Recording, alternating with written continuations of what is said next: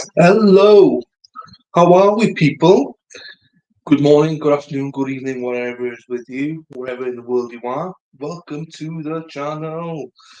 Super pumped to be back after taking a few days off with Thanksgiving and everything.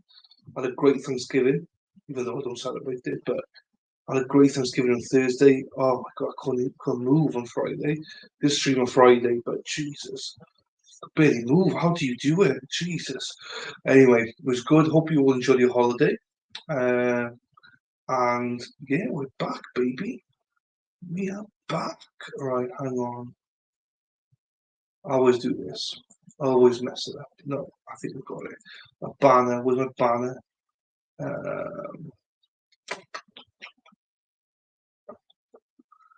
Okay, got this. So, I'm probably going to have to say this about 20 times already, but this is an old trial we're covering today because I wasn't sure what we're going to be doing. I'm not doing a Rico Thug thingy, so there's potentially a couple of other trials coming up, but I don't know what's going on yet, so bear with me. But talking about people, welcome back, Sarah P. Sarah P has been on holidays. I mean, some people think she's on holidays 24/7, but that's not me. I didn't say that. I didn't say that. So, thanks, Sarah, for the script. Welcome, everyone, and thanks for joining us. Please hit the like. Please think, if you haven't done so already, subscribe to us on YouTube and hit that notification bell so you get to know when we go live. Put as all notifications. And yeah, do all that before you come in, and it's done then. Some people don't do it. I'm like, but once you've done it, it's done. So no one's chatting yet, which is a surprise. Sarah P. Join the alternate corner community. Yeah, I need to update that as well. Yes, please join the alternate corner community. You can do it by following that link, or you can just do it by pressing join, I think. Then you can be a Blue Bunch or a Tackle Club member. So both have got the same benefits. It's just more of a price range. Some people can't afford it. So trying to be open to all, but it helps me out greatly. I know a lot of people, their memberships have run out recently. So you need to try and figure that one out, see who has still got membership, who hasn't. I'm a bit behind on that. I love for everybody to have access to everything, but if you remember, you get access to Discord and also our membership only videos as well. Check the official Alternate Corner merch store. My merch. Ooh, ooh. You get mugs, you can get t-shirts, you can get jumpers, you can get sweatshirts, you can get hoodies.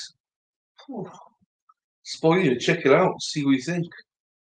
And then finally, if you'd like to support the channel, please consider donation. This is Stream Elements, basically PayPal, which I should change to PayPal, should I? Because Stream Elements takes about 12%. But it's never required, but always appreciated. Now, why is no one chatting? I don't like that because I don't know if my chat is working or not. I don't know if it's working because no one's saying anything. If you're in here, just say hello. If you're new, don't worry, don't bite, just say hello. I said, don't know if chat's working or not. If you're old, you can also say hello. Oh, here it is, chat's working. Mary, quite contrary. Thank you, Mary. You're always one of the first ones. Hello, Mary from New York. How are you? Hope you're well.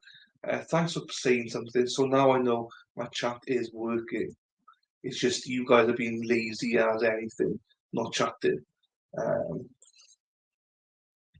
but it's all good. It's all good. I don't blame you. I wouldn't chat either if I was.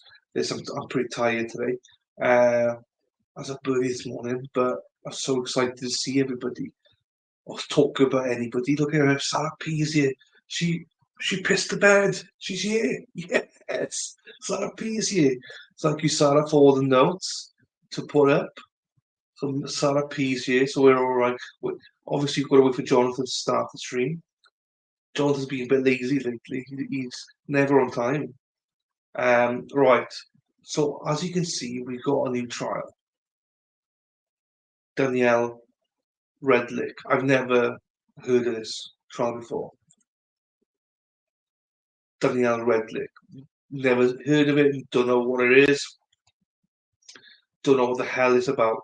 All I know is that we're gonna be woof woof through it. Woof woof.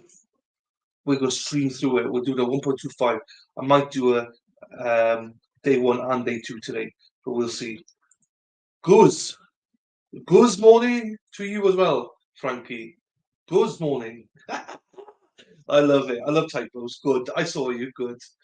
I love the old typos. How are you, Frankie? Hope you're well as well.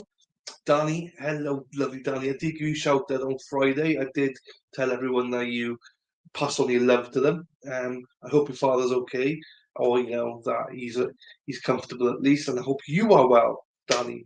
As always, we miss you, so thank you for popping in. Because you do normally chat, and you've got to be one, but I understand you can't be with us that much at the minute. But we do send our love to you and your family, and good from Frankie.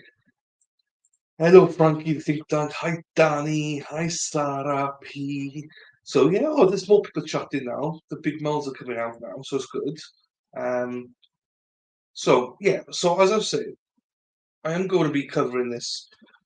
It's I think 5 days. I think it is. But if people can understand it at 1.25, I think we'll do it in 3 days. We'll do it in three. There are a couple of trials coming up, but I don't know if law and crime and stuff or court TV are covering it. So that's why I can't really say what we're going to be doing. Before I'm not doing the thug one because you guys didn't want to do that one, so I'm not doing that one. Here she is, naked Nunya. Nunya, how are you doing, Nunyas? Hope you're well, nuns. I hope you haven't seen. You probably have seen it. You both probably seen this one, maybe. I don't know. I chose it because I'd never heard of it. I hope you all haven't seen it. Um, it's a nice. I'll say if there's no trial in, well, there might be one tomorrow. You see, this is where I get confused now. But anyway, we're gonna play it anyway, whatever happens, and I can still play this even if we've got another trial tomorrow anyway. Hello, Christine Fortunato. Hello, Christine. Hello, how is New York? I hope New York is very well. I hope it is treating you well. Italiano, pizza, lasagna, spaghetti. Hope you're doing well, Christine. Welcome. Like Christine. Thanks for contributing in the Discord, Christine. And happy Thanksgiving to you. And happy Thanksgiving to everybody. Hope you all enjoyed the holiday as well. Let me put a quick poll up then. I'm going to start this smack on 10 o'clock Eastern. Smack on. Not even left or right. Smack on.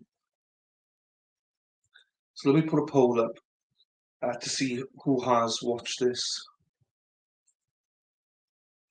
Have you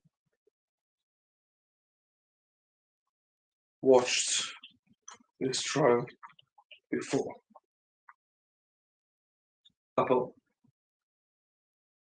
Because I just want to see. So you've all got 5 minutes before we start this. I'm playing at 1.25. If we're able to play at 1.25, that means I'm going to play two of these, day two today as well.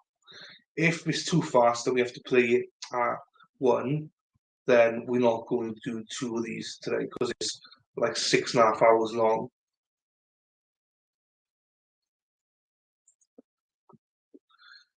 I left a comment on that video yesterday when I went back to something was gone, so I left another one. There we are. That's for Frankie. Let's have a look. Oh, so some people have, some people haven't. Okay, it's 50-50. Two people have, two people haven't. Okay. I'm glad some people haven't then. I haven't seen it. All I knew was it was something we could do fit in nicely. Let me just go in and just check there's nothing in the Discord.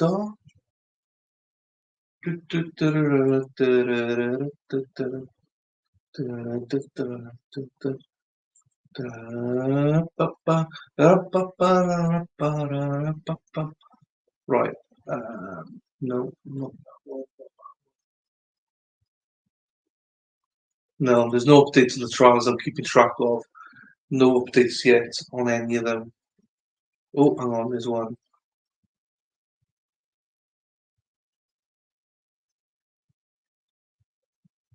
Oh, hang on, there is one.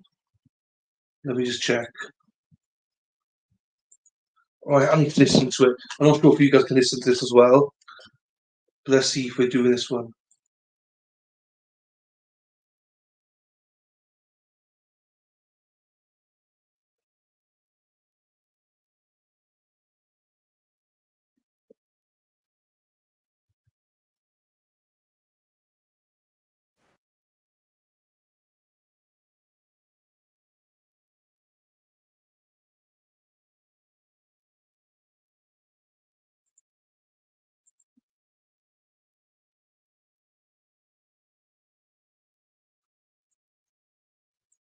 Okay.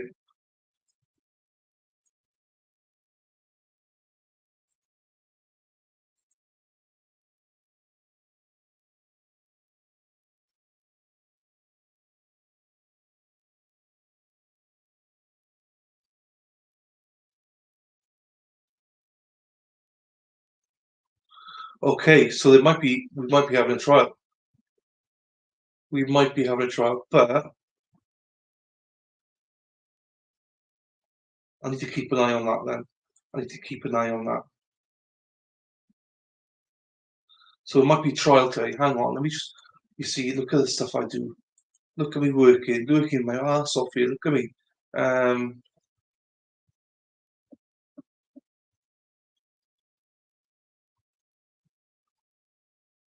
but does it mean it's happening today, though? It didn't say it's happening today, did it?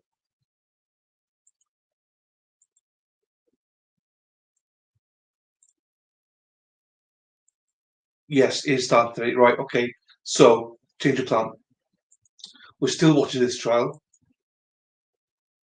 We're still watching this trial. But what, right. So, we got another trial. If it's not been confirmed yet, if it's streaming. If it's been streamed, we're watching 2 trials a day.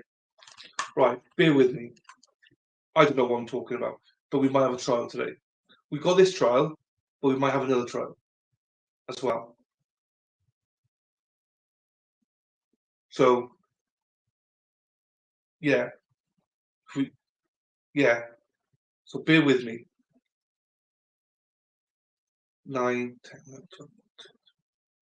Yeah, fine. I think we've got yeah. Right, let's have a look here. So I don't know. We're definitely watching this one in 1 minute, but we might have another trial as well.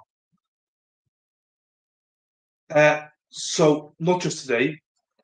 If the other trial starts today, we're gonna have 2 trials a day for this week.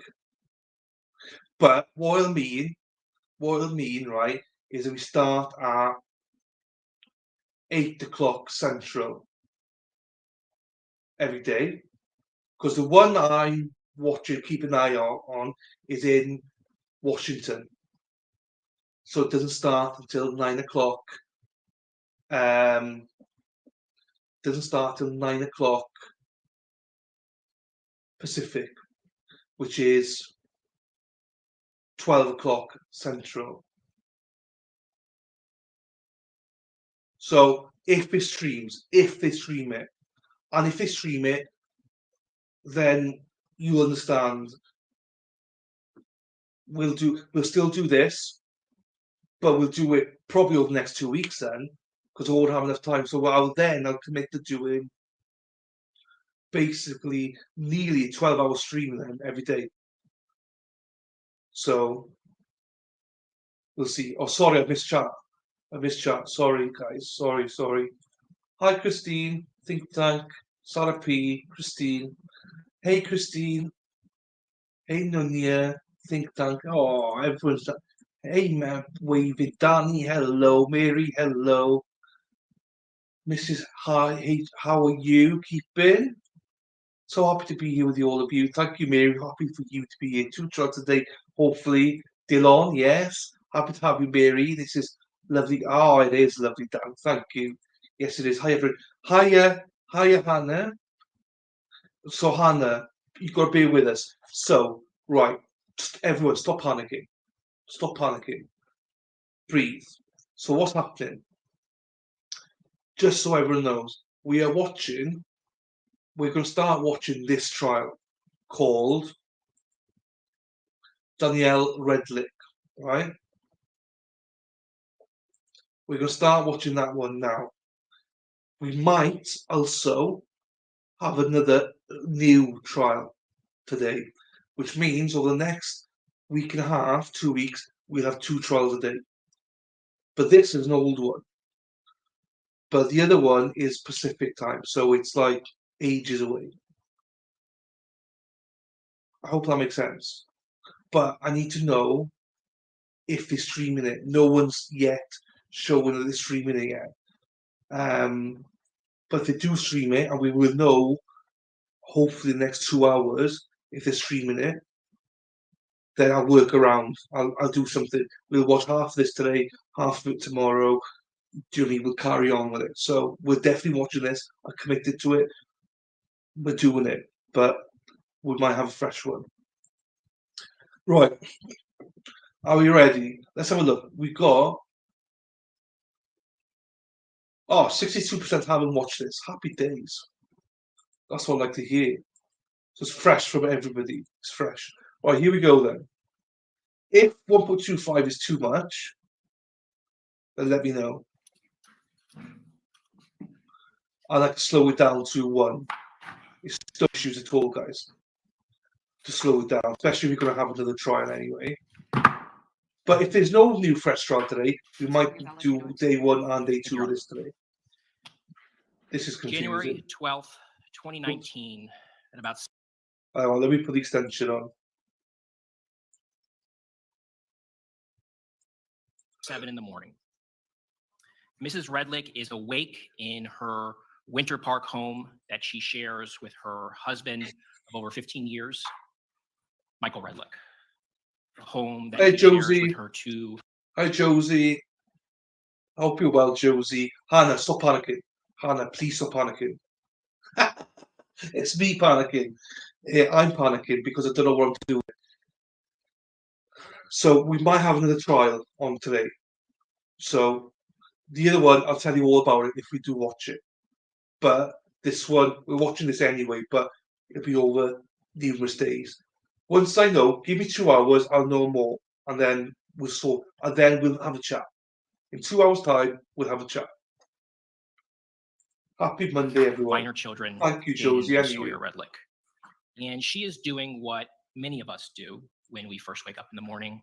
She's on her phone.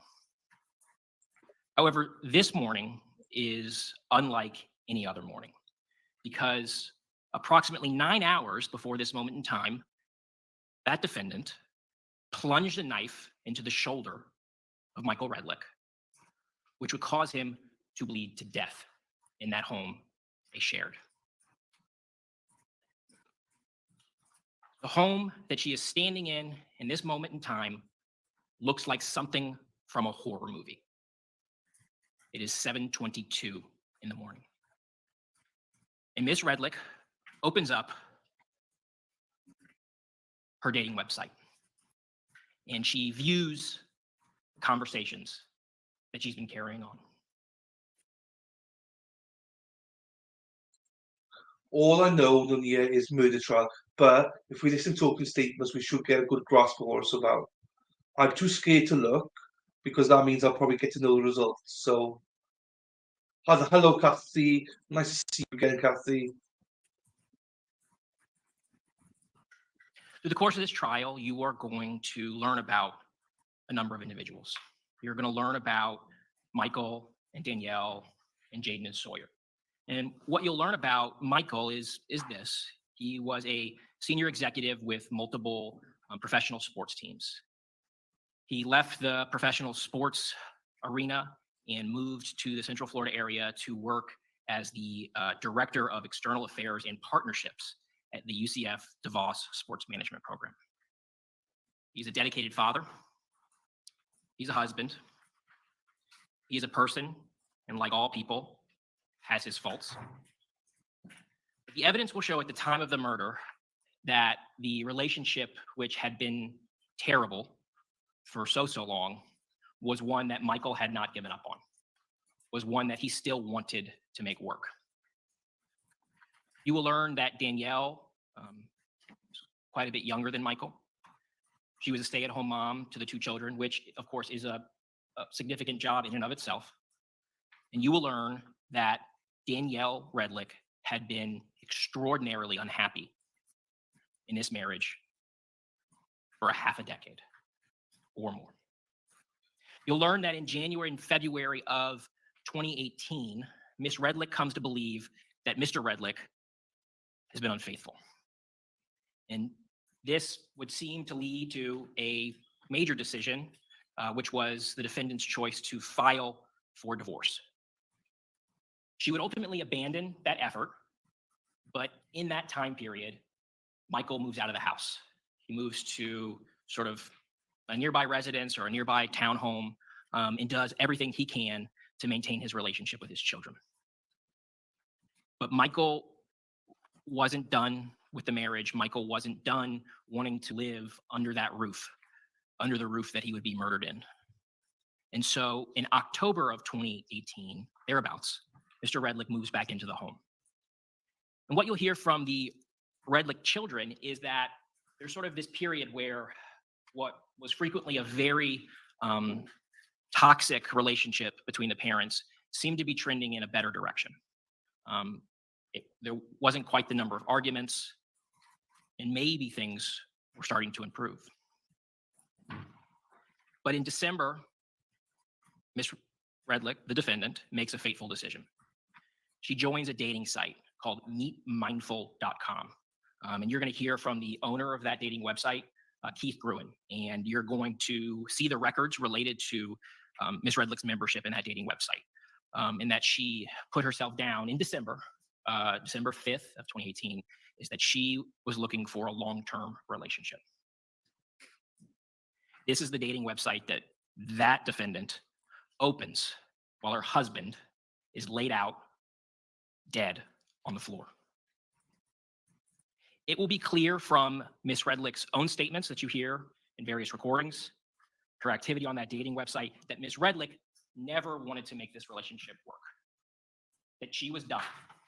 Despite the fact that she didn't go through the divorce, she was not interested in a life with Mr. Redlick. She wanted to be happy. And happiness for Ms. Redlick was a life beyond Michael. Let's return back to that home on January 12th, 2019. Ms. Redlick stops browsing Meet Mindful and she begins to search. And what you're going to see through the course of this case are a number of exhibits that were produced from a digital forensic extraction from Ms. Redlick's phone. And so you'll see search history and web history and things of that nature. What you'll see from these searches is that right around that time, right after she's done on the dating website, she begins searching for how to slit her wrists. This is at 7 o'clock in the morning. And you'll see that 7 o'clock turns into 8 o'clock. So now we're 10 hours since she murdered her husband, and she continues to Google how to slit her wrists. She makes it to a website. How long does it take to bleed to death after slitting your wrists? 8 o'clock turns into 9 o'clock. Mr. Redlick has now been dead in that home for 11 hours. It is now 9:28 in the morning. Miss Redlick picks up the phone and for the first time connects to 911. And what you will hear, because you'll hear that recording, is Miss Redlick says, in the first words out of her mouth, the first version of events that she provides, standing in what appears to be out of a horror movie. I think my husband is deceased. He might have died of a heart attack. That's the first version she provides. What you will learn throughout the course of this case is that Miss Redlick makes many, many statements concerning the circumstances of Michael's death. And although the details will change from statement to statement, often in very significant ways, Danielle Redlick maintains she did not kill her husband. Why? Why does Miss Redlick say, after 11 hours in that home with that dead man, that she thinks that he died of a heart attack? The evidence is going to show that from the start, this defendant did everything she could to avoid responsibility for her actions. So what has she been doing for the last 11 hours? The evidence will show that she engages in a significant but failed attempt to clean up the scene. You're going to see the photographs from when law enforcement arrived, everything that Miss Redlick did to try to avoid responsibility, to try to make this seem like something that it wasn't. Blood-soaked towels, mops soaked in blood, a 5-gallon bucket full of pinkish water, the smell of cleaning fluid striking the nose of the law enforcement officers and CSIs that enter that home. Blood in the primary bedroom shower, which you will learn because you're going to hear from a DNA analyst from the Florida Department of Law Enforcement, is Michael's DNA, is Michael's blood. See the bit, Hannah? So to have a clear a picture as you can about this crime scene and what Miss Redlick in fact did, the state of Florida is going to present to you the testimony of an expert witness by the name of Stuart James. He is an expert in blood stain pattern analysis. And what he's going to tell you is he's going to tell you that he looked at all the photos in the scene and he can offer some descriptions about what the blood says about what happened. How there are stains that are sort of textbook examples of wipes with an object. That this scene had basically been obliterated by Miss Redlick. What he'll tell you is had Miss Redlick not chosen to try to make this seem like it was something it was not, had she not endeavored to clean up this horror scene, he may have been able to tell you where the stabbing occurred and where Mr. Redlick walked after he was stabbed. But because of this defendant's efforts to cover things up, he won't be able to offer you that testimony. You're also going to hear from a number of individuals who have expertise in fields of digital forensics and cell phone analysis. You're going to hear about, as you've already heard, this extraction that's produced from Miss Redlick's phone. So in addition to getting the data from the phone, law enforcement requested what are called the call detail records from Miss Redlick's phone and Mr. Redlick's phone. And what those are records from the cellular provider that show calls and texts between numbers. We had those mapped. You're going to see a mapping presentation to sort of see where Mr. Redlick was, where Miss Redlick was, sort of through this time period. But when you look in those records, you see something that you don't see in Miss Redlick's phone.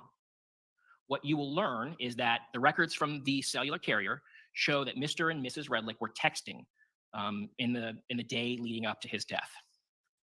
That is beyond dispute. But when the digital forensics person goes and extracts the phone, those text messages aren't there. Miss Redlick has deleted those conversations. So in addition to obliterating the physical evidence on the scene, she obliterates any record of this particular conversation.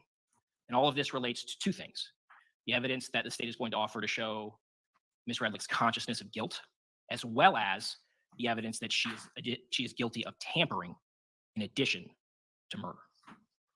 So I told you that Michael was stabbed in the shoulder. That's not the end of it. You will hear from the medical examiner, Dr. Sarah Zinovich, and she's going to talk to you about the many injuries that Mr. Redlick sustained. That he has multiple incised wounds. Incised wounds are wounds that come from a sharp and cutting object to his eye and to his torso. That he has bruising through his arm and chest and under his lip and on his temple. She will tell you how some of those bruises are characteristic of what can be referred to as defensive wounds. Let's return back to that 911 call that's in progress. I told you that Miss Redlick provides her first story, that he died, that she thinks he's dead, and that she thinks it could be from a heart attack. But within a couple of breaths, we hear the second story. Miss Redlick says that there was an altercation, that she went and grabbed a knife, that Mr. Redlick took the knife from her and stabbed himself. So now he hasn't died of a heart attack, he's stabbed himself. And she runs to the bathroom, locks herself in the bathroom, and comes out sometime later and finds her husband dead on the floor. So within a couple of breaths of that first story, the jury, will hear the second story. Winter Park Police Department and EMTs arrive in response to this call, and they encounter Miss Redlick.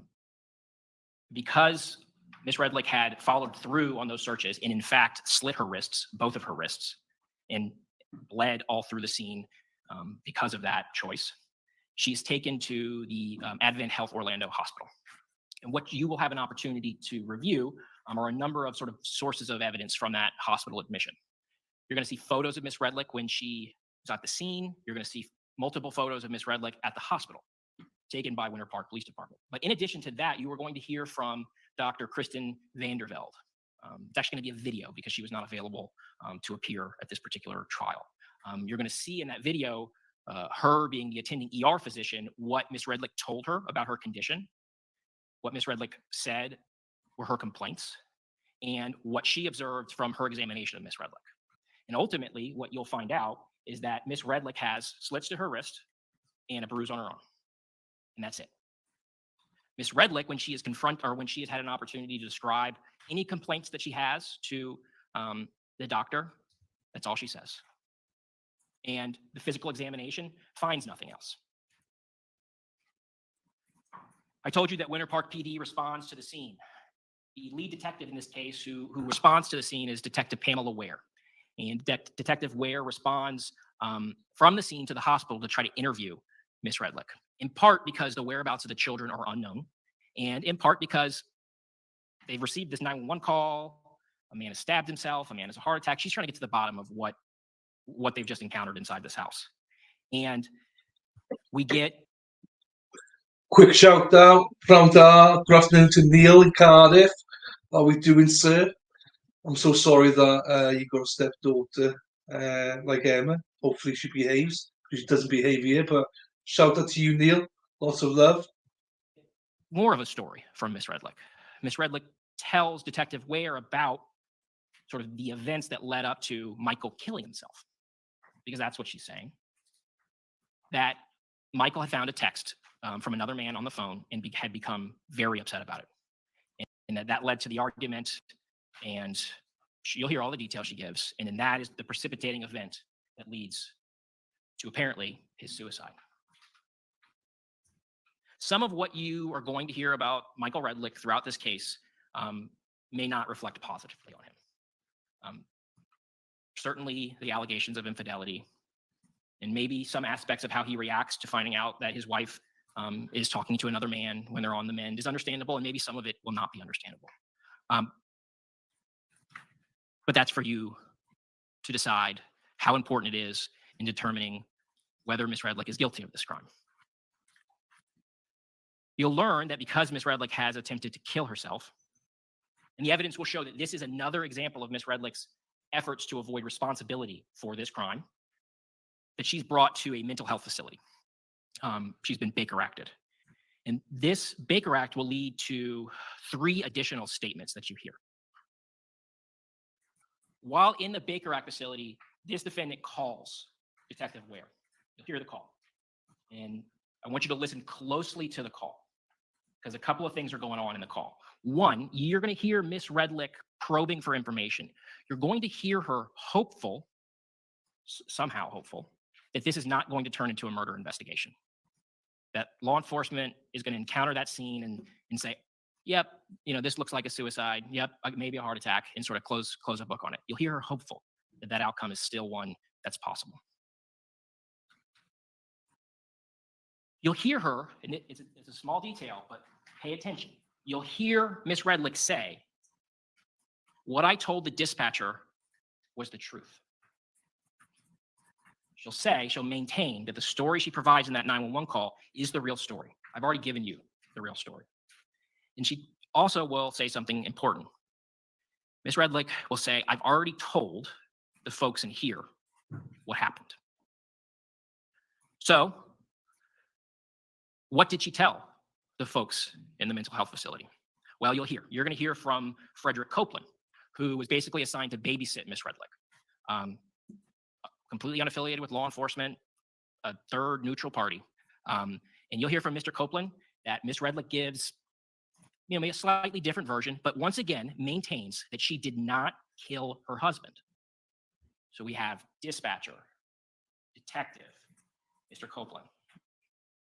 Then you're going to hear from another person who encountered Miss Redlick while at that mental health facility, DCF, Child Protective Investigator, Terrell Tucker.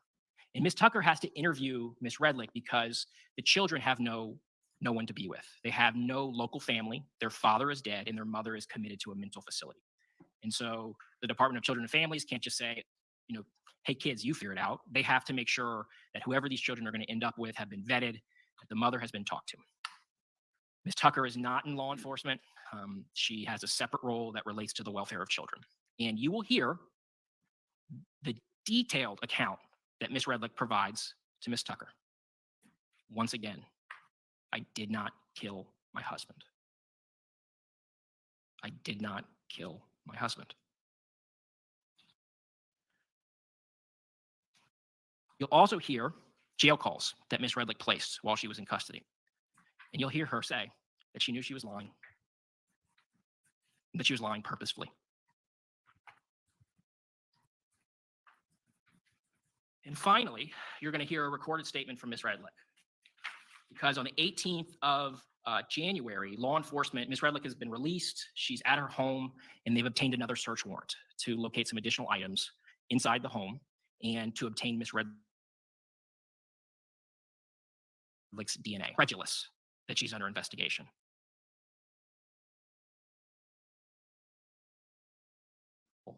For what they encountered in that house on the 12th.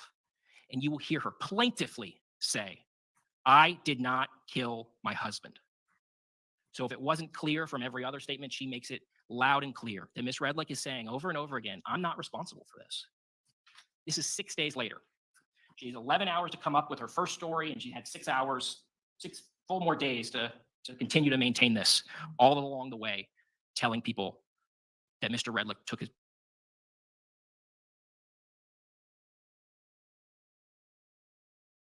because that's what Ms. Redlick has claimed throughout,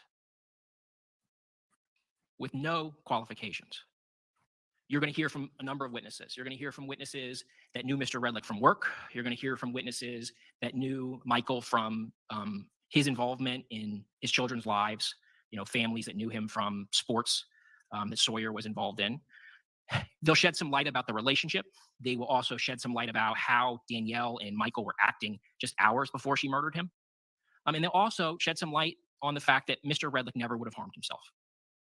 Despite what Ms. Redlick wants everyone to believe, Mr. Redlick would not have harmed himself. What the evidence is going to show throughout this case is that Ms. Redlick armed herself with a knife. She used that knife to cause multiple injuries to Mr. Redlick's body. One of those injuries was that stab to the shoulder, which enters, travels, hits these major veins, and punctures his lung, causing him to bleed to death on the floor. Ladies and gentlemen of the jury, I want you to remember that phrase, bleed to death, because it won't be the last time that you hear it in this case. The evidence will show from that point forward, this defendant did everything she could to avoid responsibility. She cleans up the scene, she deletes the text, and she tells everyone that will listen that she is not responsible for this crime. Members of the jury, throughout this case, the evidence will show that despite her many, many, many claims that she had nothing, she did. And in fact, She is guilty of second-degree murder with a weapon and tampering with evidence. Thank you, Mr. Wiggins. Ms. Conlon?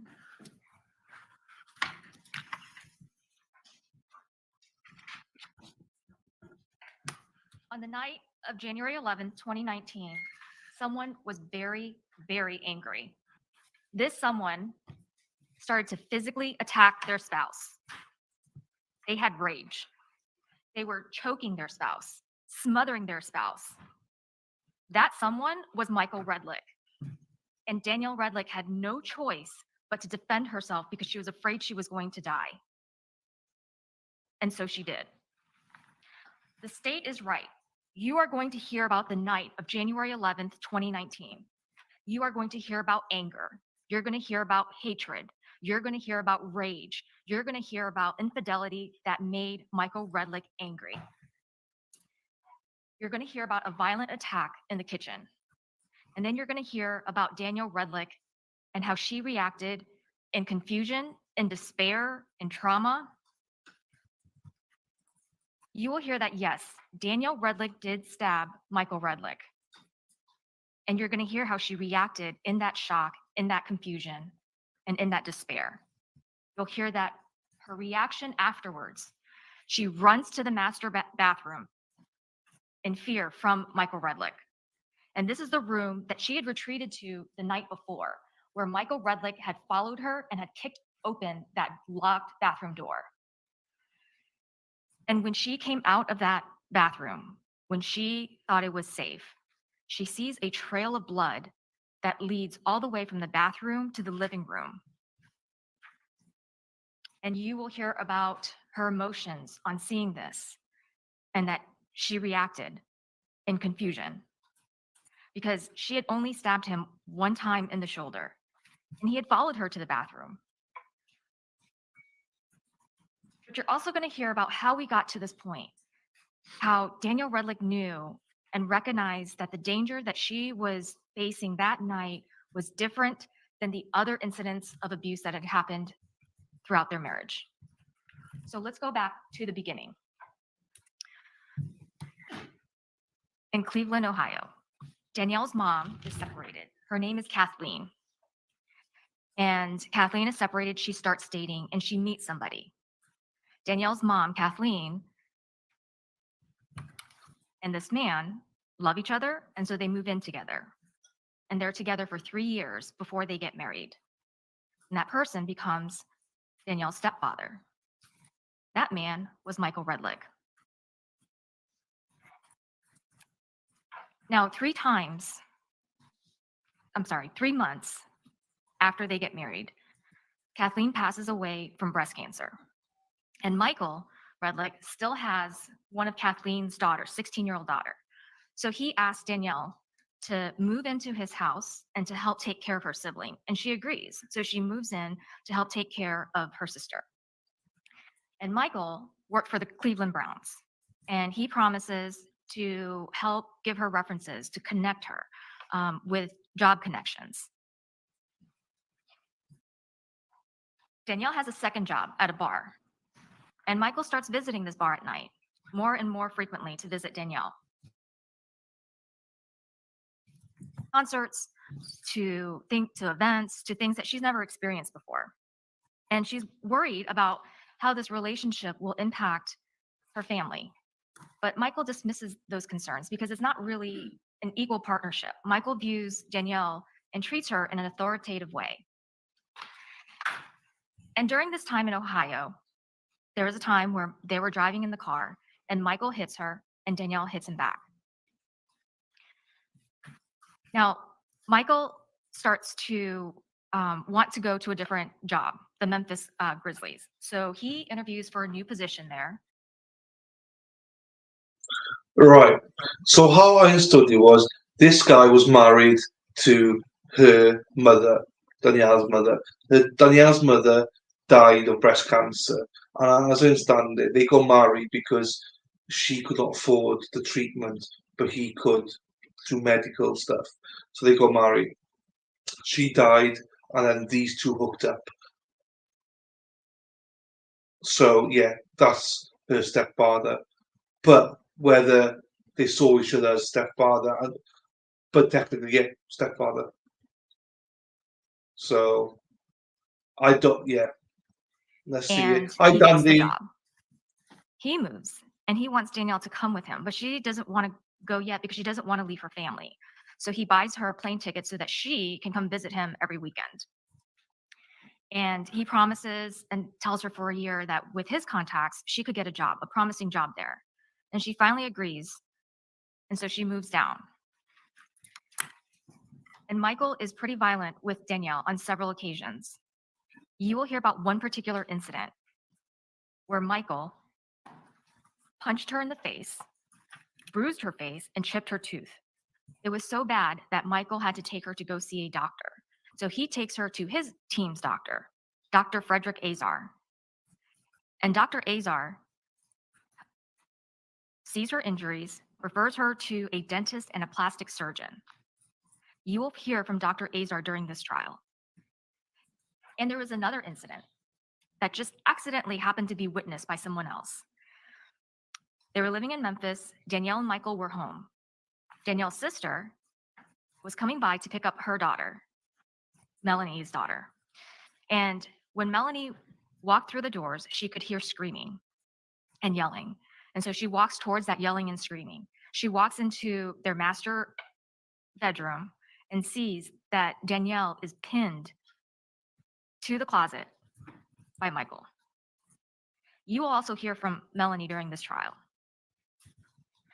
Now, Michael and Danielle have their first child, Jaden. They have their second child, Sawyer. And throughout these years, Michael is unhappy. And so unhappy with his work. So when his boss leaves for the 49ers, he gets a job with the 49ers. Over there, he is unhappy with his work. So then he moves to the Indy Motor Speedway, gets a job there. During this time, Michael is drinking heavily. He is being more aggressive. He is unhappy. And Danielle finds out that he's got low testosterone and erectile dysfunction. And Michael's issue with ED becomes a preoccupation. Now they move to Orlando in 2014. Michael takes a position with UCF. Their marriage is deteriorating. Michael's doctor begins to prescribe higher levels of testosterone. He's being more aggressive with Danielle. There's an incident where he does something to her and she has to go to the emergency room. There's another one where Michael loses control, sees red, accelerates the car, and if Danielle had not jumped out of the way, he would have hit her. So she reports that to the Winter Park Police Department. But when they tell her that they're going to interview Michael, she's afraid that Michael is going to get in trouble. So she walks out of the Winter Park Police Department. Now, Danielle discovers that Michael is having an affair. And Danielle knows that the marriage is just falling apart, and that's not healthy for her. It's not healthy for the children. So she's the one who files for divorce in March of 2017. But Michael just begs her to come home, to get back together. Michael threatens financially, threatens to take away the children, keep the house, and send her back to Cleveland. So Danielle relents.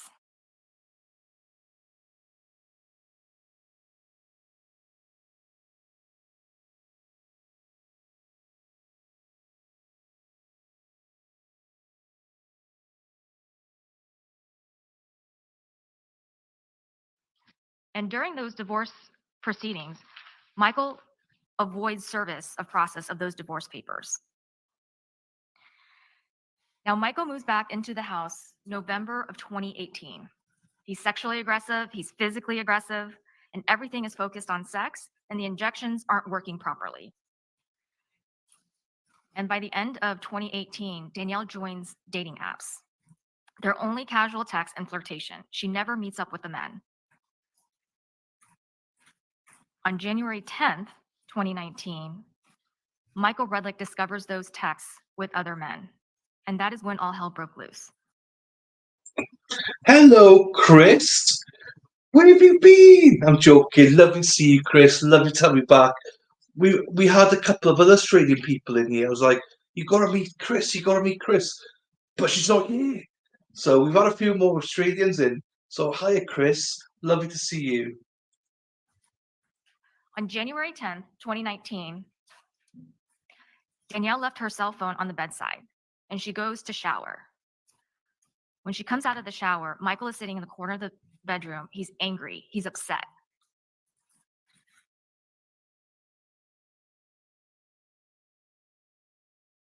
He's angry. And she tries to explain that she joined these dating apps when they were going through their divorce. And he's so angry. He's like, do you have plans with your lover boy? He's very sarcastic. She tries to go get dressed. He follows her. He's angry and fuming. And she's afraid that he's going to hit her, but he doesn't. So she leaves the house and she goes to, just to get out of the house, she goes to DSW, she goes to the Gap. Michael follows her. He confronts her at the Gap and he's fuming and he's yelling at her in front of the store. They walk to her car. He walks to her car, follows her, and he's still yelling at her. And she just tells him, we'll talk when you're calm. Michael eventually leaves. And Danielle just waits and sits in her car. She has an interview later that afternoon, so she heads home to get prepared for her interview. He seems angrier. So she has her computer set up in the kitchen table, and he slams the computer shut and says, you're not going to get a job in this town. So Danielle gets her computer, she walks out to her car, rolls up all the windows, and starts her interview. Michael follows her and is pounding on the windows, on the door, yelling at her. So she drives off.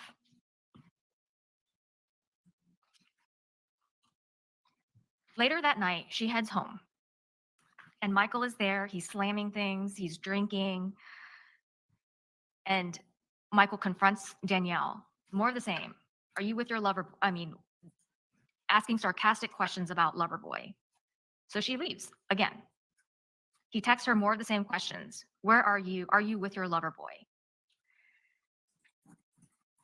During this time, Sawyer, who is the son, is inside the house. It's Michael, Sawyer, and Jaden.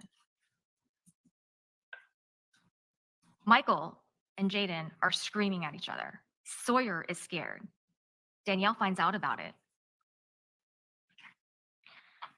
Danielle gets dinner for the family, brings that dinner home.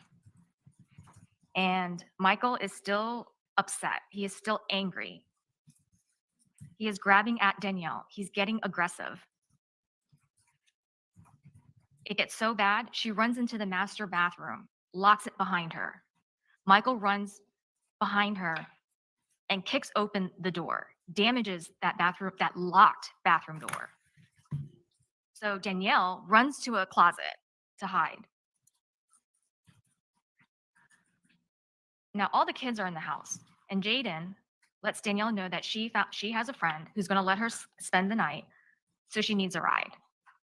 And Danielle sees how violent Michael is getting and how drunk he's getting, and so she has to get out of there too. Danielle takes Jaden to her friend's house and then goes somewhere else to park her car and just wait it out. Sawyer stayed in his room. And Danielle is getting updates from Sawyer as to when it is safe for her to come back home, because she knows that Michael is going to pass out, and is going to pass out pretty soon because he'd been drinking a lot. So Sawyer is trying to tiptoe around the house to turn on lights for Danielle. Make sure that, yes, Dad has passed out. He's asleep. And Sawyer goes to open up a garage door so that Danielle can sneak back into her own home. And Danielle waits until the coast is clear before she sneaks back in.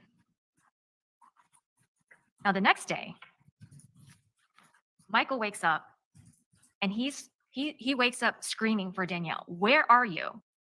He goes upstairs to the loft where she's sleeping. He is upset, madder today, and threatening her. He leaves for work. And fast forward to that afternoon. when Danielle picks Jaden up from school. When Michael gets home, he demands of Danielle, you better have a good excuse as to where you've been. Michael is still angry, and he leaves to go buy a new bottle of vodka. Danielle goes to take a shower, and Michael harasses her there. And that night, Michael has to go coach Sawyer's baseball game, and Danielle drives separately to go to that game. And the kids, Sawyer and Jaden, both had plans that were made a lot earlier about not sleeping at the house. So they have sleepovers that were pre-planned. So after the game, Michael gets home, Danielle leaves the house, and around 10 p.m. she goes to McDonald's. After McDonald's, she heads home. And Michael is there. He is pounding down the vodka. He grabs her food, and then he goes at her. He is in a rage, and this rage is the angriest that she has ever seen him. It's worse than any of those other incidents. It's different.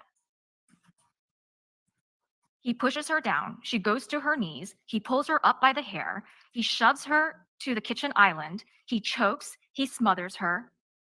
She reaches into a drawer. She grabs a knife. She stabs him one time. He is stunned. He releases her, and she runs to the bathroom. Michael follows her to the bathroom, and he is still yelling at her. And eventually, he's not yelling anymore. And time ticks by. She waits till it's safe for her to come out. And when she opens the door of her hiding place, her whole world changed. She's not expecting to see what she saw. Why? Because she only stabbed him one time in the shoulder. He didn't fall in front of her. He, in fact, followed her to the bathroom, and he was still yelling. She wasn't trying to kill him. She was trying to protect herself on someone who was bent on attacking her. So she panics. She's scared. She's traumatized. She's confused. She's in shock. You will learn that it was when Danielle walked the night before, when Michael kicked open that lock, Danielle was confused and she was panicked. And she reacted in that confusion and panic. The question that you will need to answer at the end of this trial is, at the time that Danielle Redlick stabbed Michael Redlick, was that done in self-defense? That night, Michael Redlick felt betrayed. He was angry, and he attacked Danielle. At the end of this trial, we will ask you for a verdict that is consistent with the evidence, consistent with the law, and that is a verdict of not guilty. Thank you, Ms. Conlon. State your first witness. Yes, Your Honor. Nicholas Officer Stanford. John Stanford.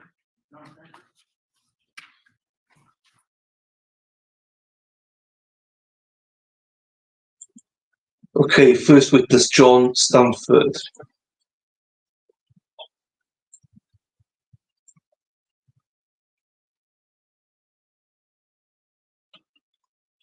Stanford. It's not too quick for people, is it? Yes, I do. Or officer or something. Okay, sir, would you please state your full name for the record, spell your first and last name? John Stanford, Jonstanford. Ms. Wiggins? Good morning, Officer Stanford. Morning, sir. Where are you employed? Yes, sir. Where are you employed? Winter Park Police Department. How long have you worked for the Winter Park Police Department? Exactly 20 years. What's your current position with the Winter Park Police Department? I'm a resource officer at Winter Park High School. What position did you hold back in January of 2019? A patrol officer.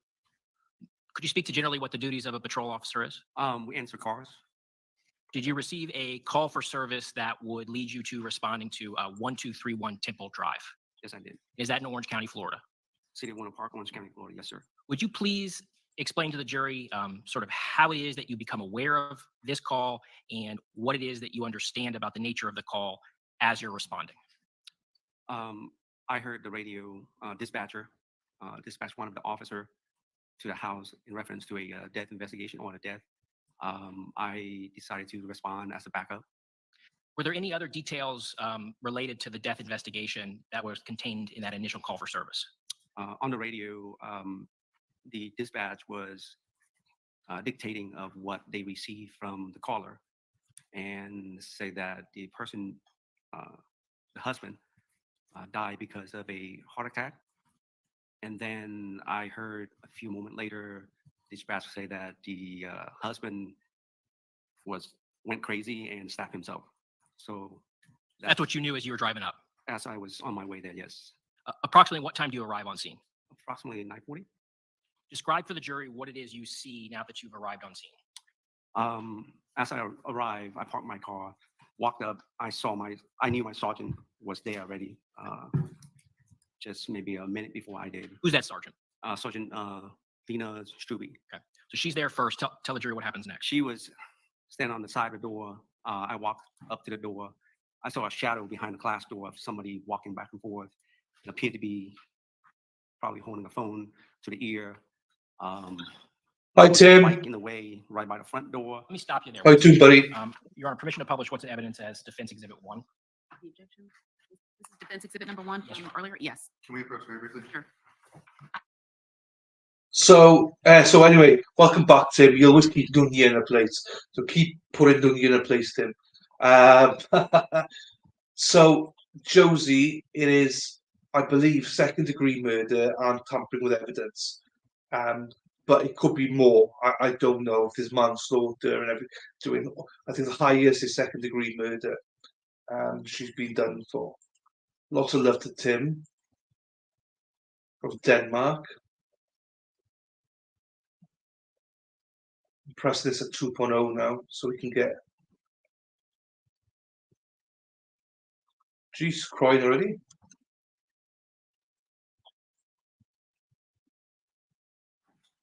want permission to approach the witness? Yes, sir. Officer Stanford, I'm showing you what's marked as Defense Exhibit A or 1. Do you recognize the photograph I'm showing you? Yes, sir. And does it fairly accurately depict the area that you were just describing, the area that you were standing in this moment in time? Yes. Your Honor, at this time, the state would seek to move into evidence what's been marked as Defense A for identification as a joint exhibit. The objection? Objection, Your Honor. Defense A will be admitted as a joint exhibit. Permission to publish. Yes.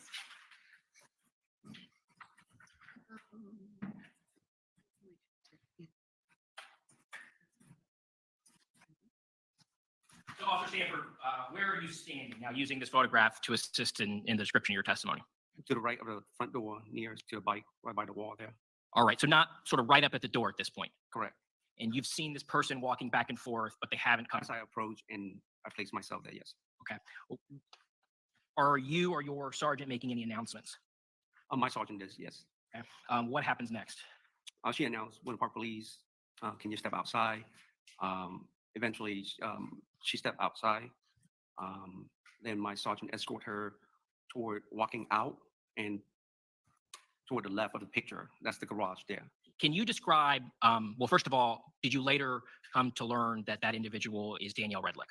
Yes, And do you see Miss Redlick in the courtroom here today? yes. Will you please point her out and identify her by an article of clothing? Lady in white and white jacket and green shirt. Can you describe the demeanor and the appearance of Miss Redlick when you first have an opportunity to lay eyes on her? Initially, she was upset, appeared to be upset while talking on the phone. She's still on the phone with a dispatcher, I believe, at the time.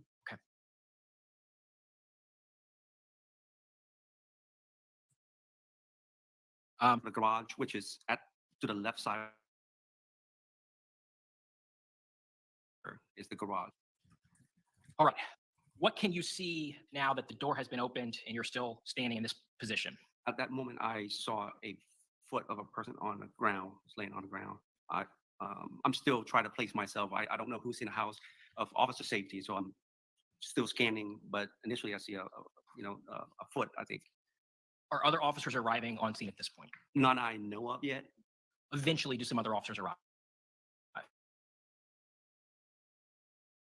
Did department sort of take over attending to and standing with Miss Redlick? Yes. Once that occurs, do you have an opportunity to enter the home? Once that occurred, yes. What's the purpose of you entering the home at this point? We want to clear the house of if there's any other danger to us or anyone else or to Ms. Redlick. Do you have experience clearing homes that are in fact crime scenes? Yes, sir. Can you explain to the jury what care you're taking as you perform this duty to ensure that you're not disturbing or modifying the crime scene in any way? Once we enter the home, my sergeant and I decide to split up to she going toward the right side of the house with the bedroom, and I'm taking the living room and the kitchen, and there's appear to be a stair to go up the loft. But first we're going to check on the person who's on the ground. So before we talk about what you see, can you speak to what you're doing, what efforts you're making in order to not disturb what you're encountering?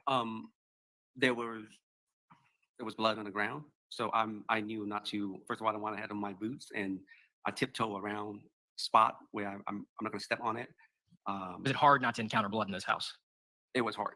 Okay. It was hard. Tell the jury what it is you see now that you've walked through that front door. You can see clearly now. I can see blood on the ground, and it was imagining. I can relate to it. It's like when I clean the floor and the smear.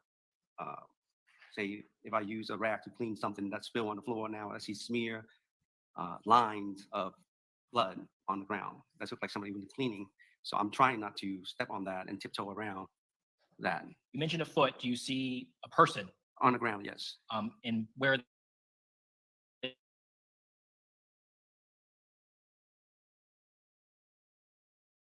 Our first concern, yes. Explain to the jury how you went about that in such a way to prevent disturbing any evidence. Knowing my sergeant background, she's the sergeant for the detective bureau. I know we talk while we walk around. I try to tiptoe around to get to the body or to the person and see if there's touch him to make sure we have any pulse, if he's still alive or not. And How did you approach him? Did you approach him from the feet side or the head side to accomplish this? I went around to his right side, which is there's a couch. I remember correctly. There's a couch. His body laying down there, and I'm trying to come around and lean over the couch and touch him, the arm of the couch, and lean over and touch him without touching anything in the house or blood or anything else, his body. And were there any indications that life-saving measures would have been fruitful? With my gloves on, I did not feel anything because he was cold at touch. Can you talk to the jury about clearing the remainder of the house and some of the notable things you observed?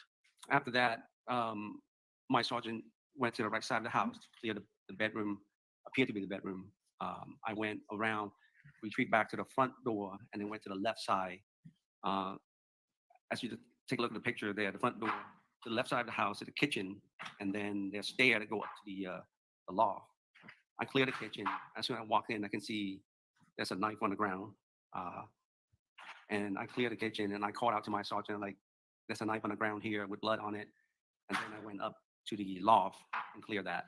And there's no one in the house. Did you touch or otherwise manipulate that knife? Nope. Did you touch or otherwise manipulate any of the objects that you encountered throughout the house? No. What did you do after clearing the loft? After that, we got together, and then my sergeant said, let's make sure the door is locked. And I believe there's a small dog in the house. And I took the dog and, put the dog in the backyard. And because there's fencing around the house, so the dog is safe back there. And then we left. From that point forward, was the house secured by the Winter Park Police Department? Yes, I was assigned to go around the house to the back of the house and check on the door, make sure when I have to unlock the door from the inside to put the dog out, and I relock it. Then I went outside to watch the backyard, and there's no sign of I'm jumping ahead here, but there's no sign of injury of any kind or damage to the back door. Does that cover the extent of your involvement in this case? Yes. All right, at this time, I have no further questions. Thank you. Any cross-examination, Mr. Parnell? Yes, sir. Madam Clerk, Yes, sir. you were in the home. When you first encountered Ms. Redlick, you would say she was emotional in a state of distress. Initially, yes. And she was cooperative with you, I did not make any contact with her, but she appeared to cooperate with with the other officers. Okay. The knife that you described, was that hidden somewhere? Was that underneath anything, behind a door? No, it's on the ground between the kitchen, in the walkway area, between the kitchen and the stair area. Just out in the open floor? Correct. That knife had blood on it? Yes, I remember correctly, yes. You see any towels? There's a pile of towels nearby. Were they hidden anywhere? In the washing machine, behind any doors? No. They had blood on them? It appeared to be, yes. The blood trail that you saw, let me ask this. Was the blood everywhere? As if you just poured it on the ground and it's going everywhere? Or was there a trail that you could identify? Like a path? I didn't really go toward the bedroom area, but from the foyer to the kitchen and the living room, I remember correctly, that's everywhere they're everywhere, but there are spots I'm able to tiptoe around. Okay, so there's open spots and then there's spots that have the blood. Right. The dog that you encountered was inside when you came in? Correct. You had to take him outside. He wasn't outside initially. No, I have to take him outside, yes. I don't have anything else, Your Honor. Thank you. Mr. Wiggins, any redirect? Yes, Your Honor. Officer Stanford, can you explain to this jury why you said that Danielle Redlick seemed upset at first?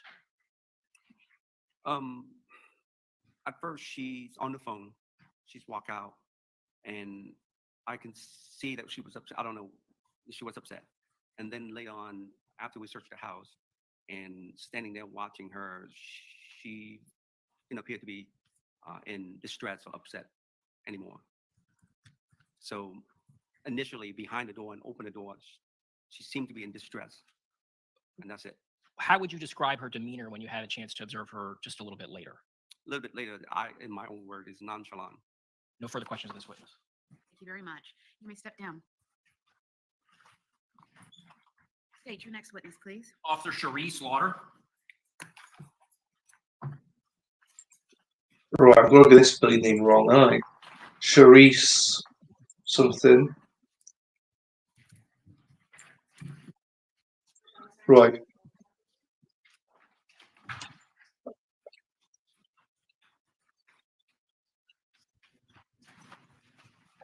Do you solemnly swear or affirm the testimony you're about to give shall be the truth, the whole truth, and nothing but the truth? I do.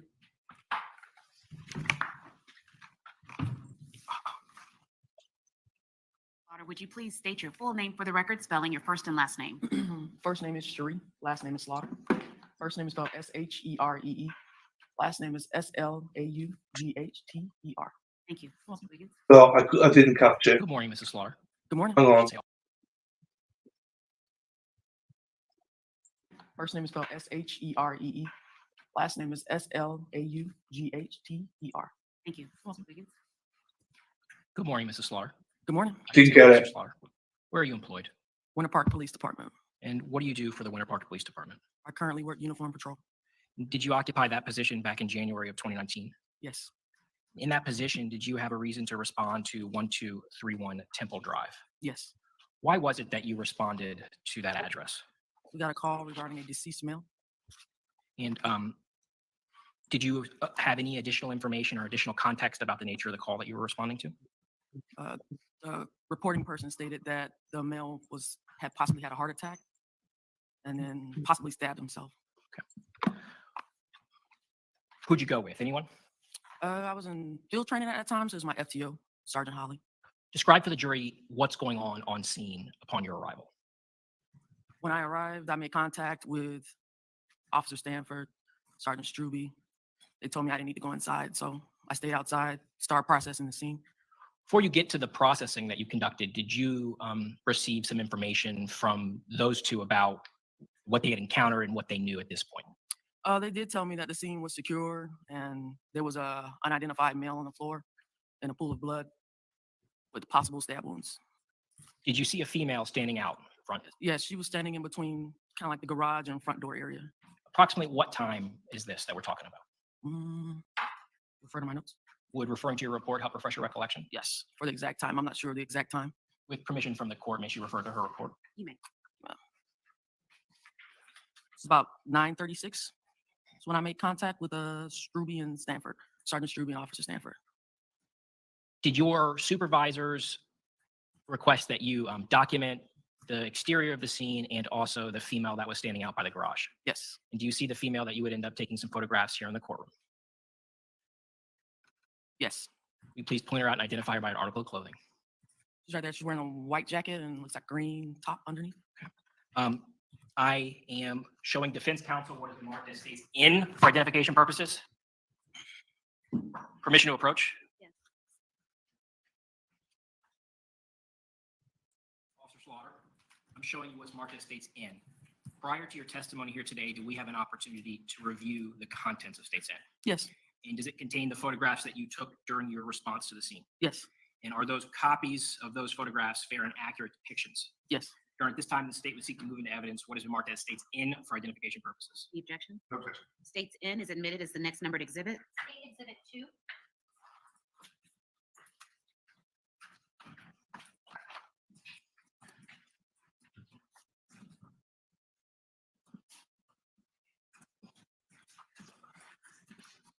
Permission to publish, Your Honor? Yes.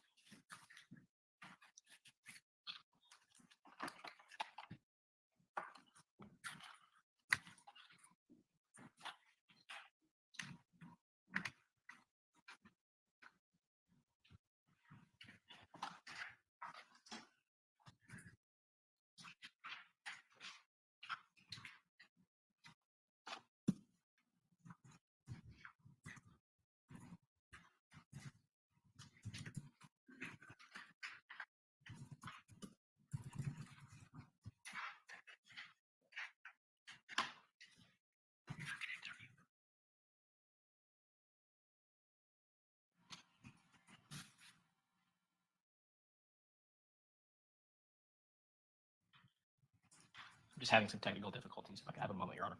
I had those earlier this morning myself.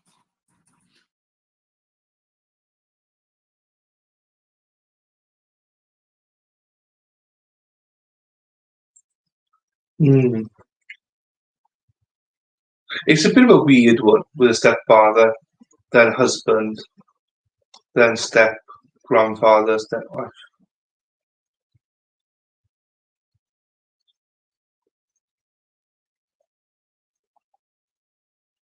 I do think the grey hair suits her though. You're right, Josie.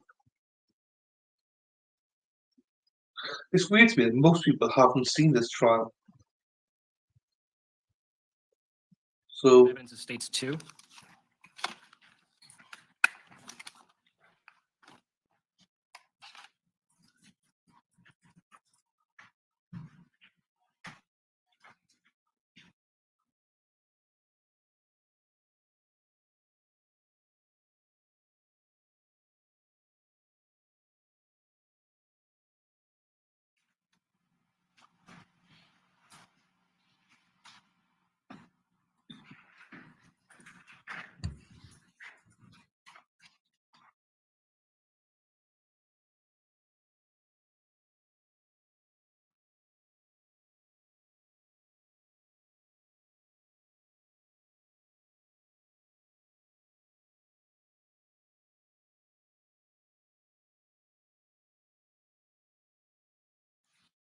Officer Slaughter, can you tell the jury what we're looking at here on page 1 or photograph 138 That is the front entrance to the house.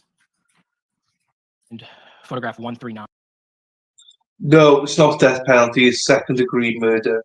I don't know the outcome either, so no spoilers. Jeez, it's only 20% of people have watched it. Most people here have not watched it, myself included. I've seen just bits and pieces of it. But no spoilers yet. No spoilers. 9. That is the unidentified white male right in the entryway. And what are you capturing in photograph 140? That was actually, I believe, the front porch area And a close-up of what you can see from from the doorway. sort of not crossing the threshold Correct. in photograph 141. Are these the photos of Miss Redlick that you took? Yes.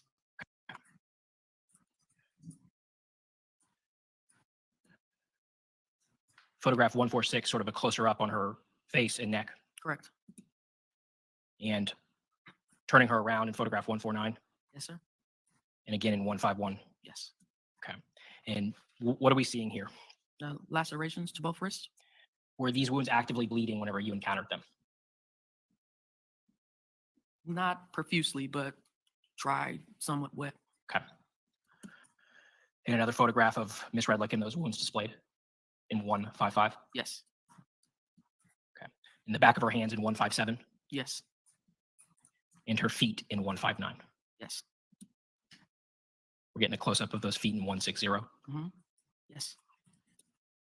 and a close up of her neck in 161. Yes.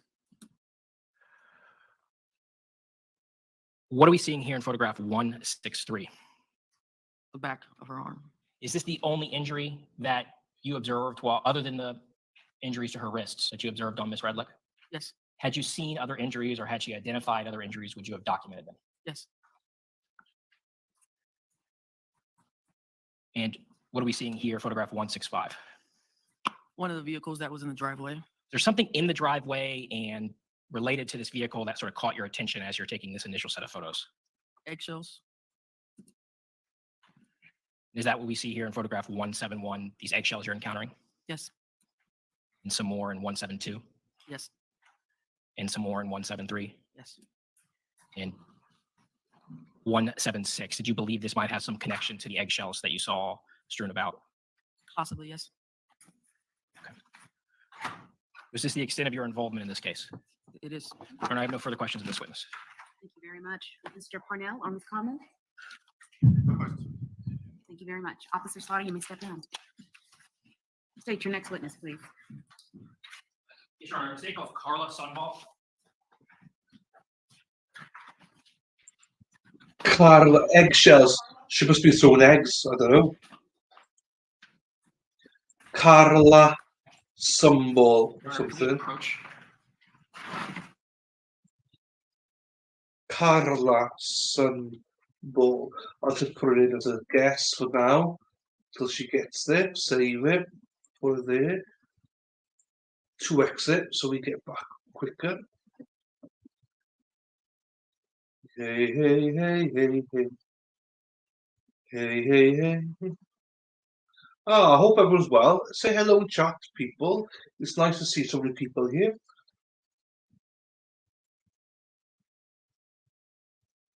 Especially when people haven't seen this trial. What's that creepy dude doing there? I'm not sure what he's doing there in the back.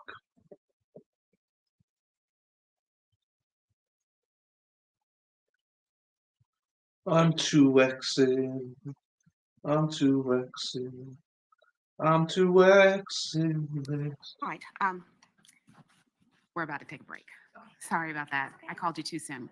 Ladies and gentlemen, we are at our morning break. There are some also technical issues that I have to tend to, so this break will be a little bit longer, but hopefully I can call you back in as soon as possible. Just remember not to discuss the case that you've heard so far with each other. So the deputy will escort you all out.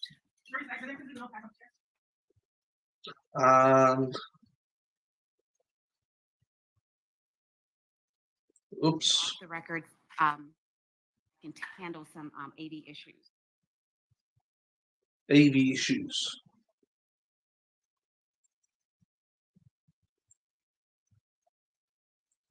All right. Let this ski. Good morning, Ms. Sunball. Can you please state your full name, spell your first and last name? Yes, ma'am. My name is Carla Sunval. That is C-A-R-L-A. Last name is Sunval, S-U-N-D-V-A-L-L. Mr. Wiggins? Good morning, Ms. Morning. Sunball. Where are you employed? I am employed with the Winter Park Police Department. What is your current position with Cur- Winter? Currently, I am the body camera system administrator. Back in January of 2019, did you hold a different position? Yes, I did. What position was that? I was a property and evidence crime scene technician. Would you talk to the jury a little bit about your background, training, and experience that led to you holding that position? Yes. So I received my Bachelor of Science degree in criminal justice from the University of Central Florida in 2010. I started my professional career with the Florida Department of Law Enforcement, where I did evidence intake. From there, I became a forensic autopsy technician with the District 5 Medical Examiner's Office in Lake County. Shortly after that, I moved over to the District 9 Medical Examiner's Office in Orange County, again hired as a autopsy technician. However, in May of 2015, I was afforded the opportunity to transfer to our investigations unit, where I became a medical legal death investigator, where I remained until I was hired with Winter Park as a property and evidence crime scene technician in January of 2018. Do the duties of a medical legal investigator at the ME's office include responding to scenes, documenting scenes, and collecting items of evidence? Absolutely, yes. Would you speak to the training that you received specifically in order to perform the job duties of a CST at the Winter Park Police Department? Yes. So specifically with the Winter Park Police Department, upon my hiring, I received a 13-week training program that made me eligible to continue on with the crime scene job capacities. Were you the lead CSI in the state of Florida versus Danielle Redlick?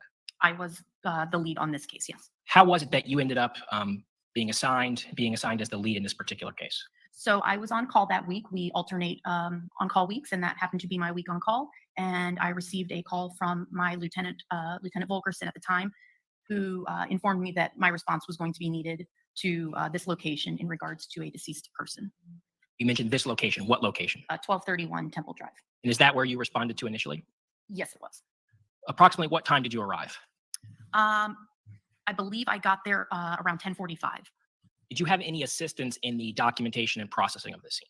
Yes, my partner, CST Bigley, was also notified that he would be responding to that location as well. Did you learn anything about the nature of the scene that you were responding out to, either on the way there or immediately upon arrival? Yes. So shortly after, my lieutenant called me just to let me know where to respond. I received a call from the watch commander, Sergeant Struby, who informed me of the events that occurred up until that point. She explained that they had received a 911 call from a female resident of the house stating that there was a male with a stab wound. She said upon their arrival, the person, the woman of the house had cut marks, self-inflicted cut marks to her wrist, and she was asking if I needed the female to stay on scene in order for me to explain that medical intervention was first and foremost, and so that she could be released, and that if we had the accompanying officer able to take photos, or we could have someone else respond to the scene to take further photos. Would someone end up traveling with Miss Redlick and then also someone arriving at the hospital to take photographs of Miss Redlick? That is correct. What is the first thing that you do upon actual arrival there at the scene? So upon actual arrival, again, I'm kind of informed by our command staff that we are now waiting on a search warrant, and I'm just kind of there to sit tight until we can lawfully go in and start taking photos. Do you begin documenting the exterior of the scene? Yes, I do that. Once the search warrant is obtained, that you're actually able to generally how it is that a scene is documented and processed, sort of the kind of big headline steps of each part of the process. So at this point, no one has gone back into the residence since everyone was cleared out. So I get into my personal protective equipment, PPE, and I will go through. I went by myself, and I will take what are called overall photos. And that's just kind of to get an understanding of where everything is placed currently, as it was left. And, you know, I'm very careful to watch where I'm stepping because this is now the first time I'm seeing it. So being very cognizant of potential evidence, things like that. So I do an overall, just a general layout of through photographs. After that, we did have someone go in and do a video recording just to have a motion documentation of the house.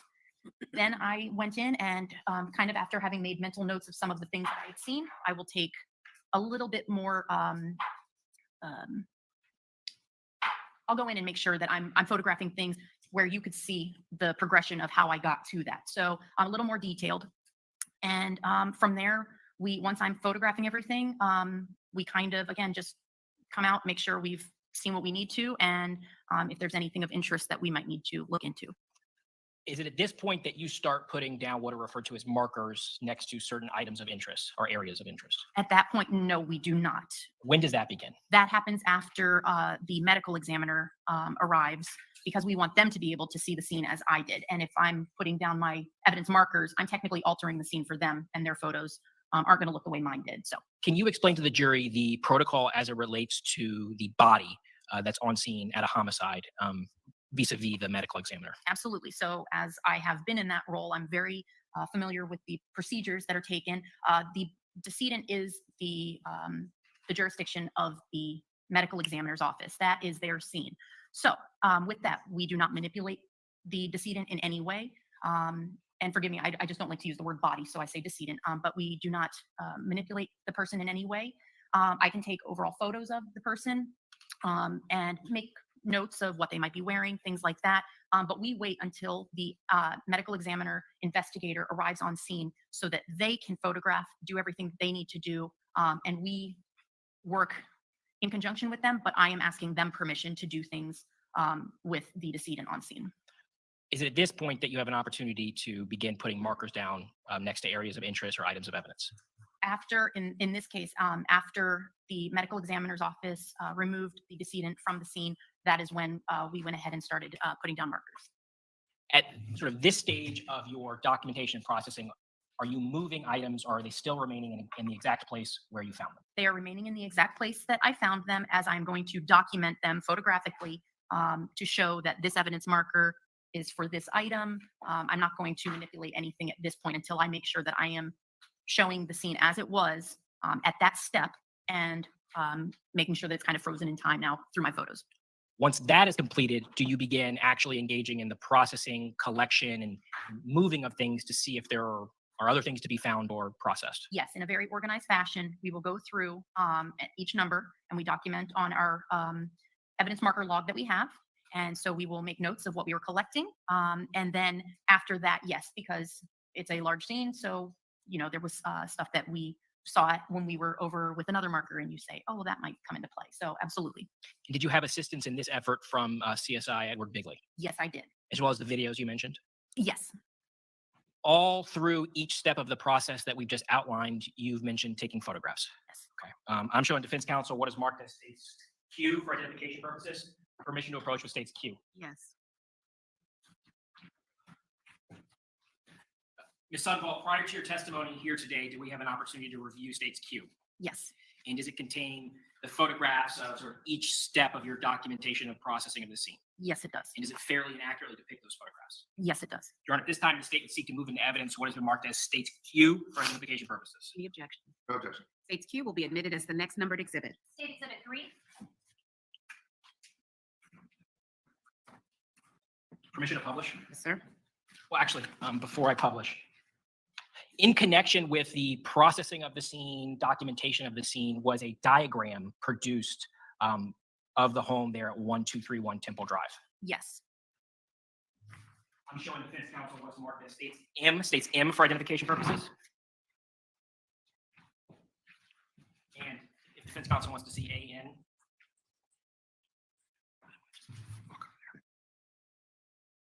approach with states M and states AN, Your Honor. And you're saying AN is Alpha November? Yes, Your Honor. Okay.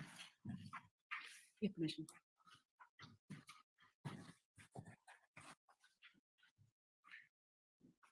Ms. Sundvall, I'm showing you what's marked as states M for identification purposes. Is this a fair and accurate depiction of a diagram of the scene? Yes, it is. As it states, this is not precisely the scale, but it is an approximation that is fair and accurate representation. Yes. I'm showing you what's marked as states AN for identification purposes. Is this a larger format print of what we just discussed in states M? Yes, it is.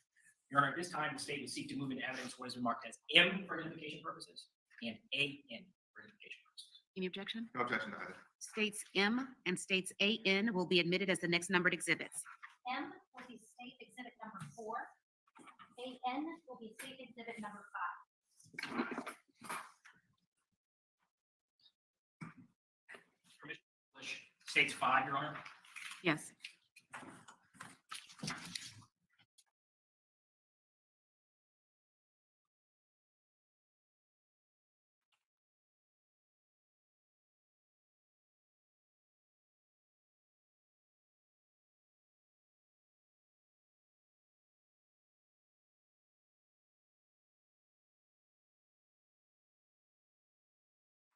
Can you see that?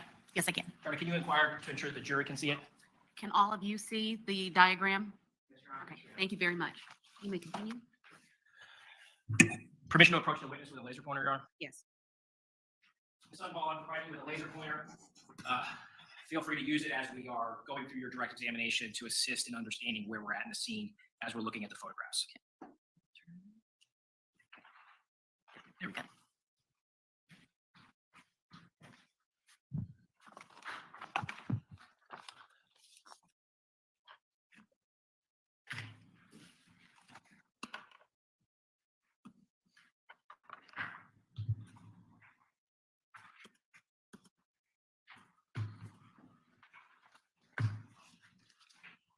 Publishing what's in evidence as states 3. Your Honor, if we could dim the lights. Is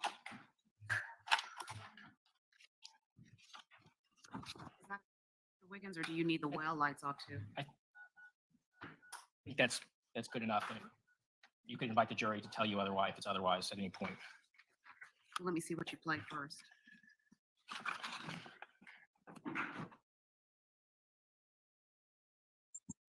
Hopefully this is good quality.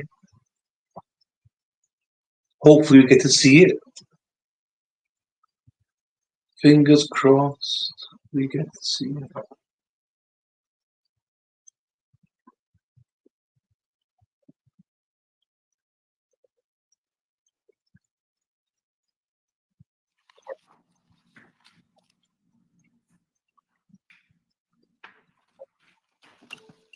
There's something going on in the background.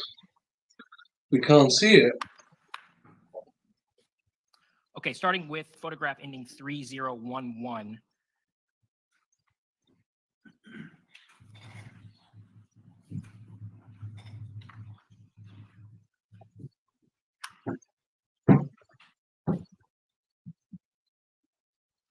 Please show. Please show.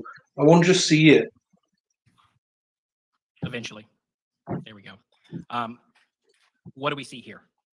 This is going to be the front of the residence. The set of photos that follows, does it represent you documenting the exterior Hi, of the Tracy. residence, before? I hope you're well from Nevada. I hope Nevada's doing well. I hope you're doing well, Tracy. The search warrant Well has been done. executed and you have an opportunity to enter. That is correct.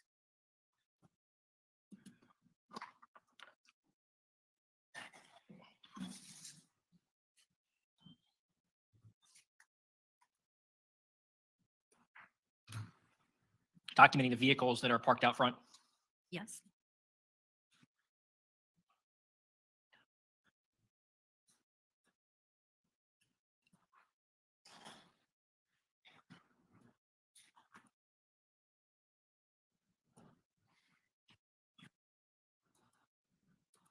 Now, did you notice these eggshells or did someone have to point them out to you?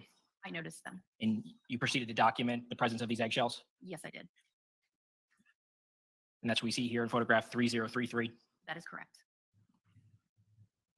and 3035. Did something about this vehicle sort of catch your attention as unusual? Yes, it did. And is that why you're documenting at this stage? That is. Are we now sort of entering the home at this stage? At this point, yes. But before we do that, you also document the backyard. Yes. So we'll look to these backyard photos. Was there anything pertinent to the investigation in the backyard? No, there was not. Do you know that until you check? No, we have to check. Okay. And so throughout this process of documenting this scene or any scene, do you sometimes photograph things or engage in processing that ultimately proves not to be fruitful? Yes. Photograph 3056, documenting the state of the backyard as you encountered it. Yes. 3057, are we looking at sort of the other side of the house? Yes. Did you notice any signs of forced entry or damage or anything to the exterior of the house? Nothing at all. Now, 3061, are we now entering the actual residence? Yes. What are you documenting here at 3064? I am documenting what I see that are suspected blood droplets.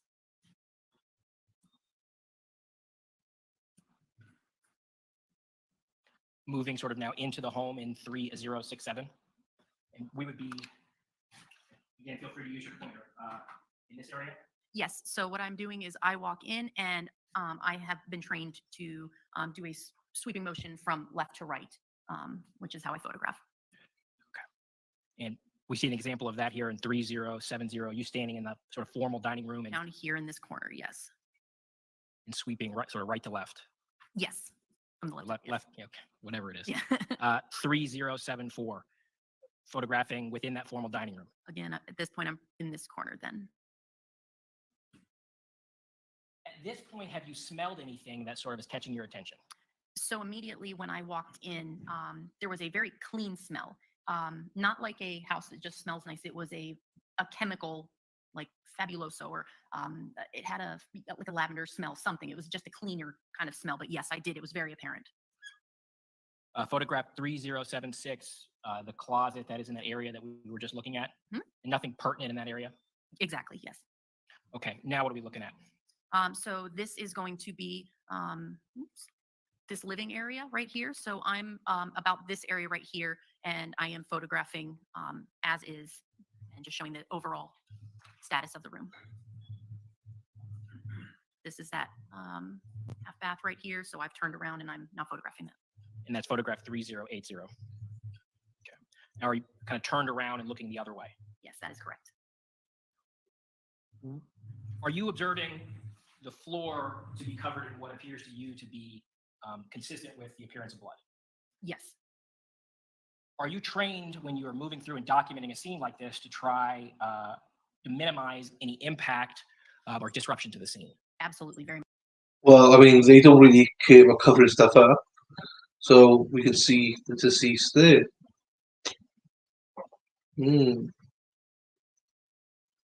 Much so. What are you having to do in this particular scene in order to adhere to that goal? So, like I mentioned before, I am wearing my personal protective equipment. We have booties that we wear, tie-back suits, and hairnets. Additionally, I am, because of the coverage, I am, having to be somewhat strategic on where I'm standing. So, I'm looking out for any points of impact as to not disturb them. Where it's possible, not standing in obvious areas of blood. Exactly. Yes. Stuff to do in this house. Very much so. Where are we standing and what are we looking at? So this is going to be this area right here. The decedent is right here. So I was standing about here looking towards this. There's this little wall right here. Okay, and are we going to sort of move towards that area? And photograph 3084 moving closer, Yes, and 3085 sort of scanning as you've described. absolutely. What do we see here that caught your attention in photograph 3086? Two things specifically were the apparent blood smear up on the wall and the kitchen knife that also had red-brown stains on it. Where does the door, almost sort of like the threshold of that door that knife's located, where does that lead to? That's right here, and it leads into the kitchen. That red dot, is that a signifier of the knife? Yes.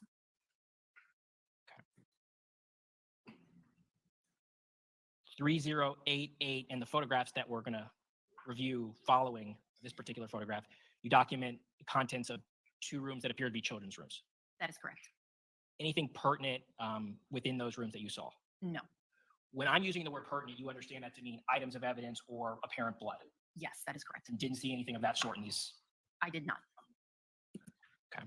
So 3089 all the way through, documenting, but not seeing anything of interest. That is correct.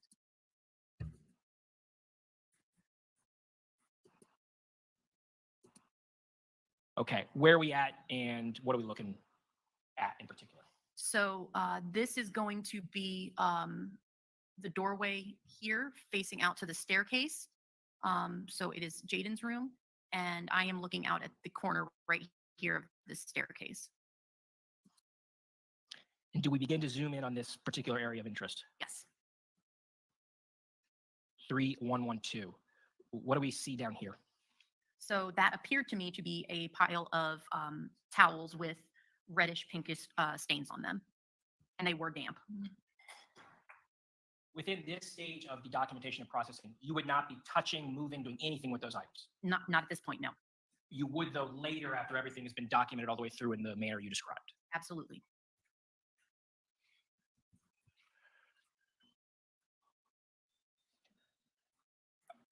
I'm going to zoom in here. Did you observe during this stage of your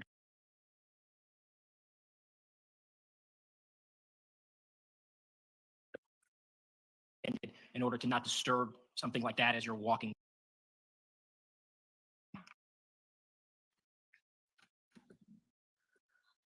Opening this door, seeing if there's anything inside. That is correct. We've now moved sort of further.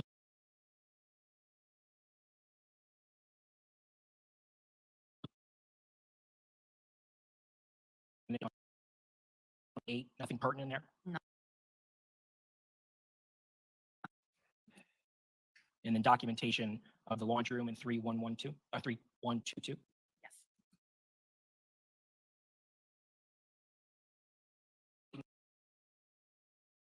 Was there anything pertinent in? So at this point, this is the garage, and at this time, I did not see anything that was pertinent. There's an implication to that response that there was a later time where some pertinent items of evidence were recovered. That is correct. Did you participate in a subsequent search warrant that was executed on January 18th, 2019? Yes, I did. Okay, and that's when some additional items were found. That's correct. Now, where are we at and what are we looking at? So this would be, my back is now to the garage and I'm facing out this way towards the kitchen area with the staircase on my right. Okay. And are we moving towards the kitchen? Yes. And is my cursor indicating where that knife that we saw previously is located? Yes, that is correct. And now are you going to make your way up this set of stairs to see if there's anything pertinent in the loft? Yes, Was there? there was not. Okay. Now 3140, back facing towards the kitchen Yes. and moving into the kitchen. Yes, that is correct. Where are we at and what do we see?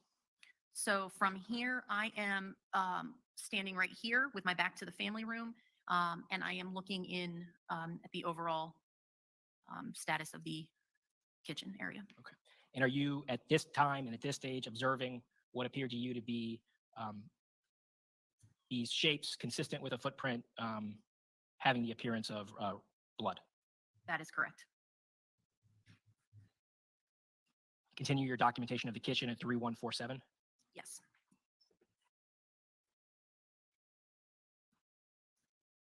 We're looking back the other direction in photograph 3149. Yes. And what do we see here that caused you to take some photographs? So in this photograph, you can see that there were some knives in the sink. There is what appears to be red-brown stains on the knife there, as well as some on the counterpart of the sink.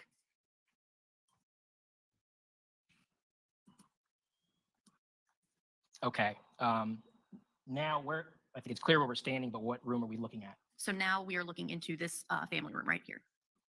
And the photos that follow, you document the contents of the family room.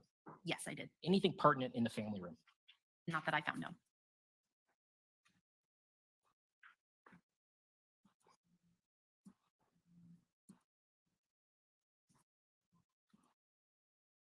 Okay, so you're standing in the family room, and where does this door with the archway lead that my cursor is indicating on? So I am standing here with my back to the wall, and I am looking out into this little archway that goes into the living room.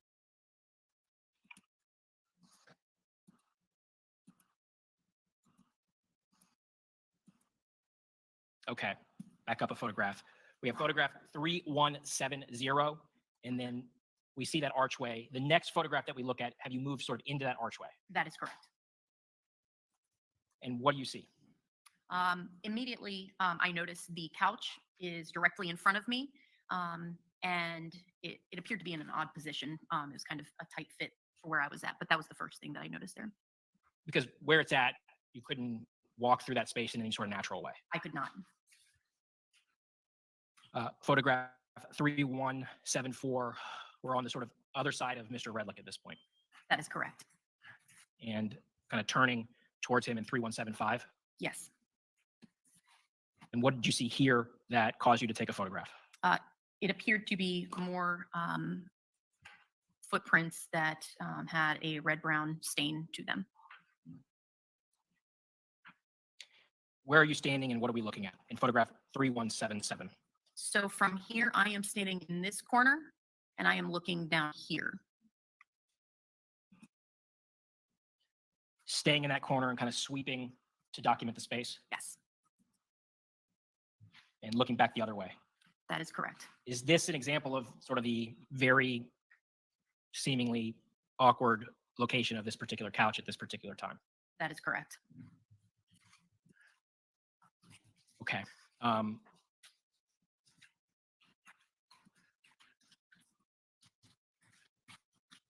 we beginning now to move towards this area of the home? Yes, that is correct.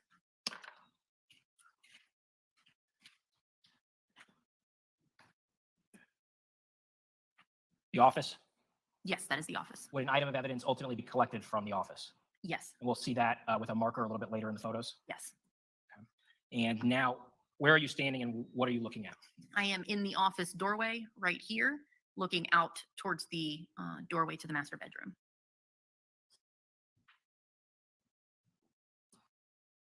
3199 moving into the master bedroom. Yes, 3201 continuing that trek. yes. And what are you observing as you move towards the master bedroom or move into the master bedroom? The sweeping red-brown stains that are going to what we will see as the bathroom area. And where are you at and what are we looking at? So from here, I was then in this corner, would be that corner. And I was again looking at the doorway just to see some of the contents of the room. Okay.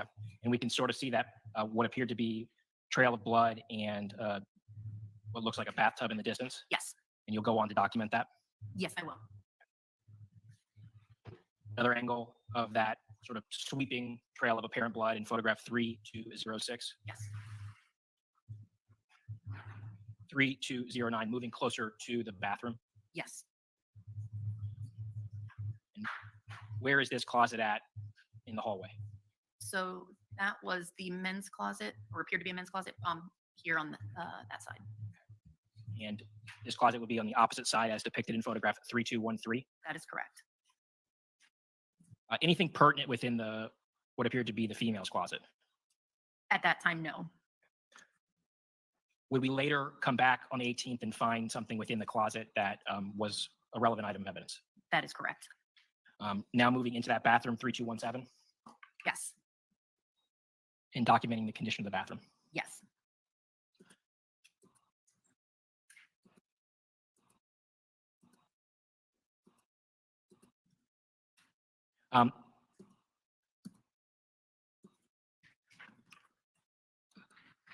Explain to the jury what it is you're attempting to document, what you see and what it causes you to try to document in this set of photos, 321, 3231, and then 3232.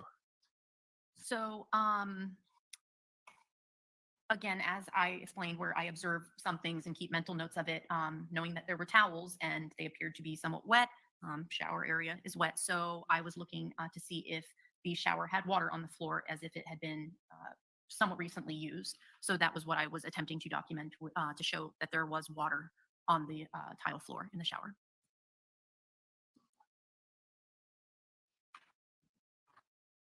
Documenting the contents of the closet depicted in 3241.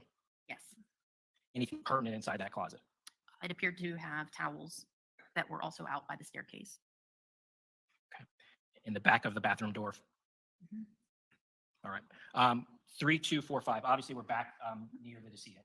Yes, And you're going to document in the photos that follow some of the areas immediately surrounding it. that is correct.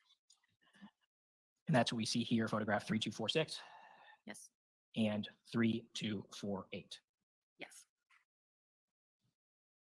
and 3250 yes, and 3253. yes. We're still at the stage of the investigation where you are not permitted in any way, shape, or form to move the body, modify the body, correct? That is correct. 3257 That is correct. What are you documenting here, 3259, and then 3260? The bottoms of his feet, and that he was wearing socks, and that there appeared to be suspected blood on the bottoms of them. 3261, Yes. what do we see? Why are you taking this close-up photo? I am taking a general photo because I did notice some defects on his face by his eye. And 3263, are you documenting what appeared to you to be some sort of injury to the shoulder? That is correct.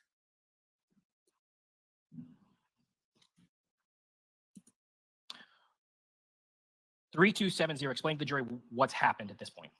So at this point, now that the decedent is able to be manipulated, you can see there is a white Tyvek suit in the back. That is the medical examiner's team, and they are now rolling him so we can see if there is any injury, any markings, anything like that on his back. So these are the back photos, which again, I would not have taken by myself. So the ME was there to document that as well. Okay, and 3271, what are these items and where did they come from? These are contents from the decedent's pockets that were taken out by the medical examiner's investigator. Okay. And 3278, is this the area that was sort of left behind after Mr. Redlick was collected by the ME? That is correct. 3279, where are we at and what's causing you to take these photos? So this is back at the front door with them shut. I had walked in and immediately started taking my overall photos and did not get close enough to see that there was some blood underneath the handles until we were escorting the medical examiner's office out when I noticed the drip marks down underneath the handle. And we're going to see some photographs that zoom in on those drip marks. Yes, And that's what we see here, photograph 3281, yes, that is correct. 3282. Yes. Okay. And have you turned around and photographed 3287 and are now documenting what the scene looks like from this angle with Mr. Redlick no longer there? That is correct. 3288 and then into 3290. Have you now noticed something that you didn't have an opportunity to document before? Yes. What is it? They appear to be red-brown stains, suspected blood. Can you explain to the jury why it is, you keep saying suspected blood rather than actual blood, considering everything that we're looking at? There are times where something might look like that it's blood and it turns out to not be. So you always want to say suspected blood because I don't have a test kit there to determine. In this case, there was also such a large amount. And with the, what I was showing in that picture was it was very watered down where it appeared to have been cleaned up. So some of it might have been chemical. So that's why I like to say suspected blood or apparent. So for example, photograph 3278, where Mr. Redlick, once laid with that wound to his shoulder and his eye, you would still refer to everything we see here as suspected blood because you haven't done some tests to actually truly confirm that it's blood. That is true. But it's a pretty strong suspicion. Yes.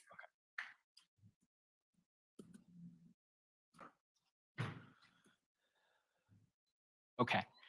Now have we arrived at the point where you put markers down and you're now documenting the scene with these markers in place? That is correct. And is it this point where certain processing will begin to take place once these photographs are complete? That is correct. Okay. And we see here you going back and rephotographing these areas of interest next to these markers. That is correct. Does this aid in sort of report writing and record keeping going forward, having markers associated with areas and items? Very much so, yes. Photograph 3306, some close-up documentation of that wall that was next to Mr. Redlick's hand that we hadn't seen much of previously. That is correct. And 3308, that same area. Yes.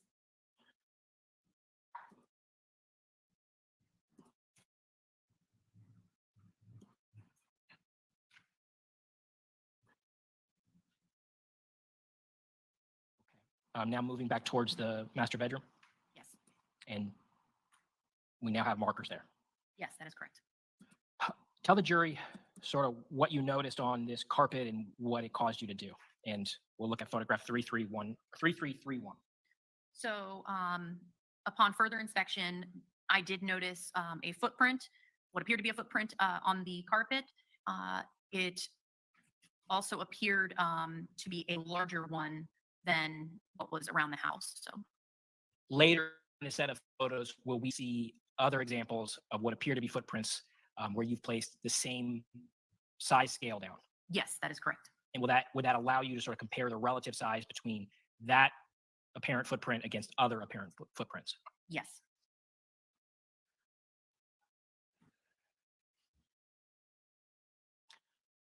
Additional documentation of this sort of trail of blood with a marker down?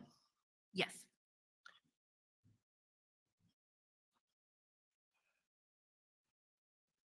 Photograph 3341, are you noticing more apparent footprints in this area? Yes. Is this an example of you using one of these, the same size scale to document what appeared to you to be a footprint? That is correct. And this footprint would be smaller than what we observed as the other footprint on the carpet. Significantly smaller, yes.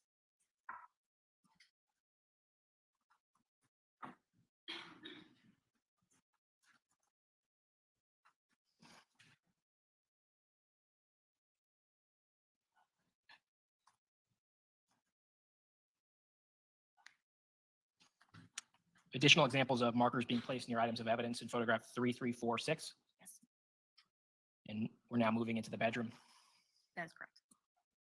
and towards the bathroom. Okay. In photograph 3355, some pants that we saw previously. Yes. And a close-up in photograph 3358 of that threshold of the master bathroom. Yes, that is correct.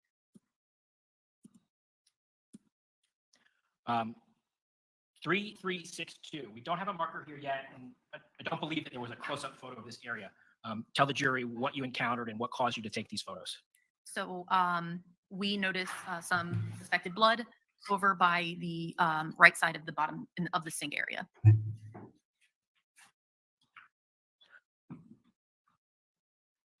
And are we encountering some suspected blood on the handle of that shower stall that you saw the water in earlier? Yes, that is correct.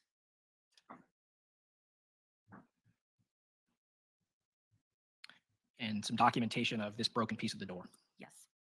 3377. And tell the jury what you've done in 3378. So I put the frame up back where it would have been located to show that there was no blood spatter on the bottom portion, meaning that it was not attached when that blood spatter happened. So it does line up when it's on the floor. 3379, some additional documentation of the condition of that door, Yes. and documentation of the only apparent blood that you saw on the exterior of that door. That is correct. Had you seen, let's say, any quantities of blood or apparent blood, let's say on the handle here or higher up on the door, would you have documented it? Absolutely. And you did not see it, None that I could see, no. so there was nothing to document. No, there was not. Okay, moving back out, 3383. And are you seeing some blood on the walls or apparent blood on the walls as you're moving back out? Yes. And again, another example of you observing. Well, tell me, did you think you observed this the first pass through, or now you're kind of appreciating and seeing things maybe you didn't see the first time? There was a lot on scene. So also with the daylight now, this was in the evening. So some of the sunlight was not in. So on the very light tile, things like that. Same with the light walls when it was brighter in the room. So yes, we were seeing things that we had not seen before. And this was one of those instances where I was just documenting something now that I was seeing. So this is an example of, although you took your sort of overall photos at the beginning, if you see something that's of interest, you're going to stop, you're going to document it. Absolutely. And some apparent blood, photograph 3392. Yes. Would this be the door that actually leads to the primary bedroom? Yes, it is. And some more apparent blood, 3394 on that same door. Yes. Would this be the door frame or the door frame area of leading to the primary bedroom? Yes, And we see some apparent blood, 3397. that is correct. Okay. Now same sort of situation, have you observed something on these columns in photograph 3400 that you hadn't maybe fully appreciated before? Yes. And we see a close-up of that in 3402 and 3403. Yes. Another example of that situation where we're seeing there's so much in the scene that maybe a change of light and additional time observing more what appears to be apparent blood in the area of that mirror that was south of Mr. Redlick's feet. That is correct. Yes. Okay. So are we going to zoom in on some areas of interest in and around this stack of bloody towels? Yes.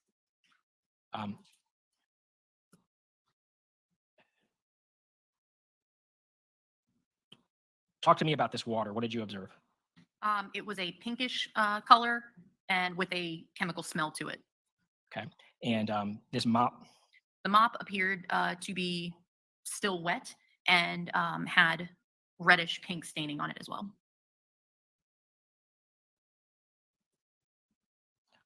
okay. And photograph 3420 and then to 3422, do we see you documenting what appears to be a footprint and apparent blood with that same size scale that we saw previously? Yes. And we see a foot that measures smaller in comparison to the apparent foot on the carpet. That is correct. So maybe a better angle, 3423 of that footprint. Okay, now we're back in the laundry room. Mhm. And are you seeing something that looks to you to maybe potentially be apparent blood there? Yes, potentially. Did you document the contents of the laundry room? I did, Why was that? just to make sure that there wasn't anything in there that could have been used for cleanup or anything. It did not appear that Ms. Redlick had an opportunity to do the laundry, That is correct. or at least use the washing machine. That is correct. Back at threshold of leading to the kitchen, Yes, we see that knife that we've seen previously now noted by marker 4. that is correct. Okay. What do we see here? Photograph 3438. Just looking at some bloodstain pattern that I noticed. And then a close-up of that at 3439 Yes, and some more apparent blood in that same area. yes, higher up. Okay. And do we notice something on the trash can that caught our attention? Yes, there is again some red-brown staining on the trash can. So that caused us to look in the trash. It did, Might we have looked in the trash anyway? definitely. But in this instance, we found pertinent things in the trash. We did. Items that appeared, as we see here in photograph 3456, to have reddish brown staining in the trash. Yes, And we see examples of that 3458 yes, and 3460, apparent reddish brown staining on some McDonald's items. that is correct. And that's what we see here, a 3462, a quarter pounder with cheese with this apparent red brown staining. Yes, And more examples of items with this appearance of someone who had blood on them or an object with blood on it coming in contact. Explain to the jury where we're now at in the stage of processing, how it's different than what we were at before and what we're seeing. so as you may have seen before, I documented everything that was over in that area with the towels, mop, bucket, and everything like that. So at this point now, we need to go through those towels to see if there's anything in there, because as you know, if you pile a bunch of stuff, things could be hidden. So in that pile of what appeared just to be towels, we found a larger, what appeared to be a men's shirt. And that's what we see here depicted in 3467. That is correct. And that shirt sort of now spread out. Yes, And what did you see on the shirt? suspected blood on the shirt. Did you notice a defect in the shirt? Absolutely. So when he turned it around, I noticed up in this corner, there was a defect to the shoulder area. And that's, you sort of shined a flashlight on it in 3474 to get a better, to be able to capture that defect better. Yes, Okay. 3475, an example of now the towels have been moved and we can see new things we didn't see before. that is correct. Among those new things, what do we see? A bloody footprint. And once again, placing that same size scale down next to that particular print. Yes, And once again, that particular print being smaller in size than the print that we saw on the carpet. Significantly, yes. And some more documentation of this mop in photograph 3480. Yes. And we're back in an area we've been quite a bit, but we're looking at something different. We focus in on 3484, this area of suspected blood right there on the wall next to that opening that leads to the kitchen. Yes. Okay. And a close-up of our knife that's at marker 43485. That is correct. 3489, more photographs of what you recognize to be consistent with bloody footprints in the kitchen. Yes, that is correct. And the contents of the trash in this particular trash can. Yes. Okay. Explain to the jury what caused you to open this door within the kitchen that we see in photograph 3500 and continuing to document in 3501 into 3502. So this was a little pantry closet, and I could see some liquid that appeared to have a reddish brown color to it going into the closet. So I opened it to document it. And then picked it up to see sort of how far that reddish liquid goes. Exactly, yes. And then just to see if maybe the broom was used to clean. Yes. In 3505, we're going to look at a close-up of an area of suspected blood that may have appeared in earlier photos, but we didn't document close-up. That is correct. And that's what we see here, 3508 and 3509. Yes. Okay. Are you about to look into the refrigerator? Yes, You often go to crime scenes and look in the refrigerator. I do. Often not find anything pertinent. Often, yes. Found something pertinent in this case. In this case, yes, I did. So as we move closer to the refrigerator, 3513 and 3514, more reddish brown stains on a carton of milk inside the refrigerator. Yes.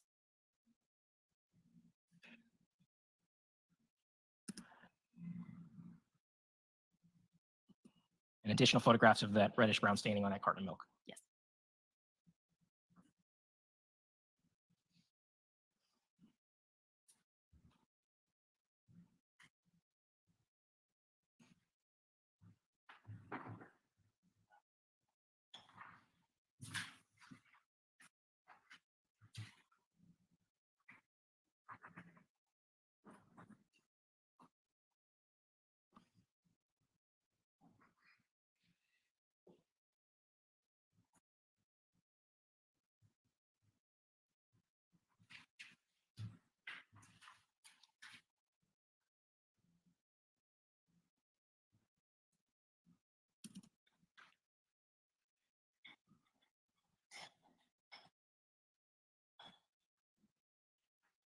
All right, can we approach?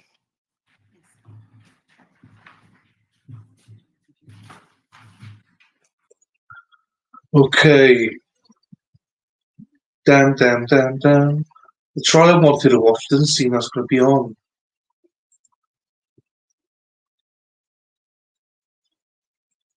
Keep an eye out now. This seems to be okay, though. This All right, trial ladies and seems to be gentlemen, fine. we are at a spot for our natural break in the testimony. And so we will take our lunch break until 1:30. You'll come back up here at 1:30. That'll give you the hour and a half that I promised you when we began to And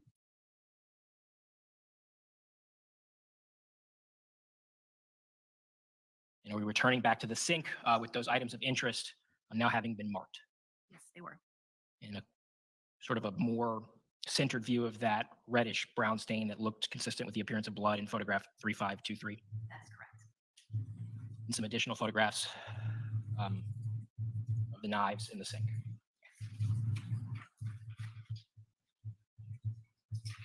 And some more evidence of a substance consistent with the appearance of blood in and around those knives. That is correct. Okay. Explain to the jury how it is you guys ended up going into this particular drawer, why you were going into the drawers. So the kitchen counter was very clear and void of miscellaneous objects, including something that a lot of us have, a butcher's block. So we were trying to determine where these knives came from. Additionally, they were all mismatched. So my assumption was that it was just from a a silverware kind of drawer. So we started going through, looking for the other knives that may have been in the home, in the kitchen, I'm sorry, specifically. That's what we see here pictured in photograph 3529, what appears to be kind of like a knife drawer. That is correct. And did you notice anything on any of the knives within the drawer that caught your attention? Yes, there appeared to be suspected blood. That's what we see here in photograph 3530, a little closer up. Yes, that is correct. Photograph 8, what were you documenting? The electronic device there, specifically the laptop. Is it standard practice in this day and age that if there is a electronic device on scene, it's going to get marked? Thank you as always, Chris. Thank you for being a member. It means a lot to me. Thank you. It's going to get collected and it's going to be available to potentially have some follow-up investigation done on it. It is very likely, yes. Yes. And that was done in this case. Yes, it was.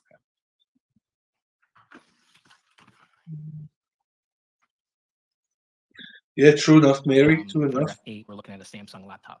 Yes. Okay, photograph 3534, we're moving back into the room where Mr. Redlick once was, Yes.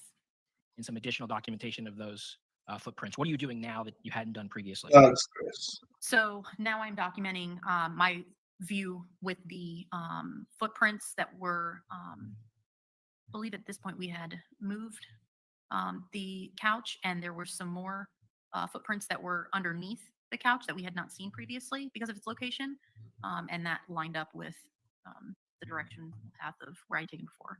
Okay. So again, we're in the stage of scene processing and documentation where things are being moved and we're seeing what we can see. Yes, that is correct. And additional documentation of these bloody footprints at 3538. Yes. Okay. 3539. Documenting the bottom of the shoes that we saw in the previous photograph. Yes, these appear to be men's shoes. Yes. Looking to see if maybe there was any evidence of what appeared to be blood on the shoes. Yes, or any pattern that we could note anywhere in the house. Okay. Did you observe anything to be consistent with the appearance of blood on the bottom of the shoes? I did not know. And you did not note? I did not know. Okay. And then you looked. And what did you see? Did you see anything that looked like blood on the bottom? No. Okay.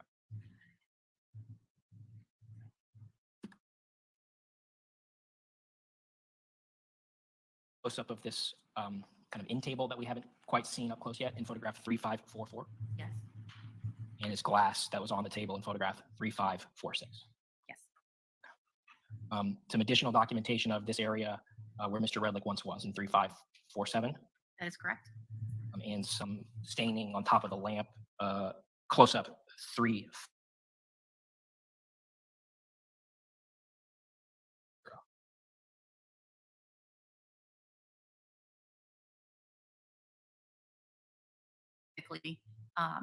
But there is other blood now on the couch that we can see that is on the armrest and on the back.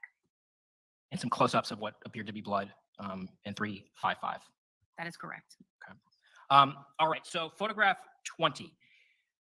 I've been talking about processing throughout this direct examination.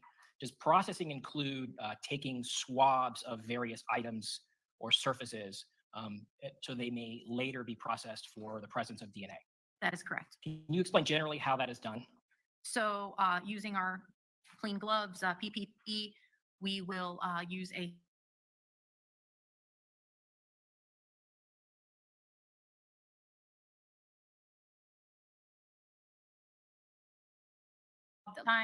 everything is used once. We swab in a circular motion, and then we will put it in a cardboard box because that has pores, which allows it to breathe. You never want to put any biohazard items in plastic. So we always put it in a separate box and about the size of a pencil. And that is where it will remain until it's packaged to go to evidence.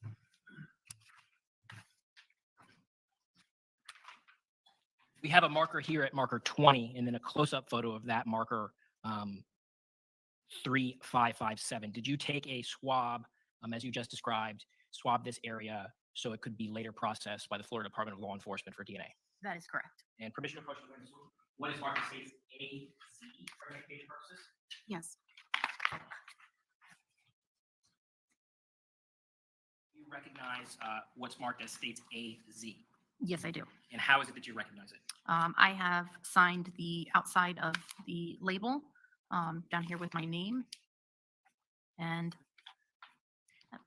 And in addition to that, prior to your testimony, do we have a chance to look at the contents of this particular envelope and confirm that your handwriting is on the surface of the swab box inside? Yes, it is. Do you also recognize that this was an item that was sent off to the Florida Department of Law Enforcement? Yes. Your Honor, at this time, the state is seeking to move in evidence what is marked as state's AZ for identification purposes. Any objection? No objection. AZ will be admitted as the state's next numbered exhibit. State Exhibit 7.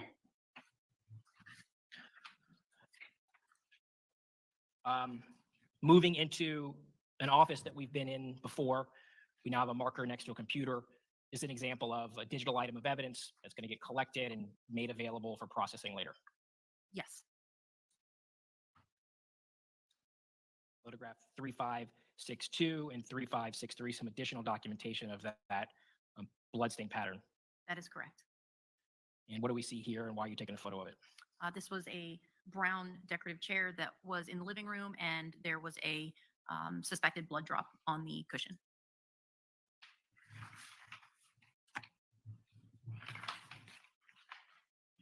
Okay. Moving to photograph 3567, we now have this evidence marker 21. Does this signify that you took a swab earlier of red? Yes, it does. And then we are going to look at a marker that's now next to that area of reddish brown staining that we observed earlier. Would you take a swab from that location as well? Yes. Showing defense counsel what is marked as states BA and BB for identification purposes. Permission to approach. Yes. Showing you what's marked as BB and BA. Do you recognize these envelopes?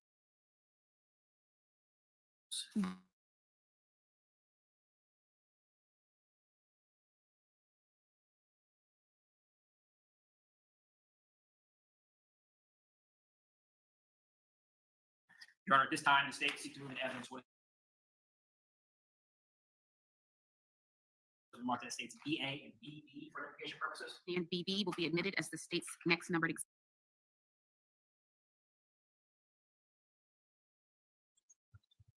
It's a bit glitchy at times. State Exhibit 8, BB, State Exhibit 9. Okay, now we're back outside. Photograph 3572, returning to that vehicle we saw previously pictured. Yes. And did you document the interior of that vehicle? Yes, I did. Is that what we see here in 3574? That is correct. What did you begin to observe in the interior of that vehicle? I was recognizing some broken eggshells. Am I zooming into one such example in photograph 3577? Yes, that is correct. And residue consistent with the appearance of egg whites and egg yolks? Exactly, yes.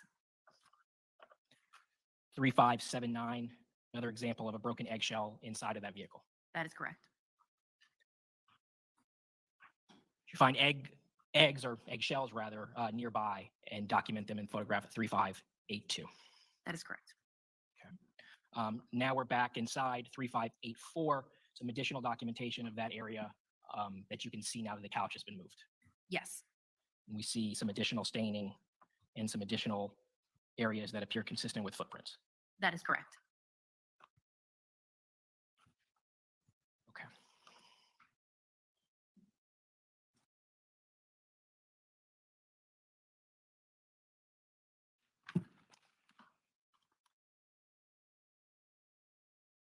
Part of your job duties, are you responsible for traveling to the medical examiner's office to collect evidence that is obtained either from Mr. Redlick's person or evidence that's collected from his actual body during the course of the autopsy?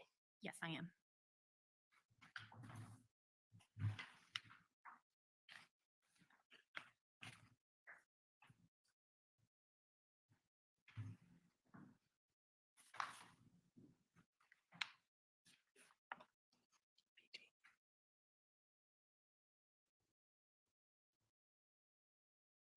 Defense counsel, what has been marked as states BD, BI, and BJ.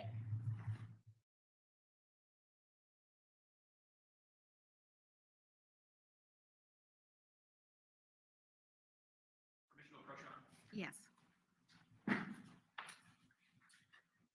And do you recognize each one of these as packages that contain items of evidence that were recovered from Mr. Redlick during the course of the autopsy? Yes, I do. Or at this time, the state would seek to move into evidence what has been marked as states BI, BD, and BJ. Any objection? No objection. You said BI, BD, and BJ? Yes, Your Honor. Okay, so BI, BD, and BJ will be admitted as the next numbered exhibits. BI State Exhibit 10, BD State Exhibit 11, and BJ State Exhibit 12.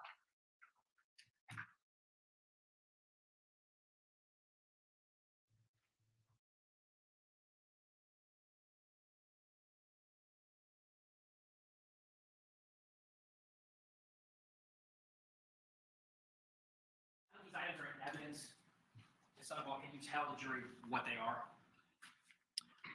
So this one is going to be the DNA card that is provided by the medical examiner's office with his DNA put on it.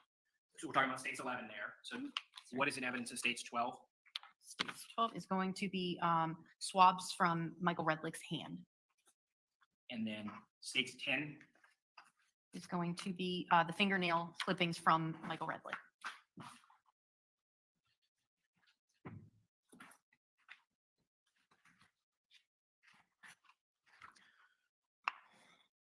So you mentioned this previously, but there was an occasion where you actually returned to the home on Temple Drive to execute or assist in the execution of an additional search warrant. Yes, When was that? that was on January 18th. Were you aware of any sort of particular reason for this second search warrant? Like what was being searched for? What was being looked for?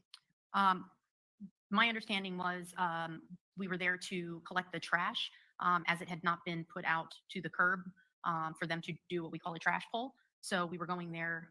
Again, my knowledge was for the garbage, but the search warrant did have other things in it that we were allowed to go into and get. Would you end up finding and examining things other than just the garbage? Yes.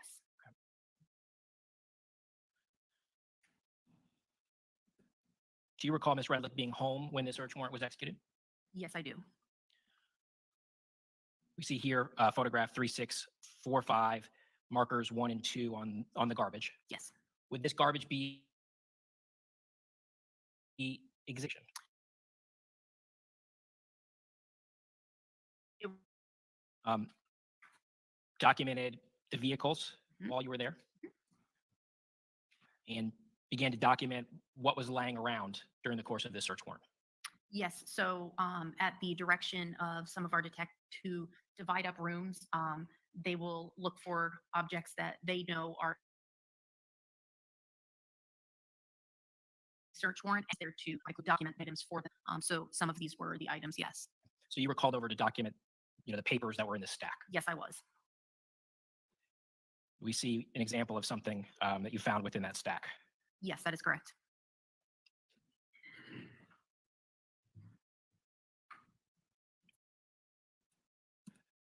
Documenting the contents of Ms. Redlick's wallet. Yes. And then were these papers laid out in this manner whenever you arrived? Yes, they were. You documented this journal page, which it was turned to upon your arrival. Yes, it was. Okay. Could you please read the journal page? God, Blessed Mother Mary, I call out to you at this most trying time. Please help my children and I remain together through this tragedy. Please keep Michael in peace, rested and loved. I believe in miracles and will devote the rest of my life to your service.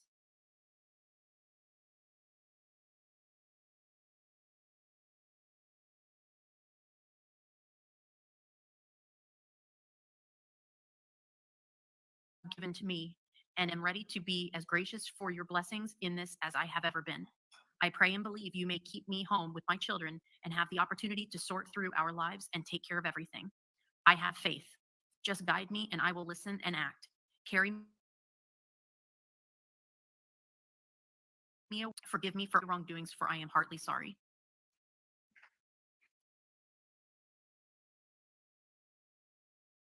Photograph 3700.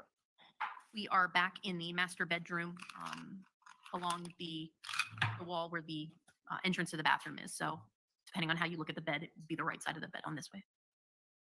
Did you find journals inside of these drawers? Our detectives did, yes. And did you document them at their request? Yes, I did. Okay. Photograph 3709. like you to, is this an example of the documentation you did of a journal that was found within this drawer? Yes, it is. Oh, would you please read what was put in the journal on January 28th, 2018? I am in the worst way now, right now. He was pursuing another.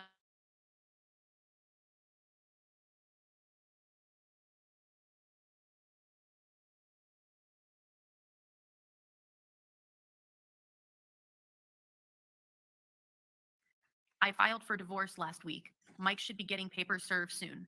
I am so sad, so hurt, and torn apart. I have had to really dig deep and rely on faith and my neighbor Jan. Mike's betrayal, a second time with that Nicole woman, is the worst hurt ever. I gave him so many opportunities to build something deeper with me, but he is a ridiculous man. Sad. The kids are now witnessing his untrustworthy behavior, and he is still blaming me, trying to belittle me any chance he gets to the kids. He is so insecure and doesn't have a clue how to treat something sacred and meaningful. I had an anxious, nervous stomach all day.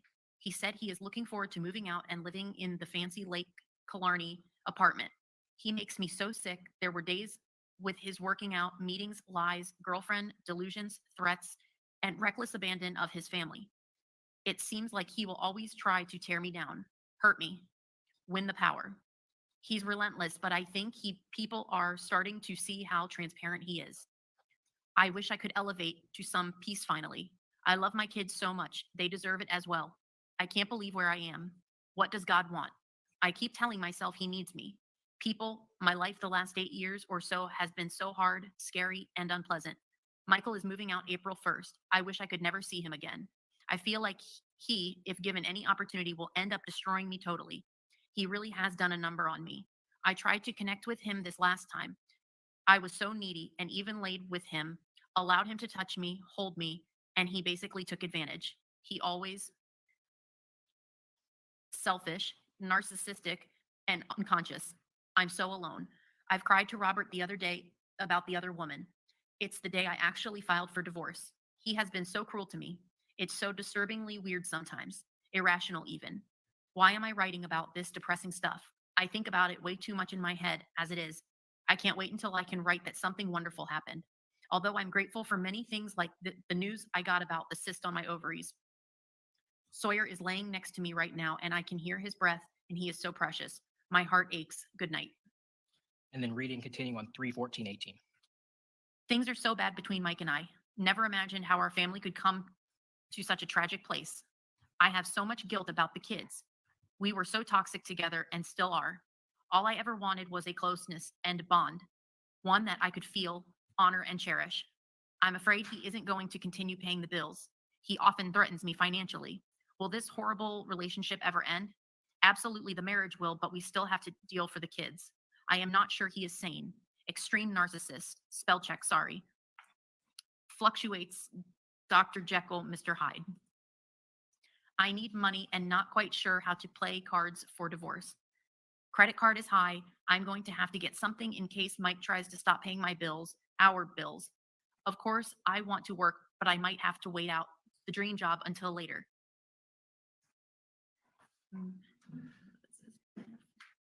Station of livelihood, key right now or any time for that matter. Ugh, this journal has been a negative Nelly. That will change as I manifest. More positivity, I'm sorry. Moving on, 3745, some sort of molding or something that you took a photograph of. That is correct. Documenting the contents of one of these composition notebooks. That is correct. And this was adjacent to, or was it the same notebook that we just saw previously where we read a passage? Yes, that is correct.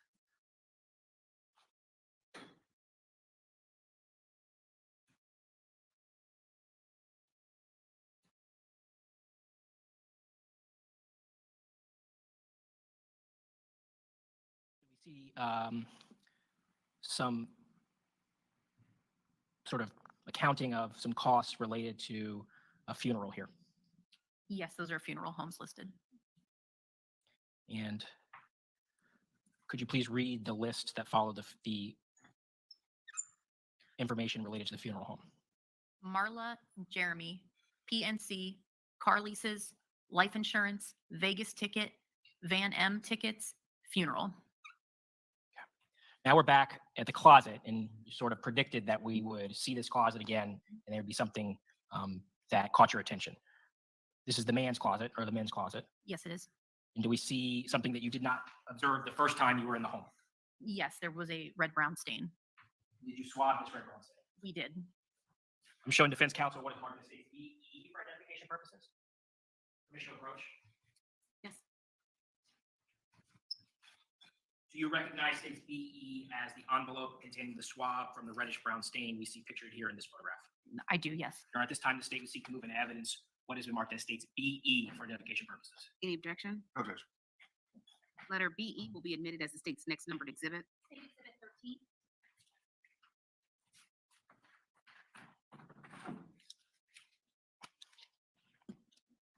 In a close-up of that area, photograph 3776. That is correct. Okay. Looking at photograph 3869, we're back at that vehicle we've seen previously. Yes. And do you search the interior of that vehicle? Yes, we do. And inside that vehicle, did you locate a laptop? Yes, we did. Was that laptop collected? It was, yes.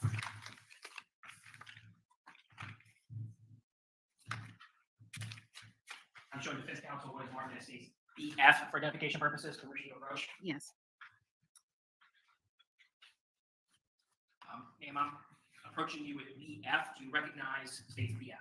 Yes, I do. Do you recognize it as the packaging that contains the laptop that you collected from the back of Michael Redlick's car? Yes, I do.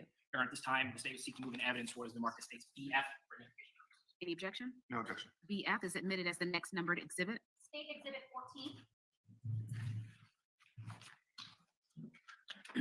Okay, here we are looking at some trash. This would be where? This is in our vehicle bay back at the police department. Documenting the process of going through the trash here. Yes. And what did we find within the trash? So in one of the bags, we found a black-handled knife. Is this the same knife that we saw earlier that had the reddish brown on it? It appeared to be, yes. And a close-up of that knife in photograph 3884. Yes. Continuing to document the contents of the trash, Yes, we are. seeing evidence of cleaning bottles within the trash. That is correct. Continued documentation this time of the recycling. That is correct. And was a receipt found that ultimately led to some additional investigation. That is correct. Is that what we see pictured here? Yes. I'm showing defense counsel what is marked as states B for identification purposes. Permission to approach. Yes, sir. So are we looking at a copy of the photograph that's displayed on the projector right now, just in printed form in Yes. states V? Yes, Is it a fair and accurate depiction of that receipt? it is. Your Honor, at this time, the state would seek to move in evidence what is marked as states V for identification purposes. Any objection? No objection. States V is admitted as the next numbered exhibit. State Exhibit 15.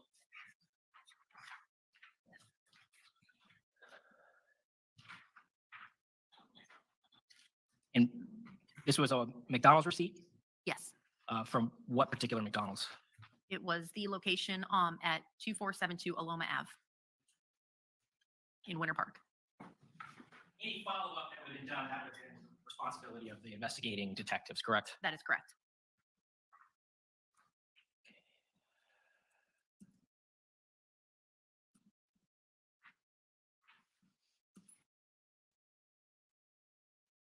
I don't need further questions of this witness. All right, Mr. Parnell.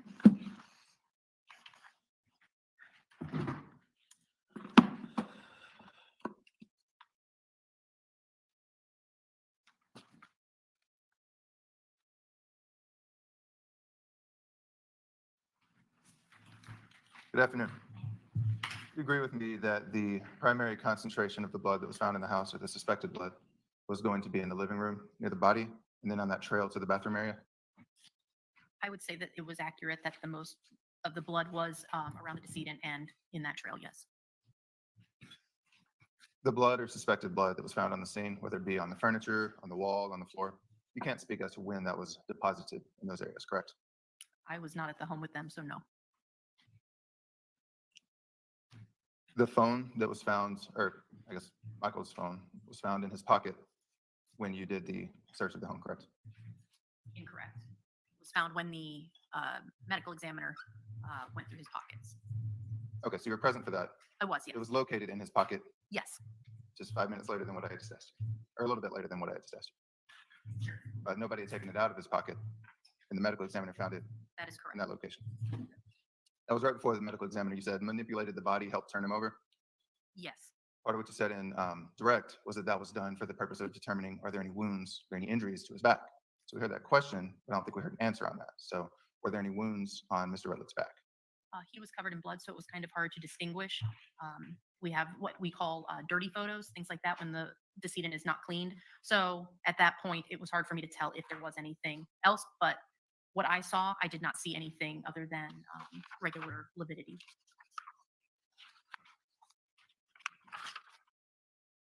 From what you observed, there were no injuries to his back. I was comfortable with the medical examiner taking him back to their office to perform a more thorough investigation than I could because I am not a medical examiner. As a layperson, you understand what a scratch or a wound or something like that looks like, correct? I do. You don't need medical expertise for that opinion. I do not. You did not see any scratches on Michael Redlick's back. As I stated before, he was covered in blood. So what I saw was a blood-soaked man. There is discoloring when lividity occurs, and he had been laying on his back. So sometimes it can look like bruising to a person because of the pooling of the blood, and it stays there. So as far as scratches or things like that, I didn't see anything at that point, no, but that doesn't mean that there wasn't injury, though, potential injury. So the answer to my question of did you see any is no, you did not. I did not see any scratches, as he was saying, so. You did not see any wounds, like you saw the wound on the shoulder. You did not see anything similar to that on his back either, correct? I did not. No further questions. Right. You may step down. Thank you Thank you so much. State your next witness. The state calls Mr. Galloway.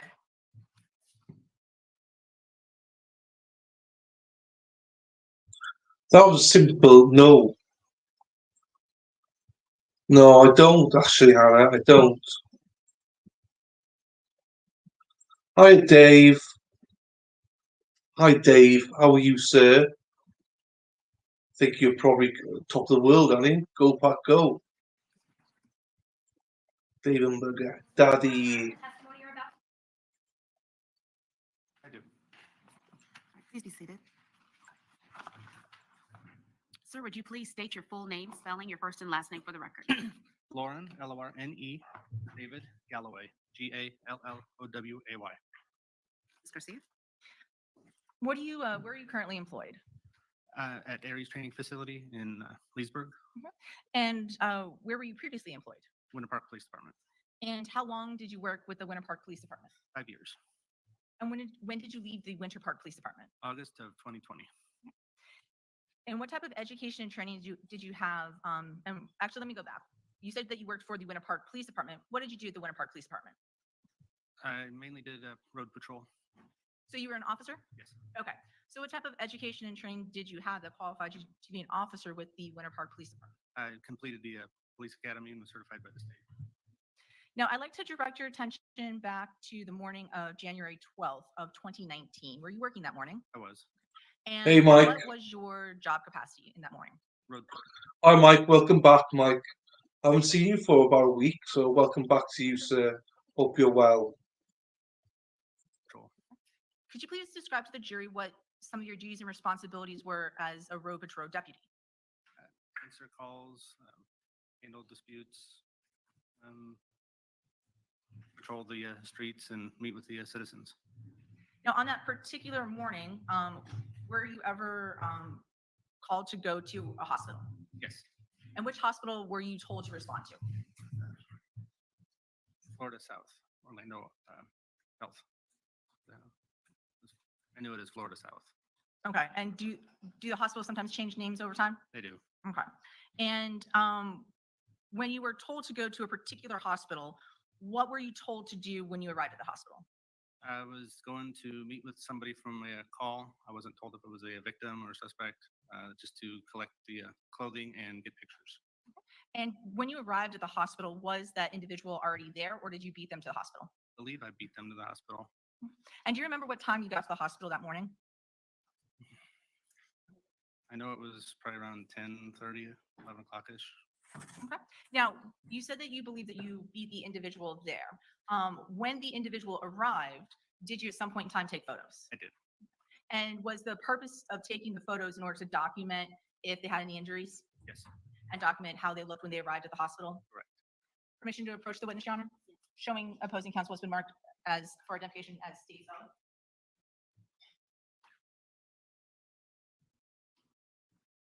And the witness was marked for identification as States O. Do you recognize States O? I do. And how do you recognize States O? These were photos that we reviewed earlier. Okay, so is that your initial It and is. the date? It is. And before coming to testify, did you have an opportunity to review this disc with? Yes. And on this disc are the photos? Good to hear, Mike. Good to hear, Mike. The ones that you took of the individual that day? Yes. Your Honor, at this time, the state offers what's been marked for identification as States O into evidence. Any objection? Objection. States O is admitted as the next numbered exhibit. State Exhibit 16.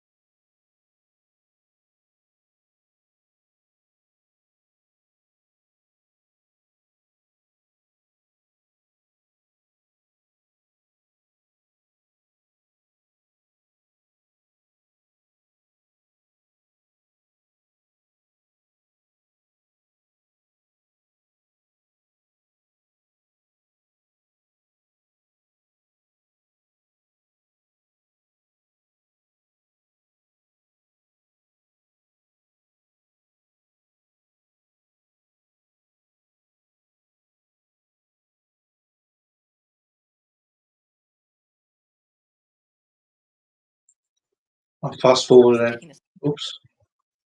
picture. To mark the photos as per the case and the start time for the series of photos. Okay, so on this particular date, so January 12th of 2019, you started taking these photos at 11:06 in the morning? Yes. And is this the individual that you took the photos of? Yes. And when you were taking the photos, and is this a photo of the wrist? Yes. And is this another photo of the wrist? Yes. Now, with this photo, which is 2724, at any point in time, did you ask this individual, did she have any injuries? Correct. And what did she tell you? She referred to the injury on her arm. Okay. So just the one injury on her left arm, is that correct? Yes, And is that why you documented this and took this photo? it is. Along with an additional photo, which is the 2725? Yes. And then you documented her right hand, is that correct? Yes. And a second photo? Correct. And then now we have some photos of her feet. Did she indicate to you that she had any injuries on her feet? No, So why are you taking photos of her feet? just to document how she arrived at the hospital with the what's possibly blood on her feet. And so for the record, this is 2728. And then photo 2729, is this additional photo of her foot? Yes. And then our photo of her other foot, which is 2730? Yes. And then 2731, another photo of the foot, is that correct? Correct. Now, Mr. Galloway, at any point in time, if this individual would have told you that they had other injuries, would you have documented those other injuries? Yes. So at no point in time did she indicate that she had any injuries to her head? Not to me that I recall. Because you would have taken a photo, right? Correct. And this person didn't tell you that she had any injuries to her neck, is that correct? No. So the only injury that she told you beside her wrist was to that left arm, is that correct? Correct. Now, after taking the photos, was there anything else that you did that morning? As requested, I collected the person's clothing and The nurse provided me with the gauze that was used to clean up the blood on her feet. So you collected the I- clothing and some gauze, is that correct? Yes, collected and packaged to be submitted to CSI Pro. Okay. And did you stay at the hospital until CST Bigley came? Correct. And then did you give those items directly to CST Bigley? I did. And so you gave him the clothes and the gauze, is that correct? Yes.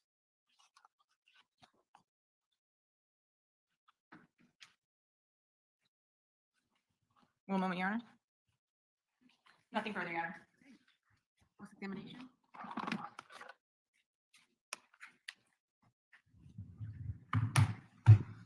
Briefly. Yes or no? I have no questions.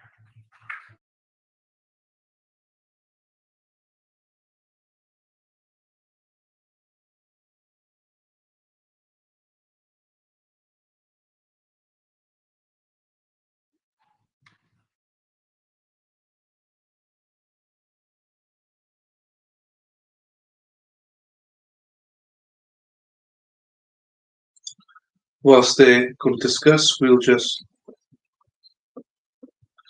fast forward it a little bit. It's good we can 2x it.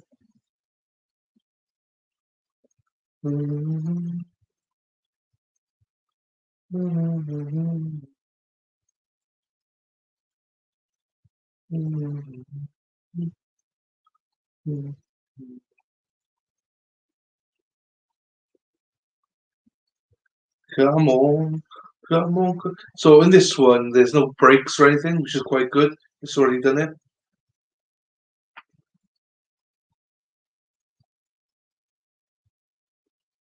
If she stabbed it, right. I mean, when you stab someone, blood will spatter, won't it?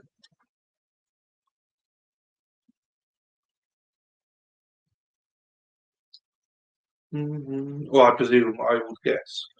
Ba-da-ba-ba. Jesus, I'm fast forwarding here a lot. I have to take a break to discuss another matter. I'm going to ask the deputy to report you to the jury room, and I'll bring you back as soon as possible. When you all Okay, go in let's. there, can you all let me know if it's warm or if the temperature is cool? See patients.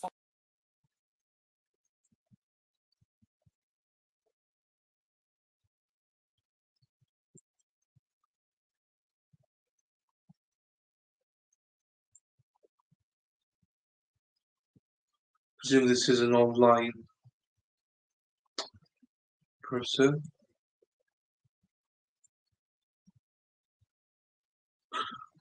Oh, I know. Oh, I don't know. It just says judge on it.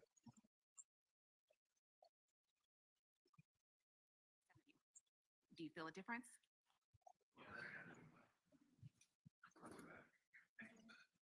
Is it hot in there? Okay, well, maybe it's trying.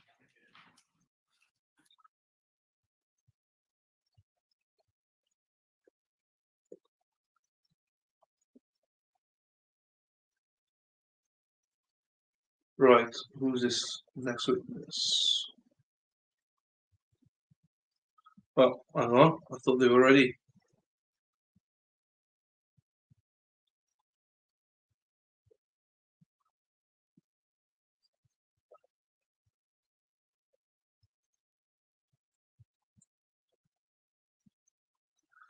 We're about halfway through today, at day one so far. And the trial I wanted to show doesn't seem though they're showing it.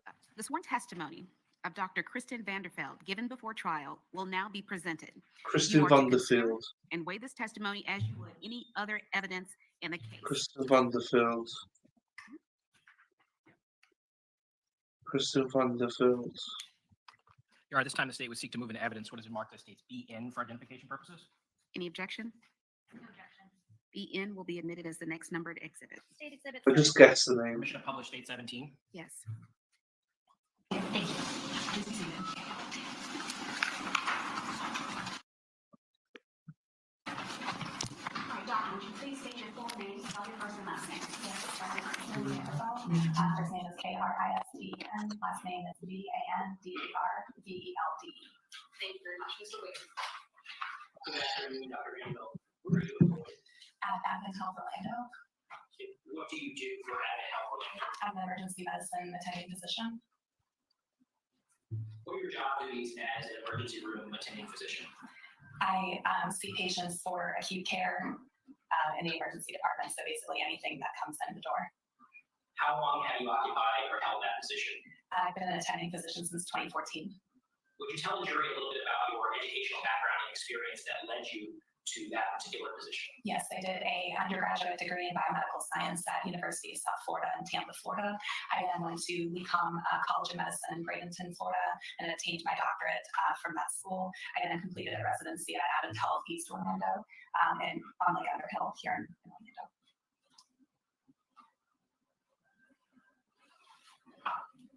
Could we approach?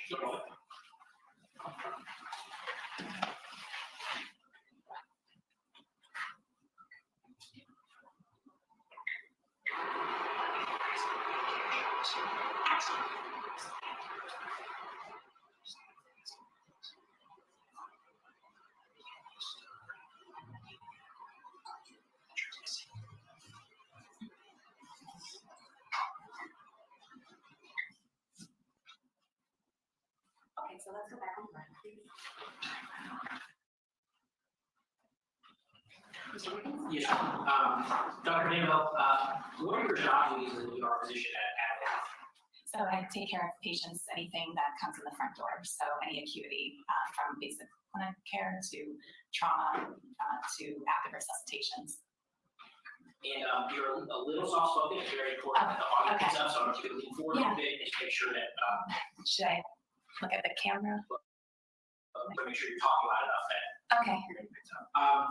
Was it while working in this capacity on January 12, 2019 that you came into contact with a patient who would be identified to you as Danielle Redlick? Yes. And did you provide care to Danielle Redlick while she was a patient at Advent Health Orlando? I did. During the course of the care that you provided, were records shared? Yes. I'm showing defense counsel with mark as states W for identification purposes. Your permission to approach the witness with states W. Yes. Dr. Mandel. And I just want to see if the court will inquire or let the jury know that if they can't hear this or any other exhibit that they can let you know. Okay. Can you all hear everything? Okay, and will y'all let me know if at any time you don't hear, you're not able to see something, let me know. Okay. Prior to your testimony here today, did you and I have a chance to review the contents of states W? Yes. And is it a fair and accurate depiction of the records that were generated in connection with the care that was provided to Danielle Redlick? Yes. During this time, the state is including the evidence what has been marked as states W for identification purposes. Any objection? No objection. States W will be admitted as states number 1.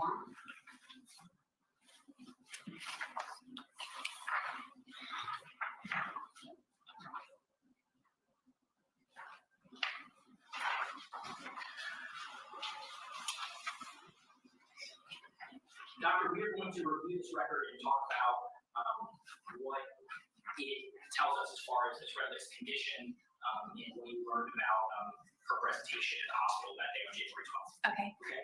And we're going to start on page 211 of the record, Okay. where the title is Advent Health. We have that box that reads ED physician sheet. Okay. Is there a portion of this record that indicates when you first came in contact with Ms. Redlick inside the hospital? Yes, the provider contact date and time under that heading, January 12th, 2019, 11:05 a.m. is when I would have signed up for the patient, which is when a patient comes in either via EMS or through the front door. They're listed on a tracker board, and when I assign myself to the patient, that's how that time is generated. Would you have seen her shortly after that time period? Yes, probably at around 11:10, I would estimate, which is written further down.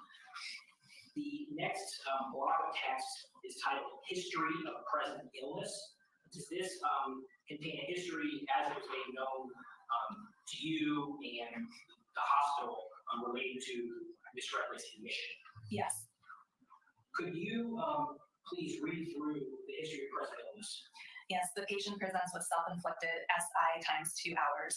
Patient is a 45-year-old female with no past medical history. Patient presents to the ED with lacerations to the bilateral wrist. Okay, let me stop. There's a few shorthand phrases. What is SI? Suicidal ideation. Time X 2 hours. That would indicate approximately 2 hours ago. And PMHS. Past medical history. If you could continue on. Okay. Patient denies other areas of self-inflicted harm. Police states that the patient was involved in an altercation with her husband last night. She denies head trauma and LOC, that's loss of consciousness. So LOC stands for loss of consciousness. Correct. So it provided information that Ms. Redlick had denied the loss of consciousness. Correct. Continue. The onset was 2 hours ago. The course duration of symptoms is constant. Character of symptoms, depressed, suicidal thoughts. The degree of symptoms is moderate, self-injury, incised wrist. The exacerbating factor is family problems. What does incised wrist mean to a layperson? A incision to the wrist. Okay. The next block of text, type review of systems. What is contained within this portion of the record? It further elaborates on the history of present illness, more precisely as to what the patient is currently experiencing or complaining, her chief complaint on coming to the emergency department. So additional symptoms. Let's move into page 212 that we see in the bottom corner of the record, so the next page, and begin to discuss the physical examination section. The information that's contained from this portion of the record, is it produced as a result of the actual care that you're providing to Ms. Redlick? Yes, this is the physical exam part of the record. So yes, that would be my examination of the patient. Would you please explain to the jury how it is you go about providing care to a patient such as Ms. Redlick as she presented to you? As far as the physical exam is concerned to this specific part of the chart? Well, thank you for clarifying. Not necessarily the vital signs, but moving forward to assessing her condition Okay. more specifically beyond the vital signs. So what do you do to sort of begin to assess her condition? So immediately on patient presentation, when I see a patient, there are easy things that I can see to the naked eye. So the visual appearance of the patient, neurologically, how she's acting, if she's alert and oriented, answering questions appropriately. And then anything that I have to encounter, do an exam upon, for instance, cardiovascular. Of course, I listen to her heart and lungs. I look for, obviously, the injuries that I noted on the skin was a product of my exam looking at her wrist. Are you asking her any questions to determine whether there are other areas that you should focus in on your condition? I will ask patients such as this if there are any other areas that are bleeding or bothering you at this time. And had Ms. Redlick identified any areas that were bothering her, would you have noted that and it would have been included in these records? It would have been included most likely on the history of present illness or the review of systems. Okay, so we do not see a reference to a particular injury or a particular complaint. It is because it wasn't provided to you. Correct, or I did not see that on my exam. Because in addition to asking Mrs. Redlick questions about her physical condition, you're going to lay eyes on all of her sort of portions of her body to ensure that you're doing more than just taking her word for it. Correct, everything that is apparent to the naked eye, I wouldn't see. If you observe additional injuries, additional trauma, would you then note that within these records? Yes. So if we do not see any notations of that sort, are you able to infer that you did not observe those and that is why they aren't noted? Correct. If I didn't observe it, I would not have documented it. And if you did observe it, it would be. Correct. So let's go to the section that starts general and work our way through each one of those points. Okay. We can understand. Okay. So general, what is that reference to? What we learned from your notes? The general appearance of the patient, just how the initial encounter of doing the physical exam appears. So she was alert and resting comfortably, no acute distress is what that refers to. Please read that section and I'll ask you some questions. Warm intact, no rash, left wrist, 4 centimeter laceration, no active bleeding, bruise proximal to the elbow, right wrist, 2.5 centimeter superficial laceration, no active bleeding. Have you observed any bruising on any other portion of this record? Would you have noted it? On the skin or on the appropriate part of the physical, yes. And the only bruising that you observed was the bruise to the proximal elbow. Reading through the rest, yes, that appears correct. Moving to head. Go Go ahead. Okay, normocephalic atraumatic. What does that mean? It means that the contour of her head, there was no obvious depression or deformity. That's what normocephalic means in atraumatic as well. Had Ms. Redlick identified that she had sustained sort of head trauma? Would you have noted that?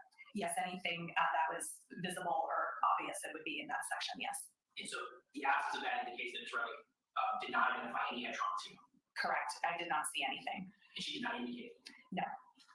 No, she She did not indicate anything. As far as going by my chart records, if it's not there, then I have to assume no. Yes. All right, moving to neck. Supple, trachea, midline, no JVD. And what does that tell us? Supple means that there's no neck stiffness. Trachea midline means that the trachea is midline in the correct position. JVD refers to jugular venous distension, which is something that can be seen in cardiac compromise or trauma.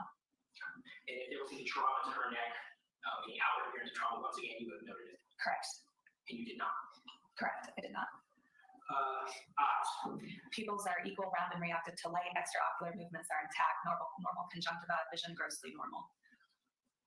Is this information in this examination a way that you may be able to tell if there are maybe some other like concussion-related symptoms or something maybe that she's not able to report to you that's going on as far as trauma is concerned? It can lead, the examination of the eyes is very important with regards to neurological trauma. So the fact that that was normal it assumes that there's no obvious neurological trauma if you take that into account as part of the neurologic exam. Nothing about that examination threw up any indication that there was some sort of neurological trauma you need to follow up. Correct. This was a normal eye exam. Okay. So chest wall, are you actually looking at Ms. Redlick's chest, examining it to determine if there's trauma or any issues with it? Yes. And what did you determine? So no tenderness, no deformity. And back. Non-tender, normal range of motion.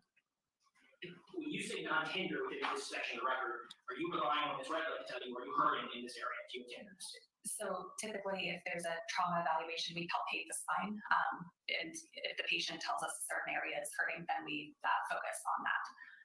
So you're manipulating her body and you're asking for how does this feel? Do you have any pain? And when I see a response, we see a response, no tenderness, you're not getting any indication from her that she's responding with any sort of pain. Correct. That's probably, it means a combination usually of her not relaying anything to me and me not seeing anything on physical exam to suggest any tenderness. We're moving to musculoskeletal. What is that?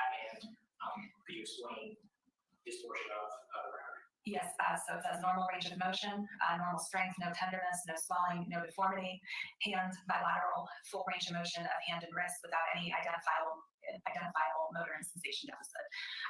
What that means in regards to the injuries that I did see with the lacerations on her bilateral wrist is that there was no thickness of the wounds to cause any motor or sensation deficits. She had full range of motion of both of her hands and sensation where I touched her. And there's physical exam things that I would do to detect that, if that makes sense. Okay. Normal arm, and that refers to range of motion? Correct. So is that indicating that Ms. Redlick is not saying that she's struggling to move her arms or legs or neck or any of her joints? Again, it's probably a combination of both. Oftentimes, patients, when I speak to them, I can see the way that they're moving if they are limited in their range of motion. And then this would have been more specific with regard to her hand and wrist because of the location of her injuries. So I would have actually had her do a few things for me on exam, typically. What about tenderness? How broad is that observation? Is that from head to toe or just related to the wrist? So for the first part of the musculoskeletal exam, that's usually we do that to extremity tenderness, more of a broad exam, and then further indicate where it says hand. I was more specific there. So there was no tenderness sort of broadly with Ms. Redlick? Not that was seen on exam, no. Or reported, correct. And then the neurological and psychiatric. Neurological, it says alert and oriented to person, place, time, and situation. No visible neurological deficit observed. CN 2 through 12 intact. Normal sensory observed. Normal motor observed. Normal speech observed. Normal coordination observed. In psychiatric? In psychiatric, cooperative, mood and affect was depressed. Let me ask you this, Dr. Vanderbilt. Had Ms. Redlick been unwilling to provide you with a history, answer your questions, and engage in your examination, would you have been cooperative? Yes. Yes. If she was able. If she didn't do Oh, if she didn't. So, yeah, I'm sorry. So if she refused any parts of the exam or there was any, if she refused, then I would not have put cooperative. It would be uncooperative. refused to respond to your questions related to her condition, you would have put it down as cooperative. So that depends on the medical records. And psychiatric cooperative mood and affect was depressed. Let me ask you this, Dr. Annabelle. Had Ms. Redlick been unwilling to provide you with a history, answer your questions, and engage in your examination, would you have been cooperative? Yes. Yes. If she was able. If she didn't do that. Oh, if she didn't. So, yeah, I'm sorry. So if she refused any parts of the exam or there was any, if she refused, then I would not have put cooperative. It would be uncooperative in the chart. So you're asking her questions that she refused to respond to your questions related to her condition, you would have put it down as cooperative. So that depends on the medical record. It's, how I'm evaluating her and the things that I need to see to correctly medically treat her. She was cooperative.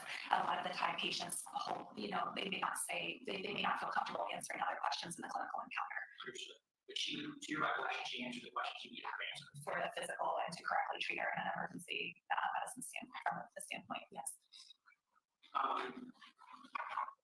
Let's talk about the next page, 213. Okay. Based off of what you knew, the reason of Ms. Redlick's admission, we see some reference towards the bottom of the page to the notes. What does that pertain to? Under the re-examination, reevaluation Yes. counter. So these are the additional times that I encountered the patient. So initially I would have let her know what the plan of care was, typically blood work, imaging, whatever we were going to do. That's usually the first note. She was updated on the intended course of treatment and she is agreeable. And then the second note is actually a macro that we're required to place in our charts for Baker Act patients legally through our hospital system. We have to have that in charts such as this. What is the Baker Act? So it's a psychiatric hold, 72-hour hold for an emergency psychiatric evaluation. So based off of her reason for presentation, did you, based off her training experience, believe that she would be subject to a Baker Act hold in this case? She would have, I would have needed to get an emergency psychiatric evaluation for somebody such as this. I cannot recall if I was the one that initiated the Baker Act or if the police did in this case. Let's turn to page 214. The next page. Okay. And yet we see references to a procedure. What is this detail? So this is when I would have done the laceration repair to her lacerations on her bilateral wrist. The order that you see is for lidocaine, which is the body solution that we use. And then further down, you see the procedure notes. As those are done as I did the laceration repair. As far as any procedural treatment, yes.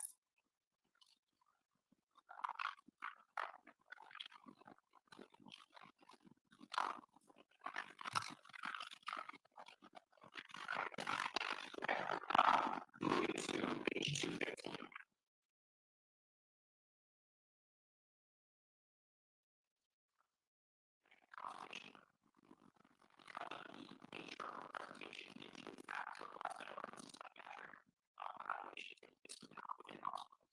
So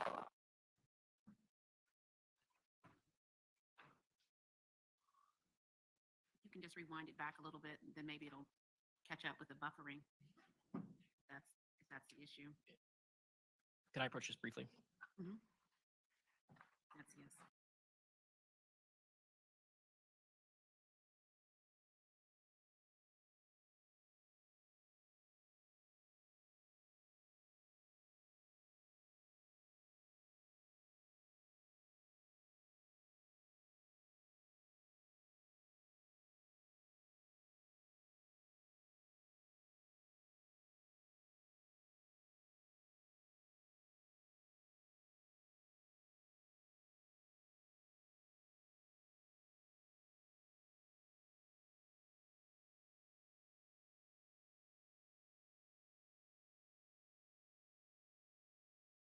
Attached to it to make sure that you all can hear it as well. If you have any issues, let me know. Just raise your hand and let me know. May I, Your Honor?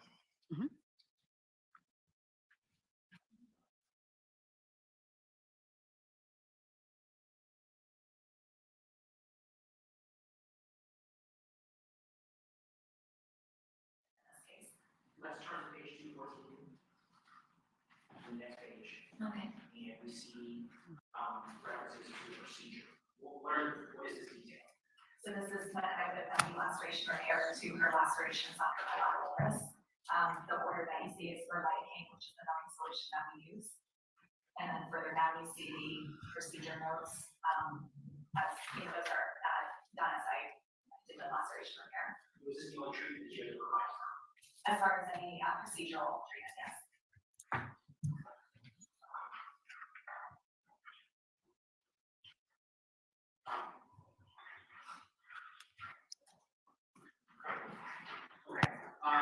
Moving to page 215 and discussing the section that begins with the consult, psychiatric consultation. Because of the nature of her presentation, did you in fact request that emergency psychiatric evaluation take place within hospital? So I can remember again the Baker Act. However, I did notify our on-call psychiatrist who's listed on the previous page at the bottom to see the patient. So it would have been your request because of what you knew about her presentation. Correct. I told that physician what was going on and requested that she see the patient. And would the results of that contact be incorporated into these records on page 215? Yes, this appears to be the evaluation of the psychiatrist. It appears that one of our, we have a group of psychiatrists that see patients, so it seems like I may have spoken with one in that group and a different physician conducted a psychiatric assessment. So this section on page 215 rather, that large Hand, is that correct? consultation notes would have been produced as a result of the on-call psychiatric professional coming in, asking sort of questions and taking notes and keeping a record of what she said in response to the questions. I believe so. This is his dictated note. So that's generated from his consult. And based on your training experience, is that how these notes, these records sort of come to here as well? Yes, yes.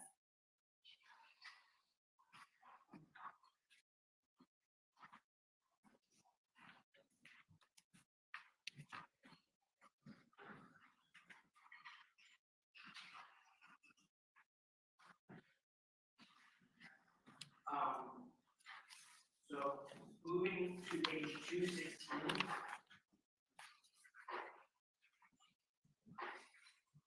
I'd like to draw your attention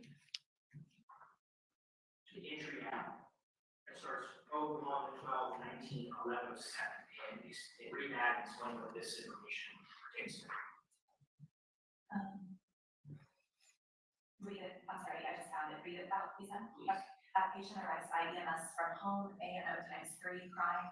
Patient reports that she's self-inflicted laceration with kitchen knife to bilateral wrist this AM at 0900. EMS noted no active bleeding on scene and placed dressings on wrist. One laceration noted across each wrist. Patient reports numbness to left hand. Patient also arrived with dry blood to bilateral feet and stated that it was not her blood. Bruise noted to left overarm. Where would this information have to go? This appears to be our nursing notes from here forward. I'm just going through, this was not me documenting that.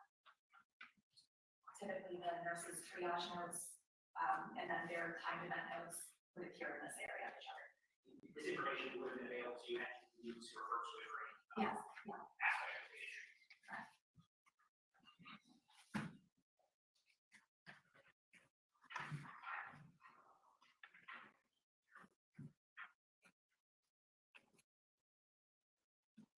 Can you tell the jury how deep the lacerations were on Ms. Redlick's wrists?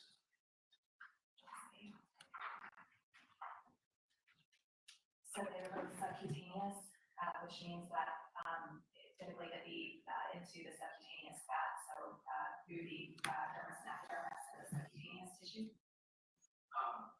And deep enough that it required the previous equipment Correct. had to perform the procedure that's detailed on page 2.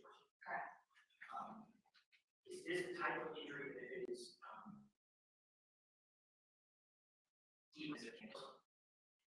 If they went deeper past the subcutaneous, yes. She could have sustained an injury that may have been her right for emergency medical treatment. Correct. It depends on the depth of the the space where you have your arteries, the radial artery in this case, then yes. It did not appear from my physical exam, no.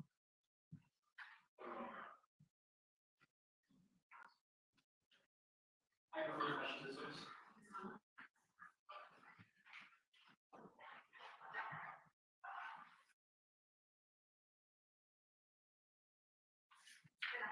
So when you did this directly at the hospital, you did notice a bruise.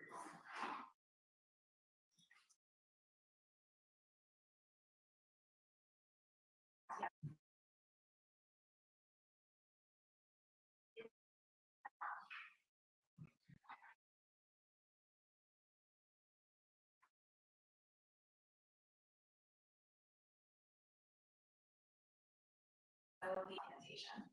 Do you know what time that nurse was at documentation? It says. You go back to your documentation.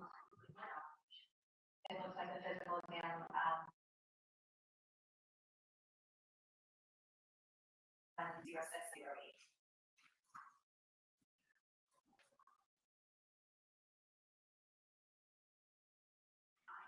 A lot of the time, my nurses will be at the bedside with me. We're actually encouraged to see patients with the nurses at the same time, so that they know what their plan of care is. So, do you recall if there was a nurse with you at the same time giving these notes? I don't recall. Now, you said that you testified that there was, I think, on page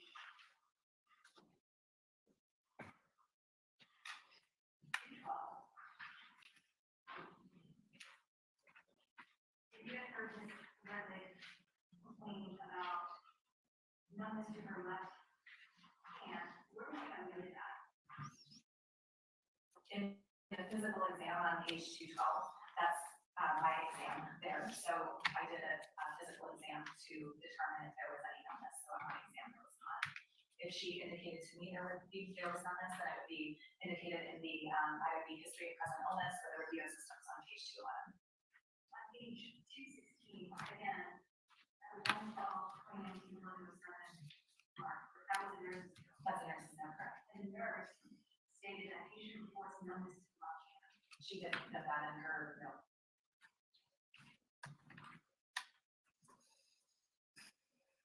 I'd like to now turn to page 221. I have blood tests or lab test evidence. Correct. And what do these tests test for? The ones listed on 221. All of them. So the ones listed on 221 is a urine toxicology screen to test for amphetamines, barbiturates, benzodiazepines, cocaine, methadone, THC, opiates, oxycodone, and tricyclics. Specifically, I want to talk about that. Okay.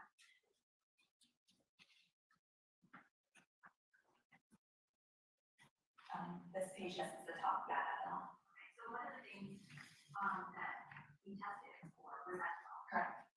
In other words, we tested the presence of alcohol in the urine. Correct. And the reference range for the alcohol level is less than 10 milligrams per deciliter. Correct. Which means for any individual, there should be less than 10 milligrams per deciliter of alcohol. Right? This is assumed to be a negative result for our lab, is what that means.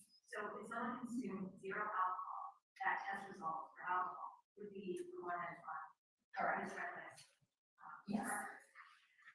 Which means that Mrs. Redlick's test for alcohol was in the normal range and it was negative. Correct.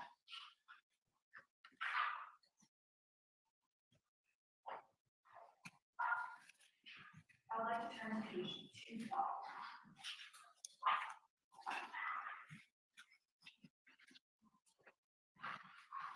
And the measurements. Okay. You have Mrs. Redlick's weight at 139 pounds. Correct. And this is on January 12, 2019? Yes. And she was 5'7" in height. That seems correct, yes. I mentioned 67. Correct. In a moment.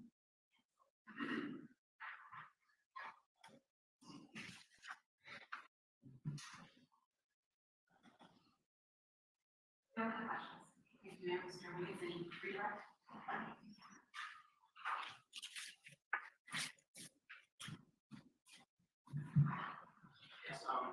may know, had Mr. Redlick spent the preceding 12 hours cleaning up a murder scene rather than drinking, is it possible that her blood alcohol level will report whatever was in this particular result? I can't answer that question. I don't know. What further questions this witness? If you're happy with the case, you say. Yes, Your Honor. And that's fine. Okay, any questions for that?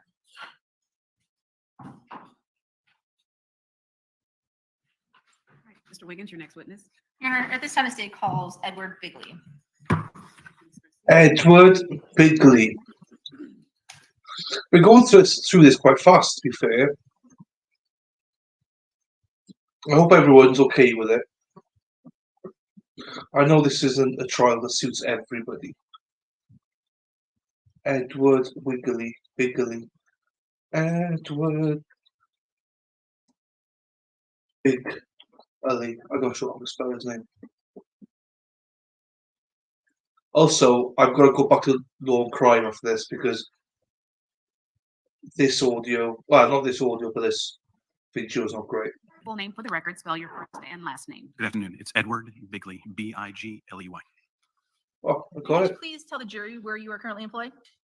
With the City of Winter Park Police Department as a property evidence crime scene technician. And how long have you been a property evidence crime scene technician with the Winter Park Police Department? I've been with the agency 31 years. And what type of education and training do you have that qualifies you to do your job? Graduated Winter Park High School in '85. After high school, I went into the service, served as a military police officer until 1989. Attended Valencia Community College when I got out of the Army and served at the Universal Studio Security Command Center while going to school. And in '91, I was hired by the Winter Park Police Department. I started as a 911 operator and then moved to evidence. So I'd like to direct your attention back to January of 2019. Oh. We're- You spoke. Look what happened. Look what happened, Josie. They're like, oh no, Josie's in a bad mood. Right, let's put the camera on someone else. Was not. I was off. Did you actually get called in on that particular day? I did. And when did you get called in? I got a phone call from my supervisor at 9:50 in the morning. And what were you asked to work that particular day? I was told that they were working a death investigation where the main crime scene technician would need assistance and asked if I was available. And did you come into work that day? I did. And where did you actually go to on that particular day? To the scene itself at 1231 Temple Drive. And do you recall when you actually arrived at the scene? And if you need to, do you need to refresh your recollection? For the exact time, yes, ma'am. Okay. So please, and do you have a copy of your report? I do. Okay, so please look at your report. Once your recollection has been refreshed, if you can flip it back over and look up. I arrived on scene at 10:40 hours. And when you arrived on scene, were you the first person on scene? I was not. Were you the first? And just for clarification, in Winter Park, are you considered a CSI or a CST? Technician, we're civilian employees. And so were you the first CST on the scene that particular morning? I was not. And could you please describe to the jury some of your duties and responsibilities as a CST? So besides investigating crime scenes, as a civilian employee, we turn over all of our information and findings to an officer or a detective. And in this case, for this type of scene, it was a lot of processing, collecting of evidence, photography.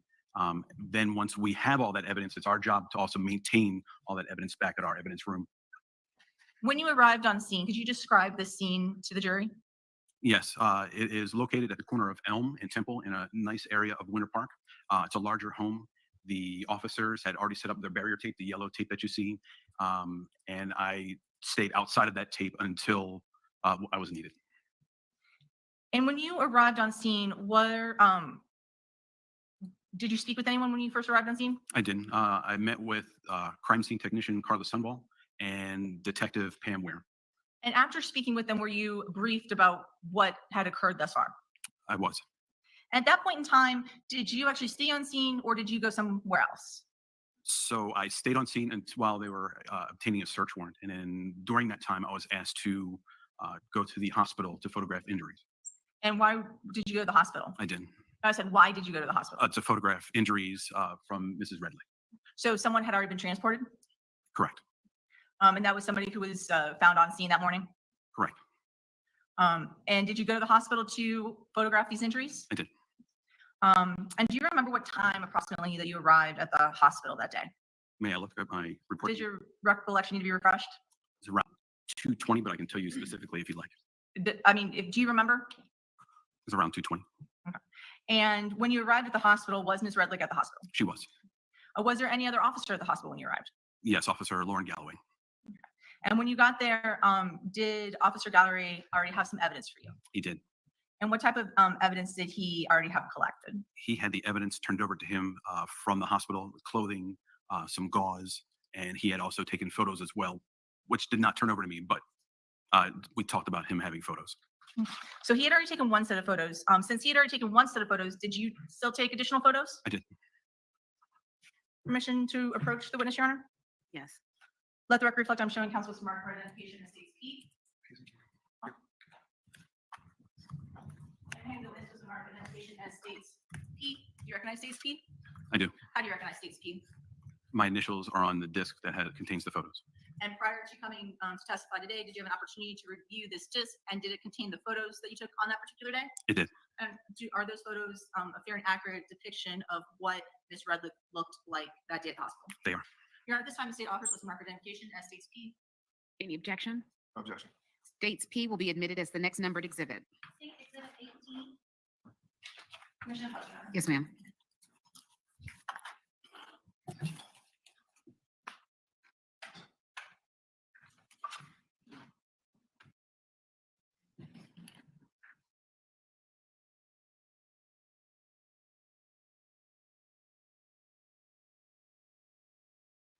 CSC Bigley, how did you determine what photos to take of Ms. Redlick? Upon my arrival, I introduced myself to Ms. Redlick and told her I was there to document any injuries that she may or may not have. And I know it's been a while, but if you saw Ms. Redlick again, would you be able to identify her? I believe so. And could you look around the courtroom and do you see? And once again, you're taking photos regardless of whether or not you see injuries, correct? Objection has been answered. Next question, please. Moving on to 2659. Same photo, yes, ma'am. It's just slowly uploading. There we go. So 2659, another closer photo of the knee. Correct. And then here you brought out the measuring. Is that correct? With scale, yes, ma'am. And that's 2660 for the record. Correct. And this is a different angle of the knee on 2661 From the right side, yes, ma'am. and 2662, a different angle, Yes. and 2663. Yes? Correct. Oh, sorry. And what is this picture of? Right knee area. And what are you doing in photo 2664? Adding scale to the right knee. And then what are you doing in photo 2665? Ms. Redlick had stated that she had pain on this left side of the head, so I was documenting this as well. And 2666, is that a closer view of that documentation? It is. And 2667, a closer photo? Yes. And then what are you doing in photo 2668? Adding a scale to the area she pointed out to me. And then is this your closing photo? It is. Now, we didn't see any photos of her actual wrists. Why did you not take any photos of the insides of the defendant's wrists? I took photos of the areas that she allowed me to photograph. So the defendant did not allow you to take a photograph of the inside of wrists? Objection leading. Overruled. You can answer the question. Correct. So after finishing taking the photos, did you collect, what did you do before you left the hospital? Met with Officer Galloway. He turned over the clothing that he had received from the hospital to me. And you said, and what type of, what did Officer Galloway turn over to you? The clothing that she was wearing and collected evidence by the medical staff.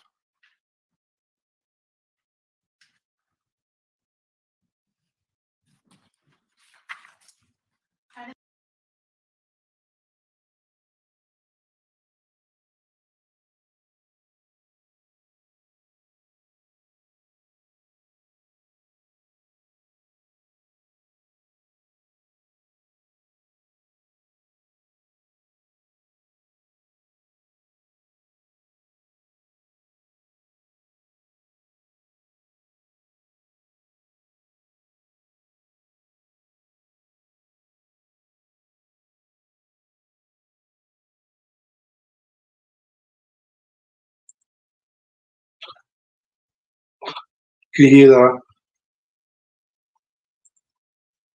It is, yes.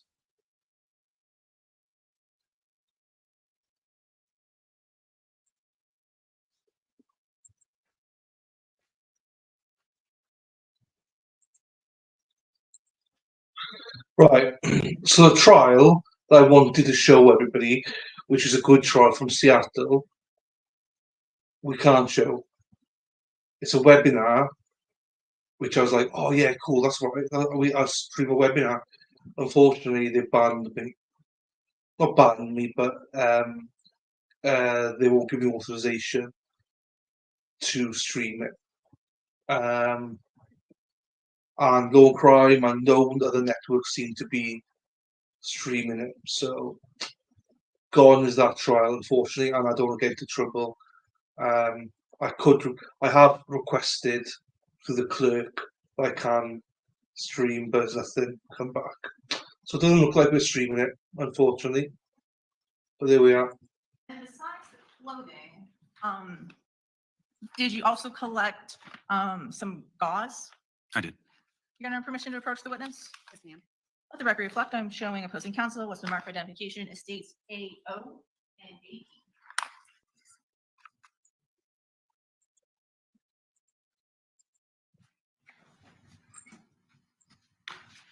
I'm handing the witness what's been marked for identification as states AO. Do you recognize states AO? I do. And how do you recognize states AO? This is my evidence tape. These are my seals. This is my signature and initials. And is this the shirt in which you collected from Officer Galloway at the hospital? It is. Your Honor, at this time, the state offers what's marked for identification as states AO into evidence. Any objection? No, I don't have an objection to both of these coming in. All right, so what letter is that? AO? That's the next numbered exhibit? That'll be admitted. State Exhibit 19.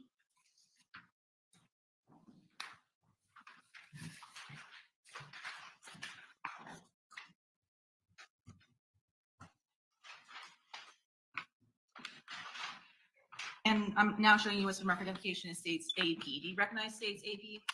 I do. And how do you recognize states AP? This is my writing. This is my tape seals. These are my initials and signature. And what is states AP? It's the gauze swab collected from the hospital. And are these the swabs that you took from Officer Galloway? They are. And were these gauze kept in your care, custody, control until you submitted them into evidence? Yes, And was this also sent off to FDLE? it was. Your Honor, at this time, the state offers was marked for identification as states AP into evidence. No objection, Judge. Any objection on AP? No. AP is the state's next numbered exhibit. State Exhibit 20.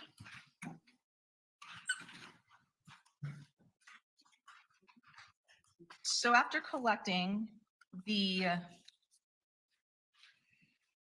clothing and the gauze from Officer Galloway, what did you do next? Went back to the Winter Park Police Department to submit this evidence into our evidence unit, And after submitting the evidence, what did you do? and then returned to the scene to assist CST Sunville. And when you returned to the scene, do you remember approximately what time you returned to the scene? Around 5 o'clock, but I can certainly tell you if you allow me to. So does your recollection need to be refreshed? Please. Please look at your report, and once your recollection's been refreshed, just look up. I cleared the station at 4 p.m. and returned to the station. Returned back to the scene. And what time did you arrive at the scene? Approximately 16:25. So 16:25 is, Sorry, 4:25 p.m. so when you arrived at the scene, what was the first step that you did in order to assist CST Sunnyvale? At that point, the search warrant had been signed, and I was asked to videotape inside the residence. And how do you go about videotaping, or how did you go about videotaping the inside of the residence? Very similar to what we do with the photo log. We'll do establishing opening shots, and then as this home was large, we'll segment it out around the home itself. And did you do that in this particular case? I did. Permission to approach, Your Honor? Yes, ma'am. Let the record reflect, I'm showing opposing counsel was marked for identification as states L.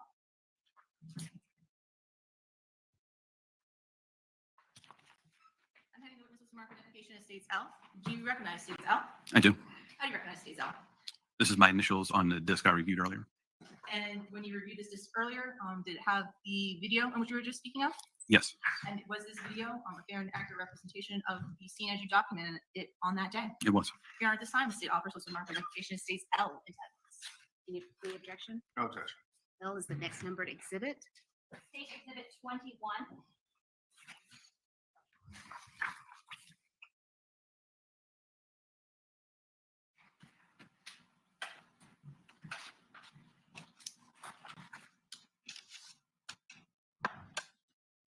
So when you do a documentation like this, do you just put the video in and press play or no? No, ma'am.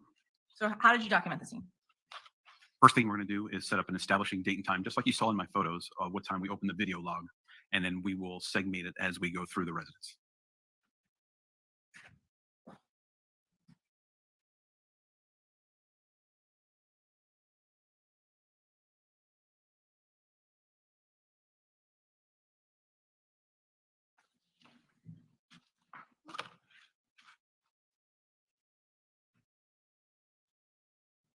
Could you describe the jury what that was? It's the introduction, it's the opening of the video log at that date and time for that case number. And when did you start this video? log? 16:30, which is 4:30 p.m.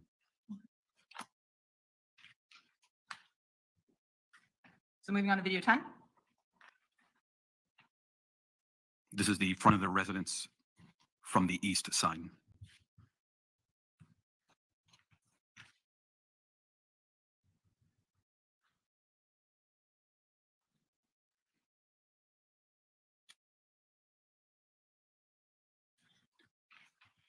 This is the front of the residence from the north side.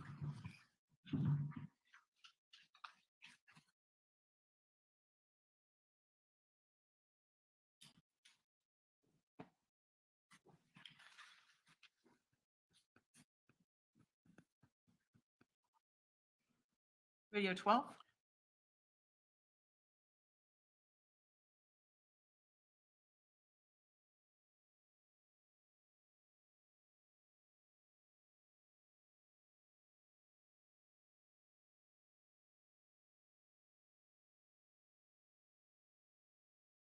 As you entered the house that morning, or I guess afternoon at this point. We're in full Tyvek suits. I am head to toe covered in those white suits that you see to protect, to make sure that I don't bring any trace evidence into that scene.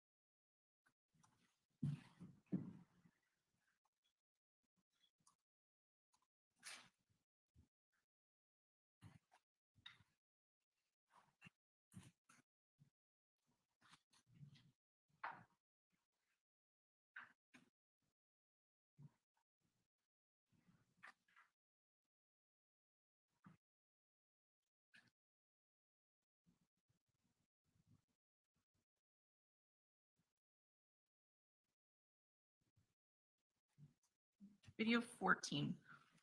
14 is the formal dining room to the south bedrooms and the kitchen area.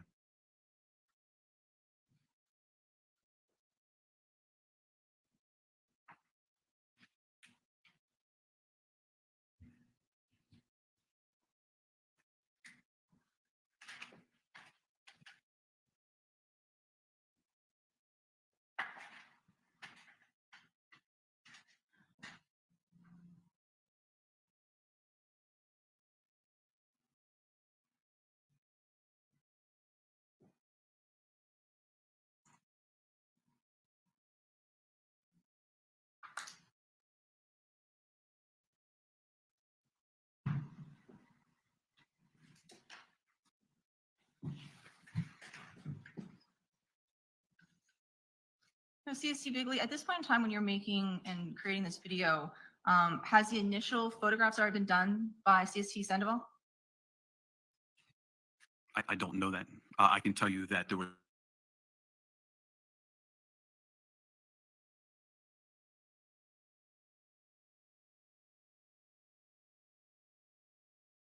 and its contents.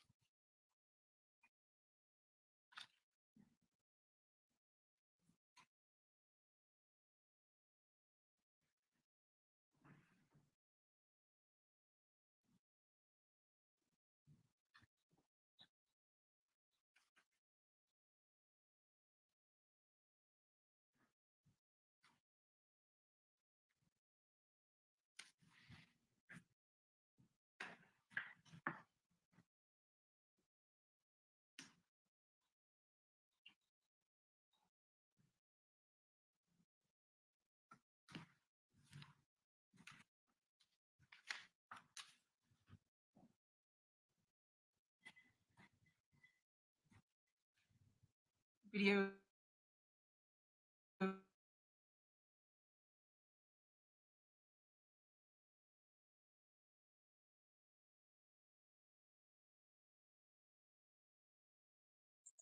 Come on, don't do this.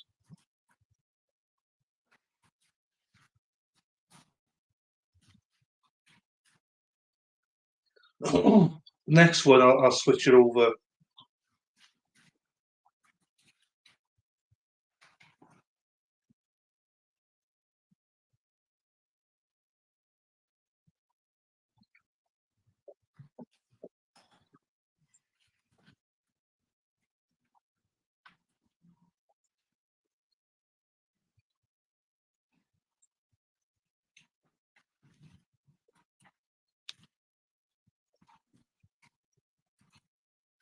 I had fajitas tonight as well.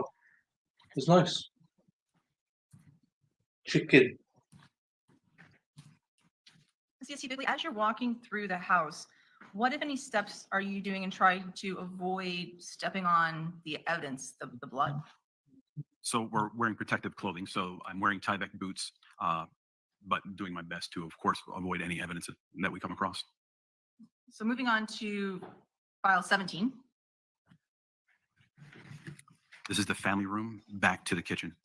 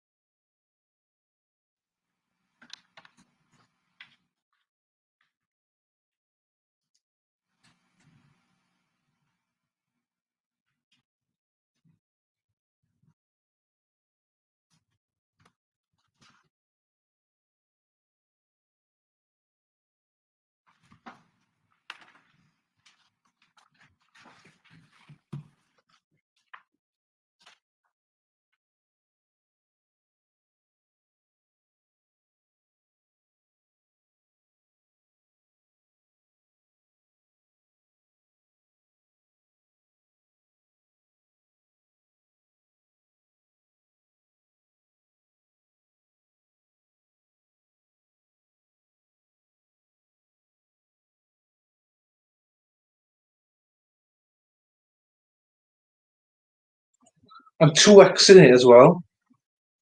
Some other angles, and we'll get back to those in a little bit. So after you finished with and documenting the scene with the video, what, if anything, did you do next? Later that evening, it was my job to assist CST Sunball with evidence collection. Okay. And this was after photos were taken and evidence was marked, is that correct? That's correct.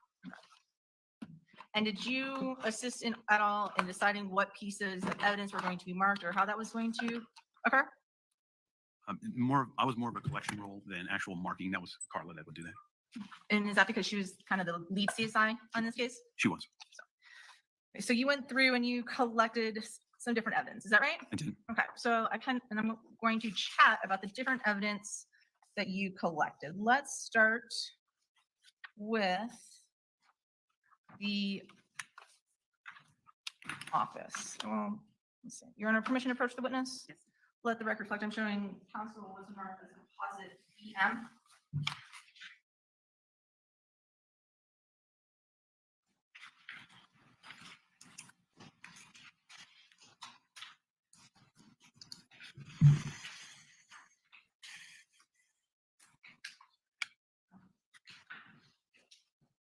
And notice composite VM. Do you recognize composite VM? I do. And what is composite VM? These were the knives located in the sink. There's multiple photos here, is that correct? Do you want to review all these things? Mhm.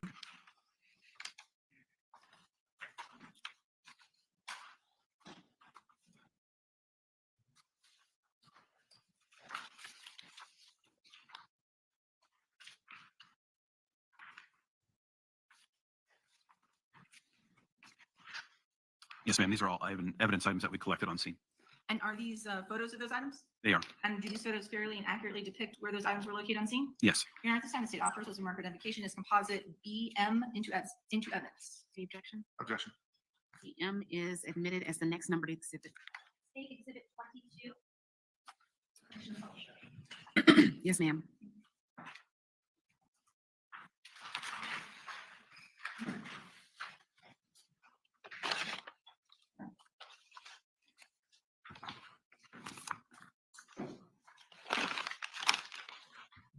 So this is BM5.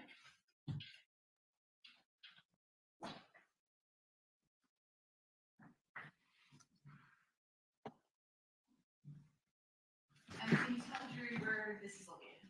It's the office area located off the hallway.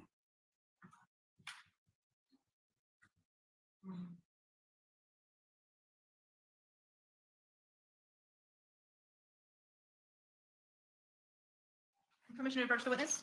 Yes, ma'am. Counsel is marked as AM.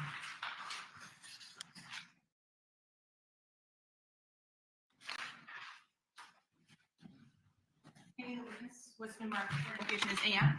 Do you recognize this? I do. And how do you recognize this? These are my tape seals, initial signature. And were you the individual who collected this from the scene? I did. And was this in your sole care, custody, control until you bagged it and put it into evidence? Yes. During this time, the state offers was marked for ID and states AM into evidence. The objection?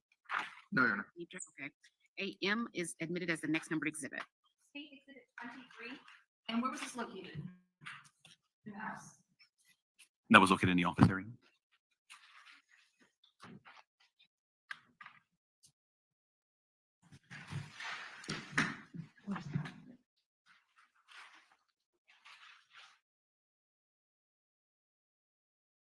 BM6.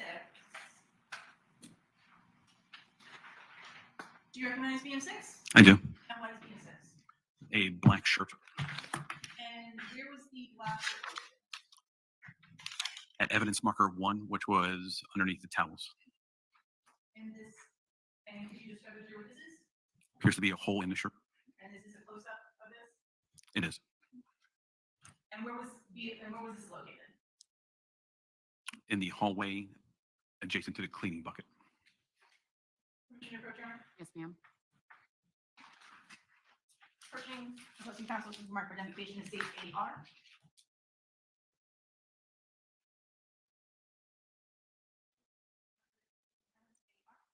Do you recognize state's AR? I do. And what is state's AR? This is that black Nike t-shirt. The one that we were just talking about? Yes, And is this the shirt that you collected? it is. And was it in your sole care, custody, control until you put it into evidence? Correct. And is those your evidence, your initials, and My initials, date, time, and signature. is this also, and did this actually get sent to FDLE? It did. Here, at this time, the state offers was a mark for identification as AR into evidence. Objection. AR is admitted as the next exhibit. State Exhibit 24.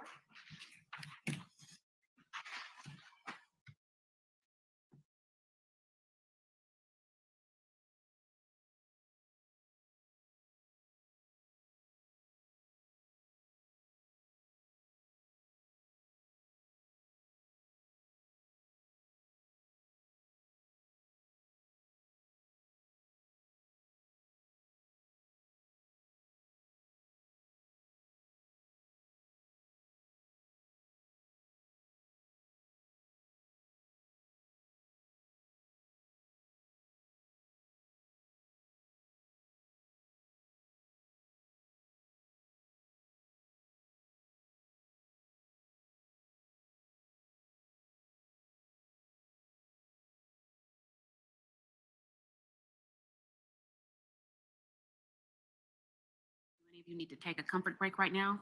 Or is everyone okay? Are you okay? Y'all is good? All right.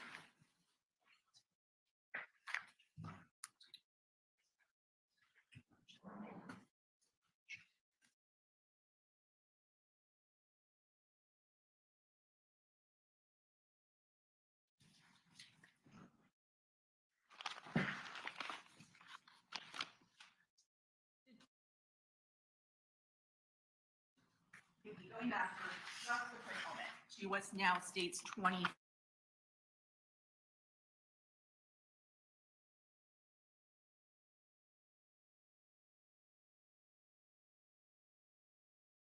states 23.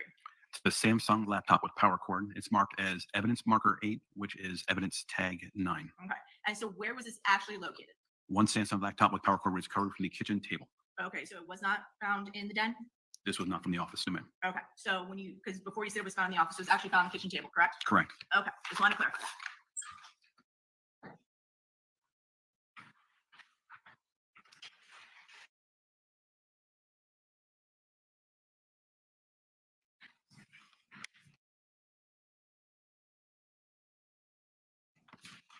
So moving on to some additional, did you collect any other additional evidence that night? Yes, ma'am. Moving on to PM5.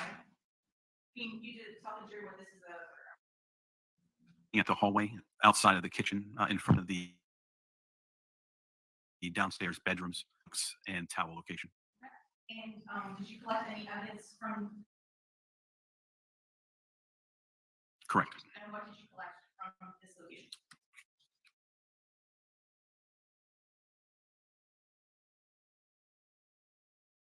I didn't.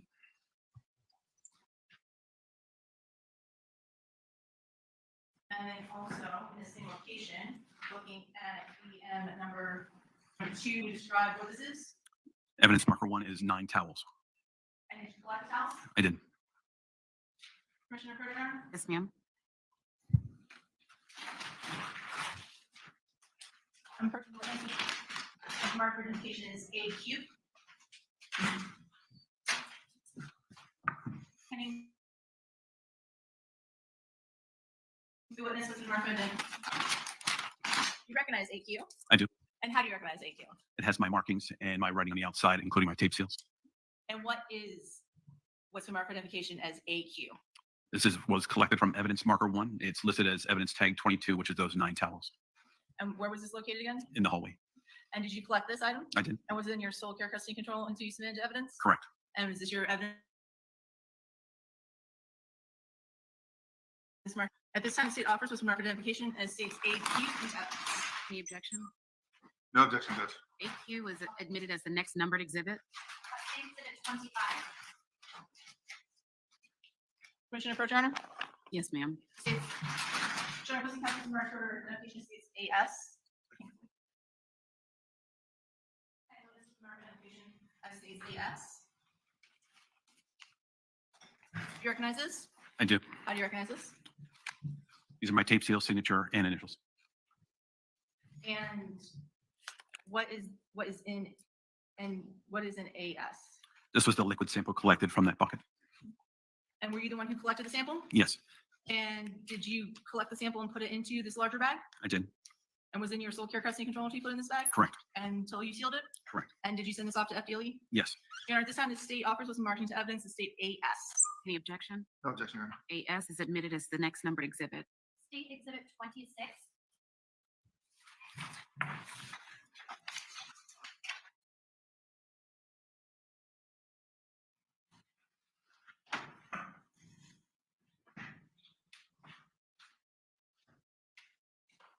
At any point in time, to collect any glass cans? Yes.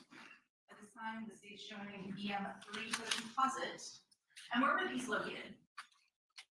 Those were located in the hallway of the master bedroom to the master bath. And you collected them? I did. And they were at marker 15? Evidence marker 15. Commissioner Approach. Yes. Showing up for the council's mark identification states A1.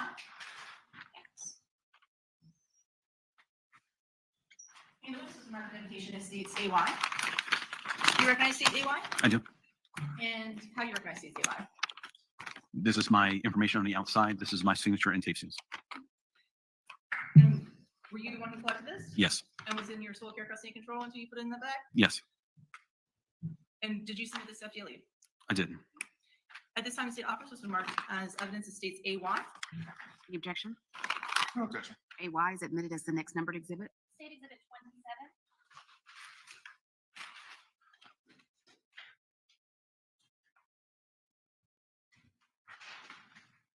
At any point in time in the evening, did you collect any knowledge?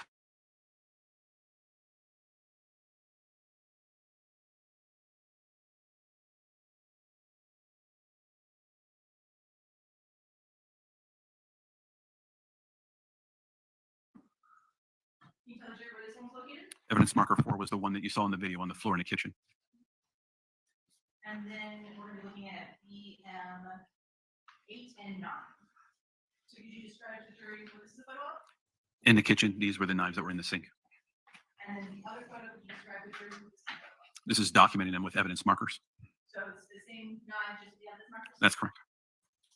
And these are the knives that you collected? Correct.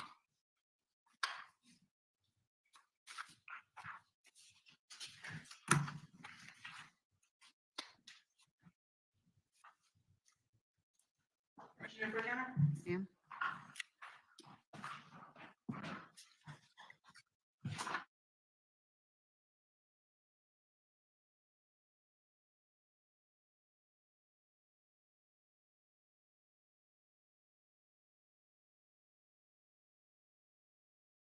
Council mark for identification states AU. States AW. States AX and AT.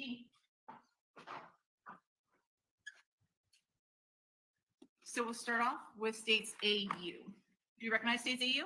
I do. And how do you recognize states AU? This is my nomenclature. These are my tape seals. And what marker did that come from? This is evidence marker 5, which was located in the sink.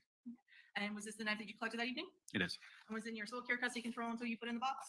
Yes. And did you ship that to FDLE? Yes. Your Honor, this time the state offers was marked for identification as states AU into evidence. Any objection? No objection. AU is the next numbered exhibit. State Exhibit 28.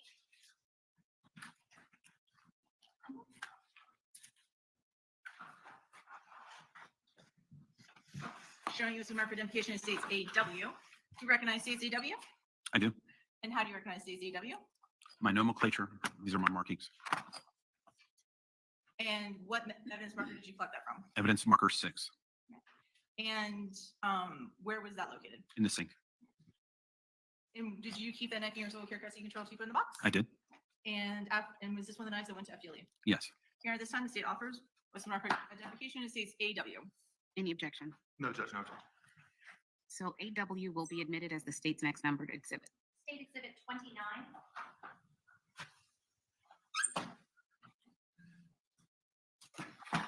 And then I'm showing you what's the mark for identification as state AX. Do you recognize states AX? I do. And how do you recognize states AX? My writing, my nomenclature, my tape seals. And what marker did that come from? Evidence marker 7 And where was that located? in the sink. And were you the one that collected that? I did. And was it in your sole care custody control? You put it into the box and sealed it. It was. And did this also go to FDLE? It did. Your Honor, at this time the state offers was mark for identification as states AX into evidence. Any objection? No objection. AX is the next numbered exhibit. State Exhibit 30.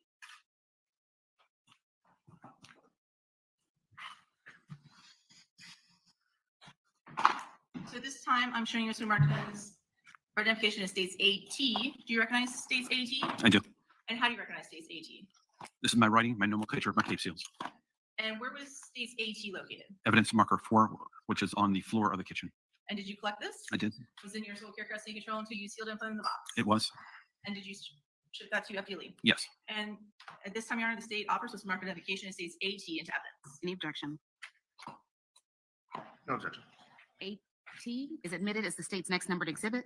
State Exhibit 31.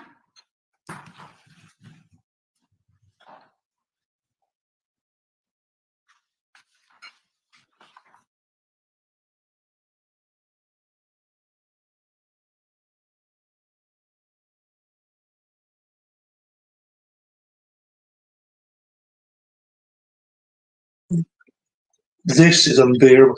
I like the So after you trial. collected all of the but- evidence. Did you do The quality of the video is not great, so I'm going to try law crime after this. anything else that evening?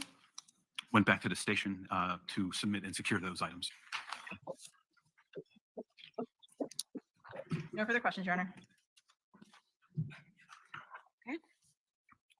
Any cross-examination, Mr. Parnell? Yes.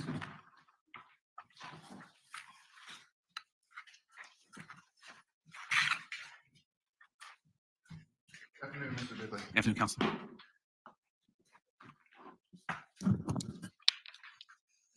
You went to the hospital. You were describing some photographs you took as overalls. Correct. Those were, for context, kind of completeness of the exhibit, right? Sure. Those are ones you chose to take. Yes, And then there were photographs that you said Ms. Redlick had indicated that she had some sort of injury, and you took photographs of those parts of her body where she indicated something was amiss there. I did. You yourself noticed bruises on her body. I did. So on the left arm, Correct. neck area, knee area, you noticed all those? I did. When you said that she drew your attention to her head, you said that she mentioned pain, right? She mentioned an injury. Okay. In your direct, you had said specifically that she had mentioned pain on her head. Do you recall that? Okay. She didn't describe that as a big cut on her head or bleeding from the head or anything more specific than pain. That's fair. Galloway was there with you, or I guess Galloway was the person that took photos before you arrived, correct? That's correct. Do you know how long before you arrived? I don't know when he got there, no, sir. But he was still there when you got there. He was. And so when you were taking photos of Ms. Redlick, he was still there. Correct. And then after that, you collected the clothing from him and the photographs from him. That's correct. Was he in the room with you the whole time? No, He was right outside? he was outside.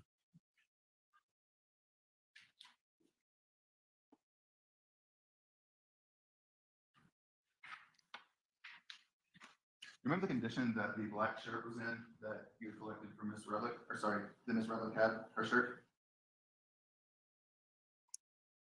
No, sir. Was seeing the shirt itself refresh your recollection as to its condition?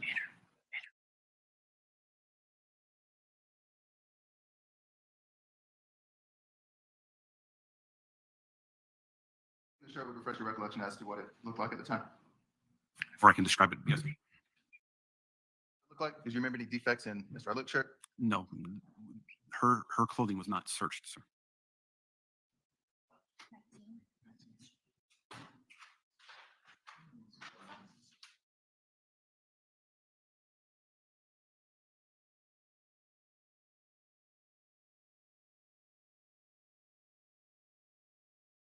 For purposes, I have state 19.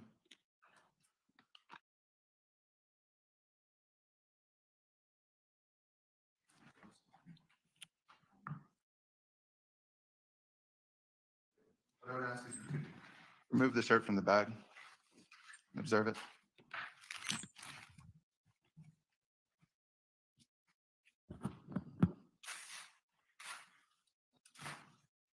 Oh, did you bring your own gloves? I did. Came prepared.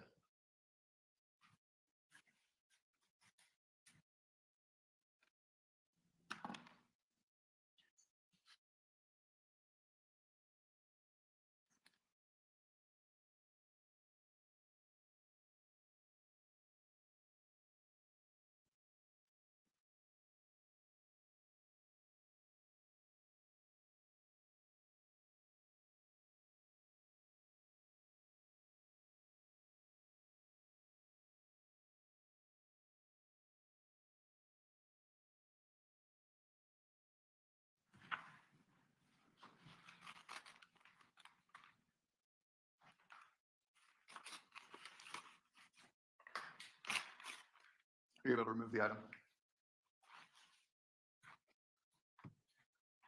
And Ms. Redlick's black shirt was collected from her at the hospital. It was. We'll see if there's any damage on that, specifically if I can draw your attention to the right, where your right hand is. Right as the neckline. So what I'm looking at is right here. See any tearing in this? Can you show that to the jury?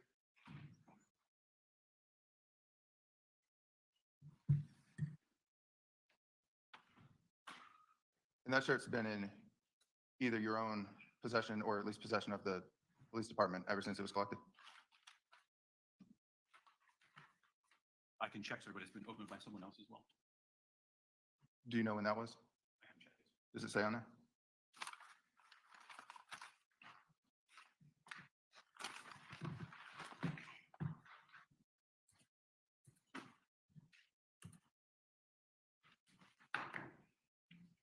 So this was also processed by FDLE. Okay, so you've already answered that on direct, but it's been in the possession of law enforcement since it was collected on January 12th. Yes.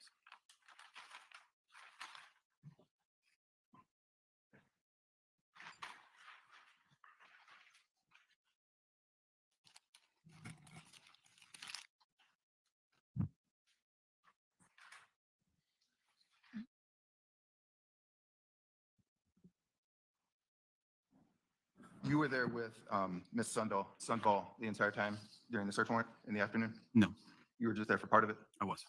And you said on direct, I believe, that she was kind of leading the charge as to what's being photographed, what's being collected, and you were more just following orders on that? That's correct. The videos that you took, that was an undisturbed crime scene. Correct. So things that were on the video in certain locations, that's how they were found when you guys went in the door. That's correct. So the knife that you saw was just out in the open, out on the floor open like that. That's correct. Those towels were just out on the floor open at the base of the stairs? Correct.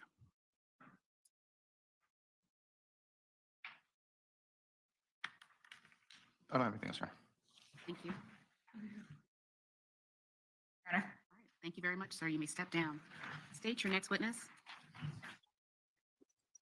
They seem to go through them quite quick.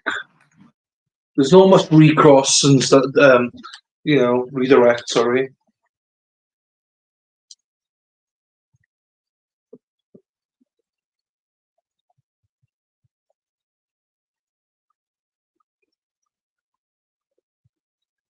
Right, they didn't say who's next. I need to get my banner ready.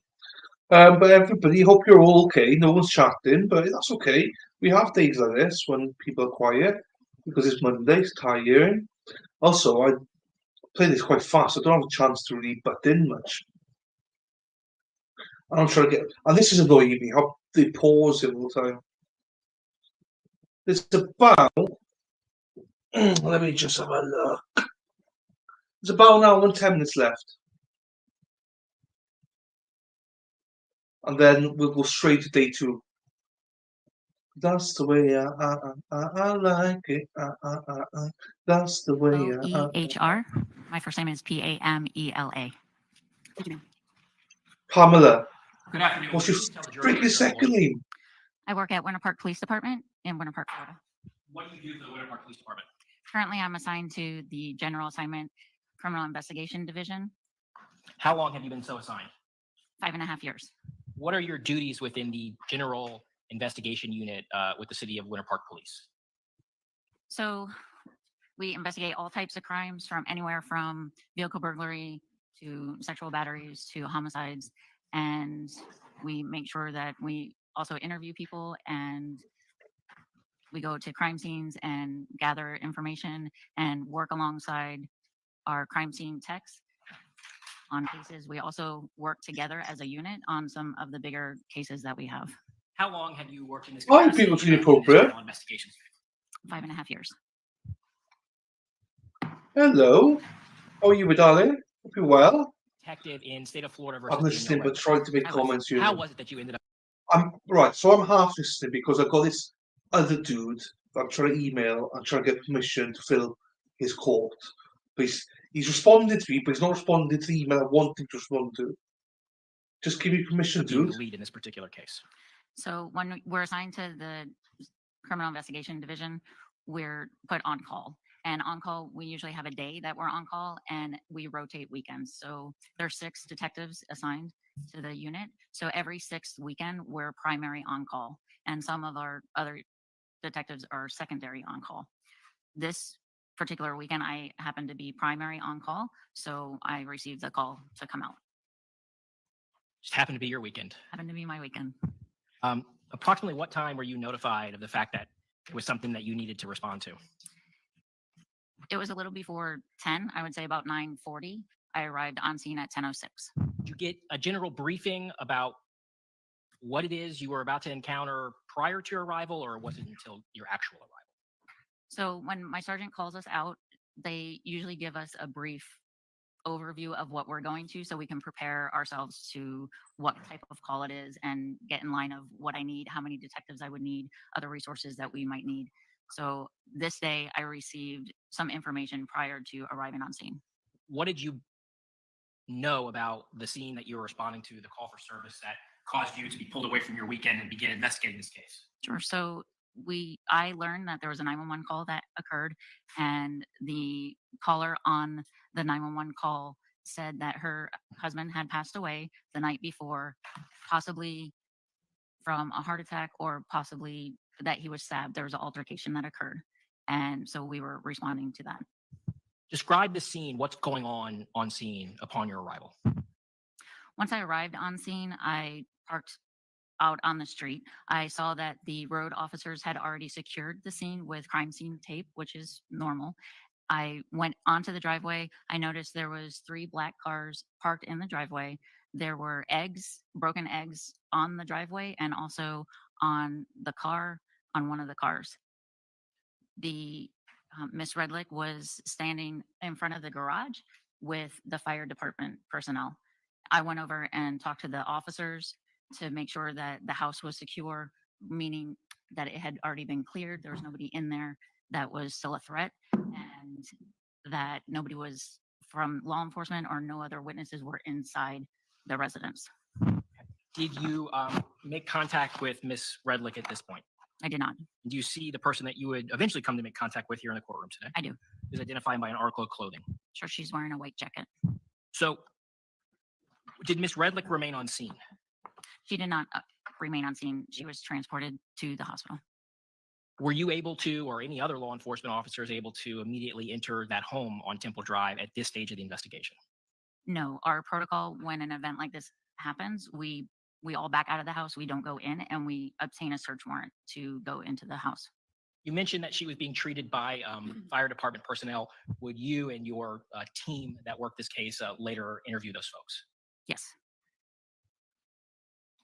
You mentioned that this all started with some sort of 911 call. Yes, And you were aware of some of the information that had been relayed in that 911 call. I was. In the early stages of your investigation, did you get access to that 911 call and have a chance to review it? I did. I was given access and reviewed it. Through the, well, let me show defense counsel what is marked as states A for identification purposes. Permission to approach? Yes. Detective Ware, I'm showing you what's marked as states A. Do you recognize states A? I do. And how is it that you recognize it? Because my initials are here with the date of when I reviewed it with you. Prior to your testimony, we reviewed it. Yes, And does it contain a 911 call? it does. Does it contain the 911 call that you got access to in those early stages of your investigation? It does.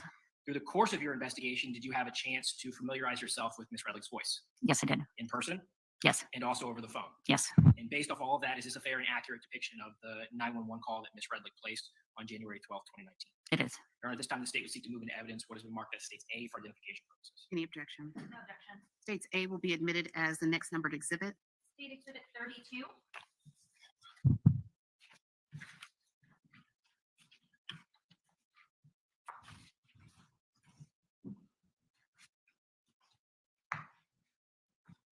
Permission to publish, Your Honor? Yes, sir.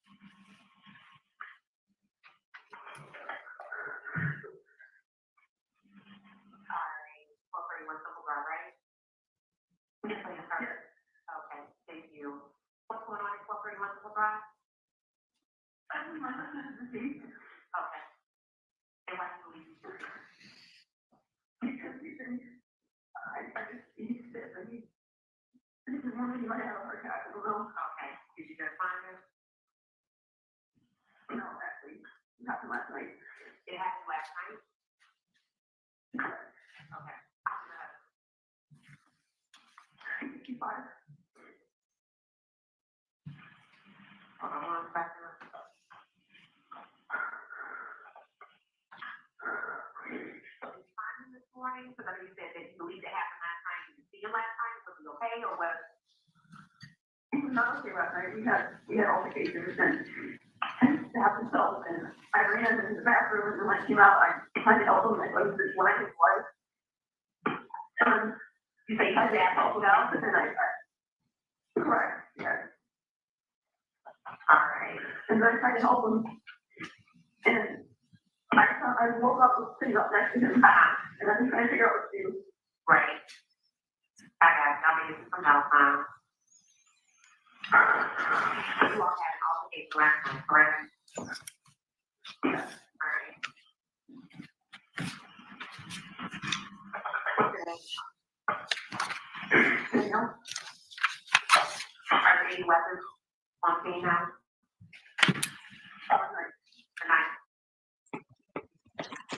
Right. We'll get back to this now. Can we cross everything? Can we cross everything? Cross your fingers, cross your toes, cross your legs, cross everything. I'm waiting for permission from a judge to stream a trial. And I've gone through the court, gone through the clerk, I've gone through Kyle, I've gone through Frank. I think Frank and Catherine I've got to go through. I've just answered them back. They now present my case to the judge to seek if I'm allowed to record it. If I am allowed to record it, I'm the only person recording it. So let's cross fingers here, yeah? It's a webinar, it is, but I think it's going to be a good trial. Come on, Judge. Come on, Frank.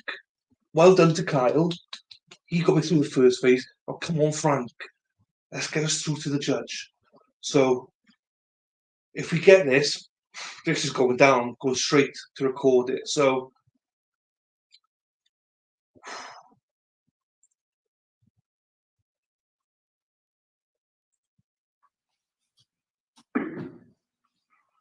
we'll still be watching this, mind, just to confirm. We'll still be watching this trial, but we'll be watching it with the other trial, if that makes sense. Because the other trial doesn't start until 9 o'clock Pacific.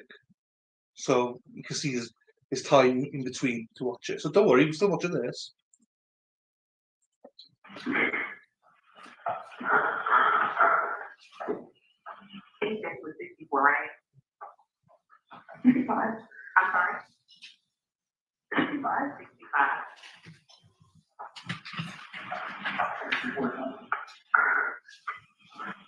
So, okay. Go ahead and give me your birth name again, because I want to find your name. No? Danielle. Okay, so Danielle, let me ask you this. So did you stab yourself last night, and you just didn't know what to do? So, yeah. Okay. Were you up drinking? He was. He was. Yes, he was. And the altercation was the night before too, if I left the house. I took my children with me because he was dancing then too. Were you seeing things last night during this altercation? No, we were not. We were not here, and then I turned it off. And you first said that you thought he had a heart attack. So do you think it was a heart attack, or do you think it was due to the fact that he passed away? Probably the fact that I guess, I don't know. It's a shoulder wound. You said it's a shoulder wound? Right. I'm just getting all this information.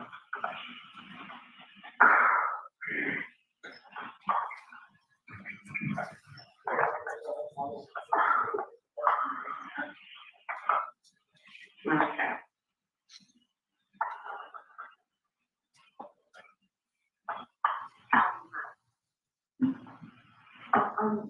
45.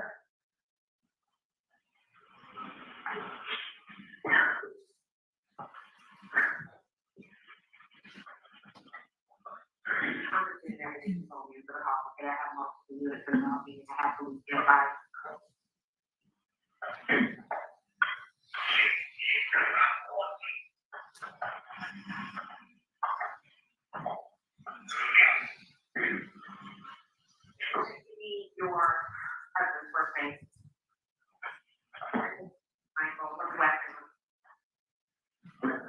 Redlick. What do you think? 5153.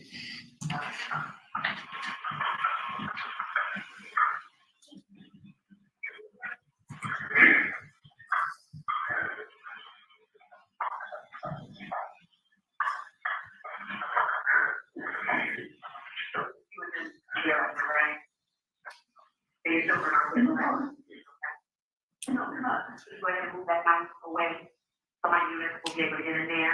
Are you able to put that? Oh, no, where's the knife? Oh, in the kitchen.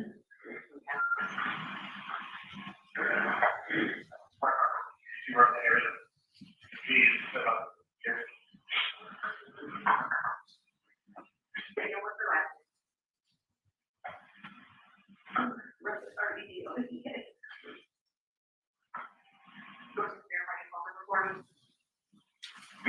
Number 901-355-1434. And what time do you think do I have to start? Okay, so they go faster, so. I think it started around 10:30. He was actually joking me and trying to put me first. I actually went for the knife. And he was screaming, what are you going to do? He goes, that means he cracked it. When I told him that it made a motion, and I ran out of the room. But you think around 10:30 p.m.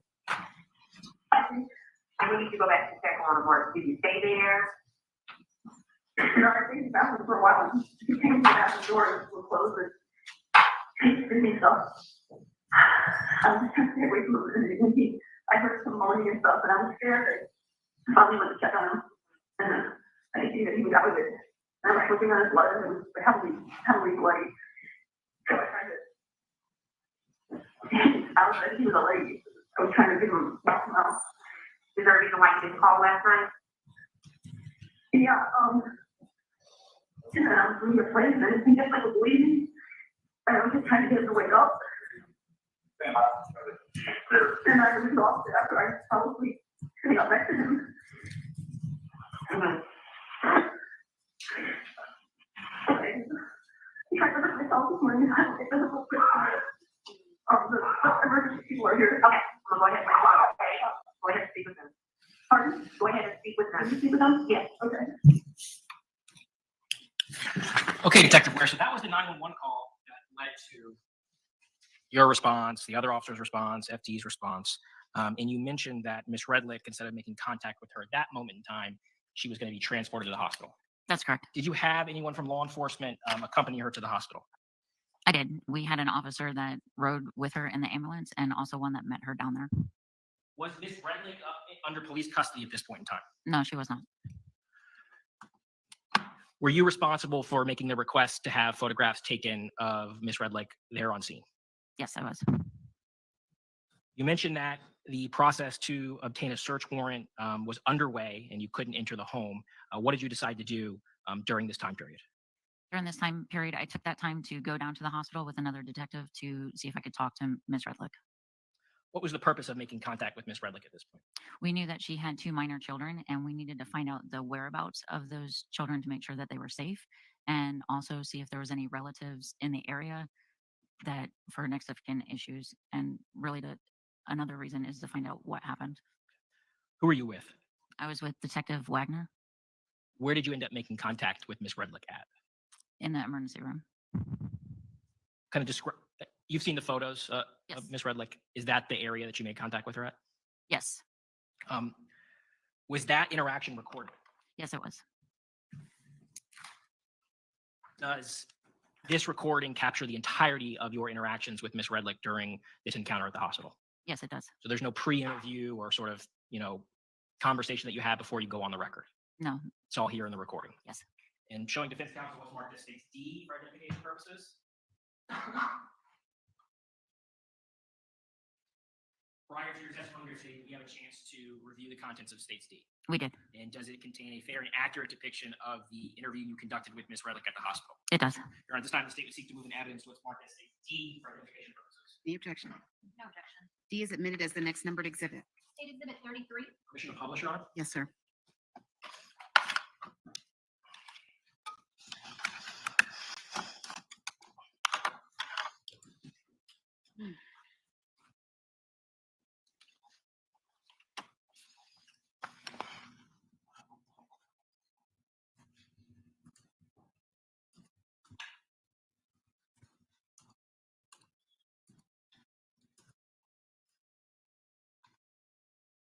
This is Detective Ware, January 12th, 2019. The time is 13:06.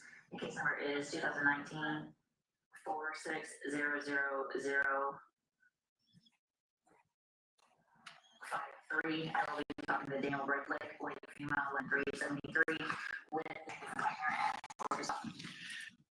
Detective Ware, is this what's commonly referred to as a surreptitiously recorded interview? Yes. You don't have your recorder out in Miss Redlick's face? No, I don't. Where is it? It's in a folder. I have a folder that I bring with a notepad, and it's in there. Have you started the recording before you're in her presence? Yes. And if we were to listen to the entire recording, are we going to hear sort of a section of you kind of walking and making your way through the hospital to gain access to her? Yes. Okay, so we'll try to jump to when there's actually something going on.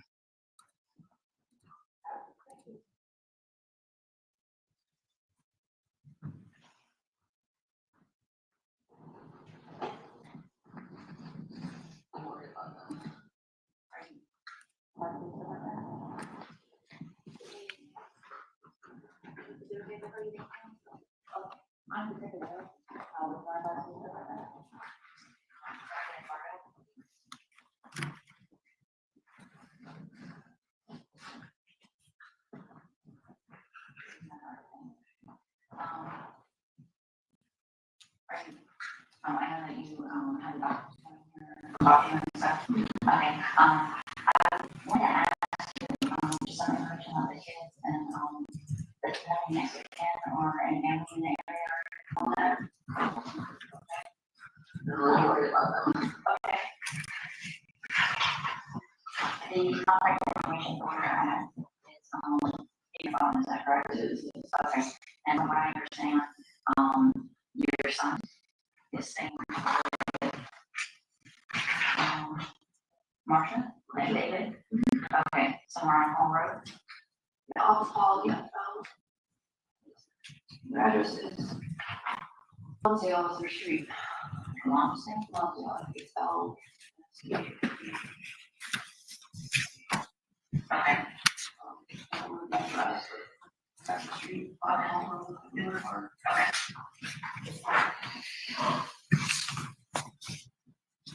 Okay. And your son's name is Ryan? No, that's his friend. Oh, that's his friend's name. Sawyer. And his other friend is okay. And how old is he? He's 7. Okay. And your daughter? Okay. 15. Okay. And she's staying at her parents' house? Okay. And you don't know Ashley is her mom? That's his mom. Okay.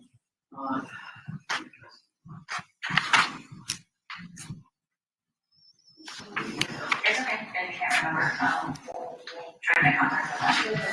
There's actually text messages with both people to me before I left the home today. Okay.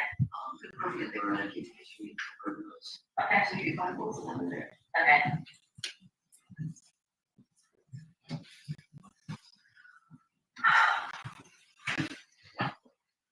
So,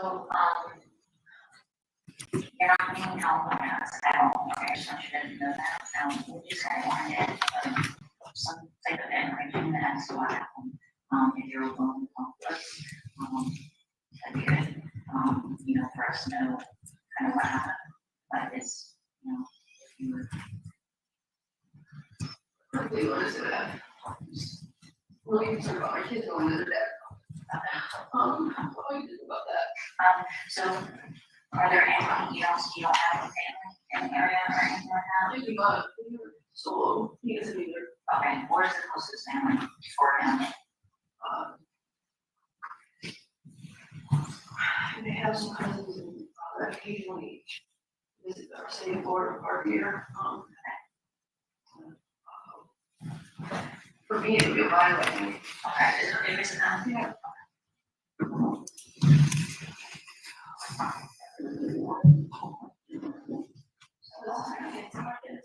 I'm not saying the question, but That's the doctor. I think the doctor, I think because of your injuries, I think they are looking at the acting. So, right now, I just. okay. So is that what they said? She said after. Okay, that's, we were told the same thing, so it looks like, that might be what they're doing. So, maybe after, you get into the facility and they, I don't see, I don't know, on doctors, but that's not not using the things. Well, tell them this then, the kid just, my husband's gone. So what will happen is we would notify them, what happened.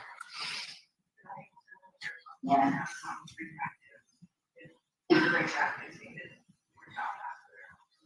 You said about unable to be done, yeah.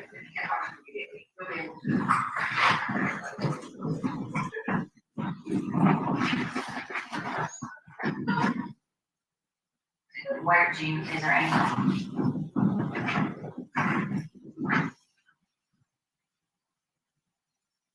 Your best friend who you could be your first maybe with oh, my neighbor was like, since you, oh, your friend, love her husband's trouble, they're close.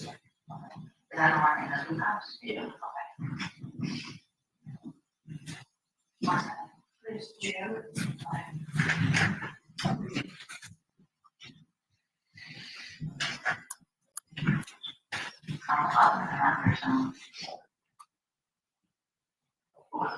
Well, where did he go? So the medical examiner will take and help with autopsy and do their and determine what happened and then they'll be there until and I'll get all that information for you so that when you get into the facility, I won't have all that information. I'll do the contact that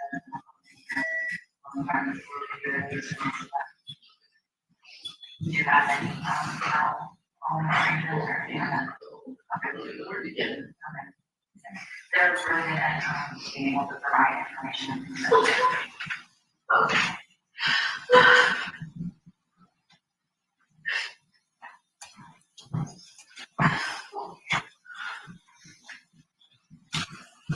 Sorry. Where did he get it?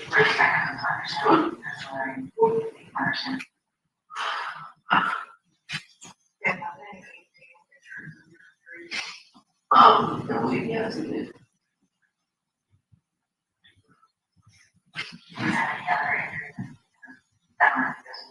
I just have to really pull back up. Yeah, feel really badly. I don't know, you can see here, my hair was pulled.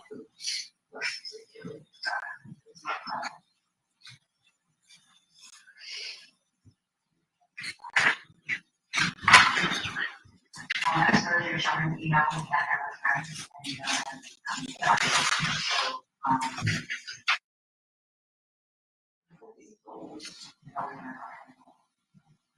So we wanted to talk to you first if you're willing to. I mean, I'm definitely willing, I'm just afraid.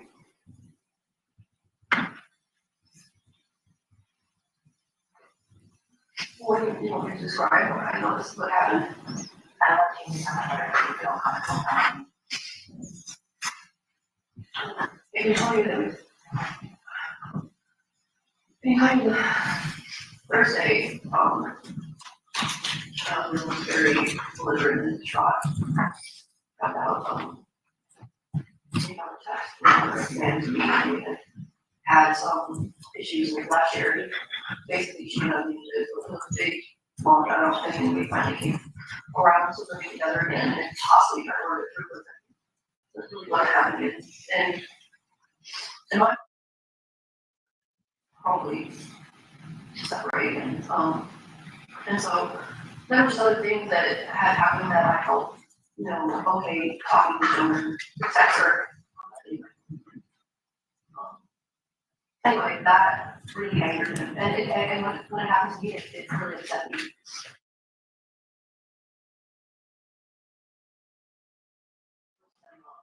So Thursday, I ended up leaving home totally, distressed for the kids.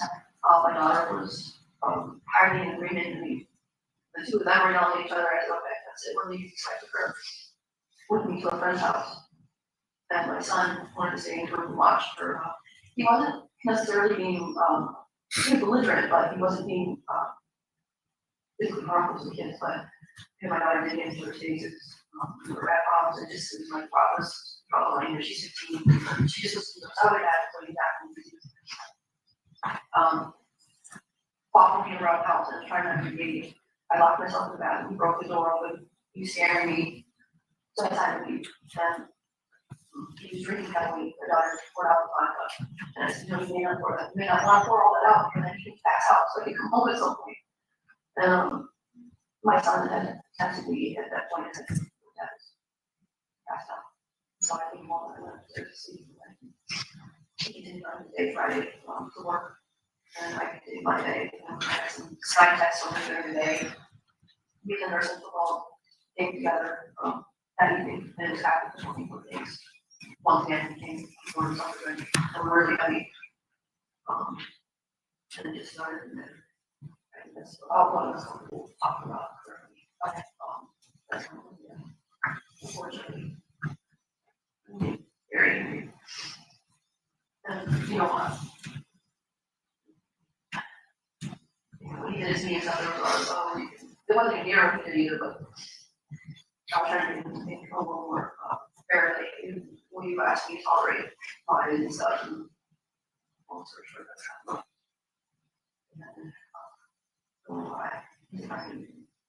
Okay. Were your kids, there last night? Otherwise, I would do them up. Okay. So after the game? After the game, the son of his body. Right. Yeah. Okay. They have a little landing time. And my daughter, I said, her, probably your friends. After the game. Okay.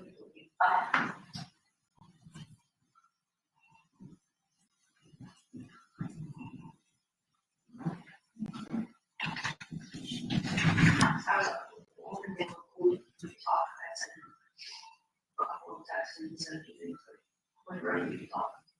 And he had approached me earlier, and I went Mark, and said, when you were talking, I said, when you're ready. And he started spewing, said, okay, you're not ready, you know, so it's.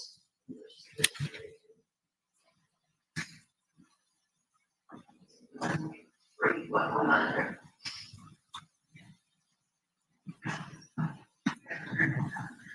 It was 17 years, and we were. So that. About 5 years or so, he's talking, you know. ED is in the.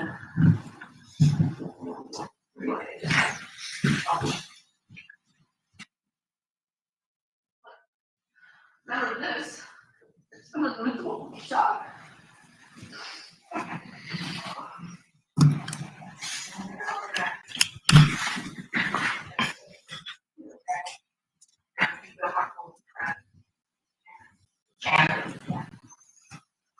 Is that where you want Perhaps for now, I really just wanted to go take care of them. Consistent, I have other people who are already offers people who they drive out my house, so many people going on. So I know that he has another friend who lives around the corner, Brian Wild. Actually, I think he's on this year. Right, so you're another Brian.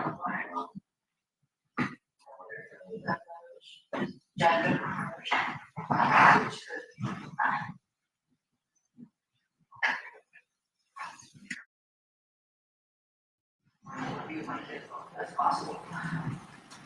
Well, let's see what the evaluation. They're talking about Right now, that's it, the doctor. Is on board. So the doctor is their care. So. Because it makes it worse than anything. Not how it's going on. Right. What would they say about me? We would just say, we might get details, markers, tell them that there's possibility, and then work close.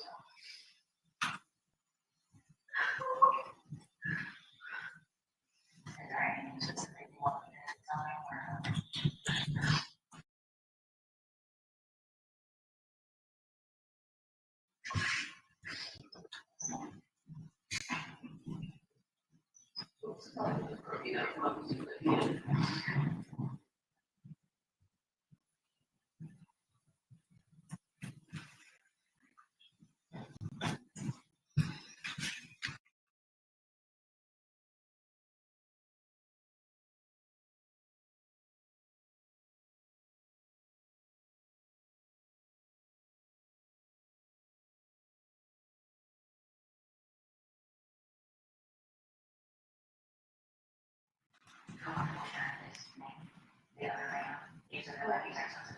Yeah, Caesar.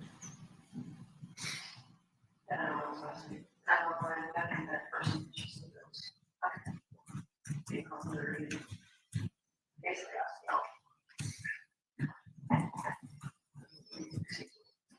not go.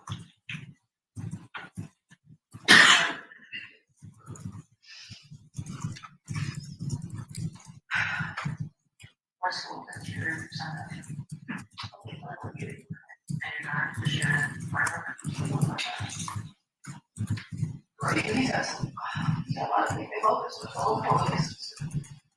It's my final preparation at school, big deal. Come on. This is gonna hold up. What do you think about?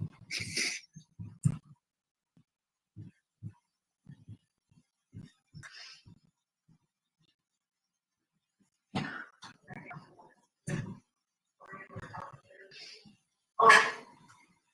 It's not.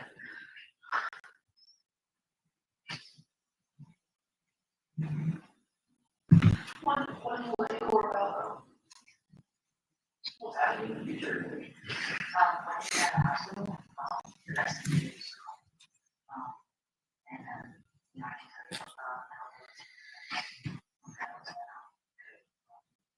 tell you a day or two, or thank you, you know, we'll probably run off us on it.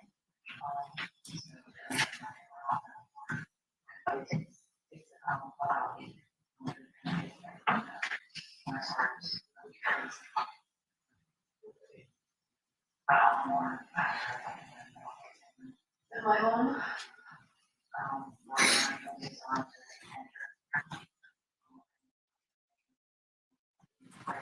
What school was that? Probably, yeah, we're gonna, we'll see.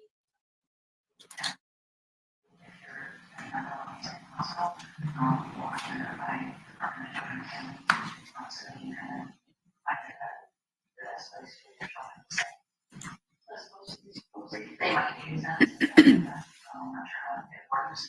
As far as that's concerned, they usually all Western.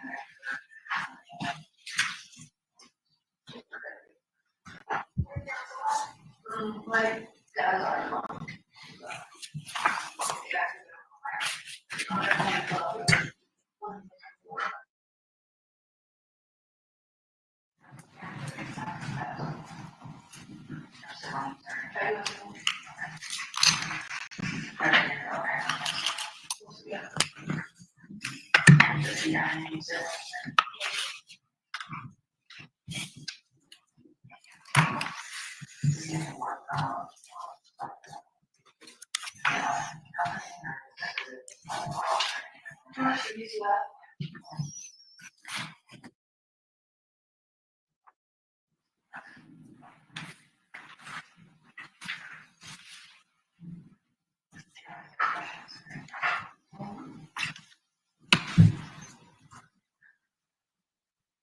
Okay, so I understand, he's saying not being held, but the doctors are evaluating this. I mean, all right, the police department. So the hospital?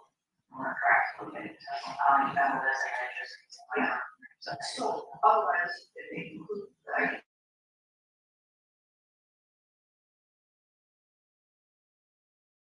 I'm not sure.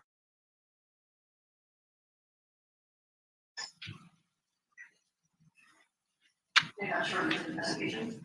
Correct.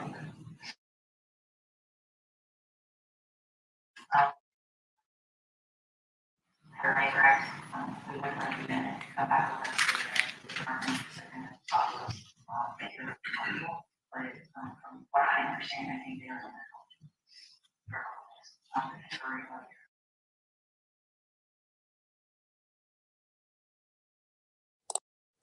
And did you tell her that there was no reason why she couldn't go talk to Ms. Redlick? Yeah, she could go talk to her. Would you later speak to Ms. Tucker about the conversation that she had with Ms. Redlick? I did.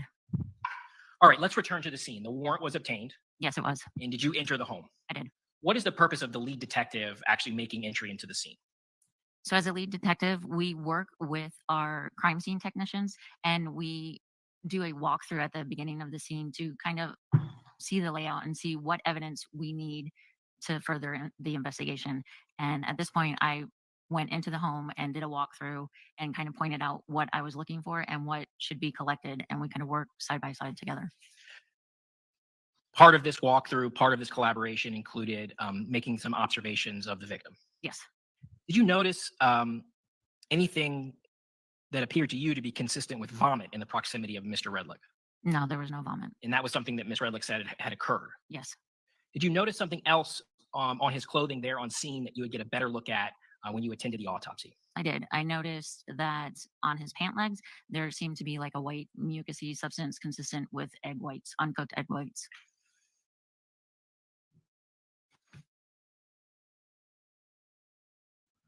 Were you there on scene when the medical examiner investigator took possession of the body? I was. Were you present when the items were removed from Mr. Redlick's pockets? I was.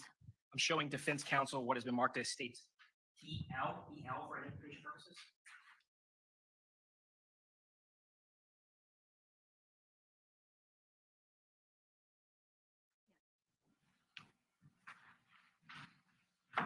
Detective Ware, I'm showing you what's marked as BL for identification purposes. Yes, Do you recognize that photo? I do. Do you recognize it to be a fair and accurate depiction of the contents of Mr. Redlick's pockets? Yes, I do. Your Honor, at this time, the state would seek to move into evidence what has been marked as states BL for identification purposes. The objection. No objection.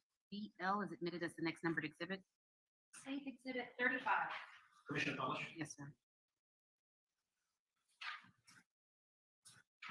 Publishing states 35. Detective Ware, I want to talk to you about this cell phone. What kind of cell phone is that? It's a Google Pixel 2. We discussed that the iPhone that was recovered from Miss Redlick was forensically extracted by the Winter Park Police Department. Yes. And then later the sheriff's office. Yes. Was there an attempt made to perform a forensic extraction from the phone that was removed from Mr. Redlick's pockets? Yes, there were several attempts made. Were they all unsuccessful? Yes, they were. Did you seek help beyond even the state of Florida in trying to bypass that security and obtain extraction from the phone? Yes, we contacted the Secret Service to see if they could extract it. Did you in fact send the phone to the Secret Service? We did. And were they able to obtain any sort of meaningful extraction from the phone? No, they were not.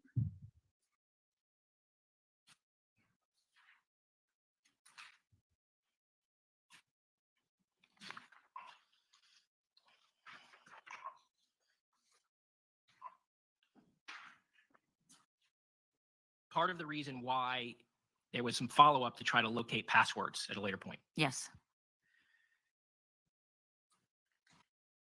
Through the course of your investigation, did you establish cell phone numbers that were associated with both of those devices? We did. And did you obtain via a warrant what are referred to as call detail records? Yes, we did. Will you explain just very generally what call detail? Like every phone has GPS and location and who they call and what times and things like that. And that's basically what the call detail records are. Your Honor, at this time, the state would seek to move into evidence what has been marked as states S for identification purposes and states T for identification purposes pursuant to the notice of intent to rely on business record certification. Is there any objection? Can I take a look? What is S&T?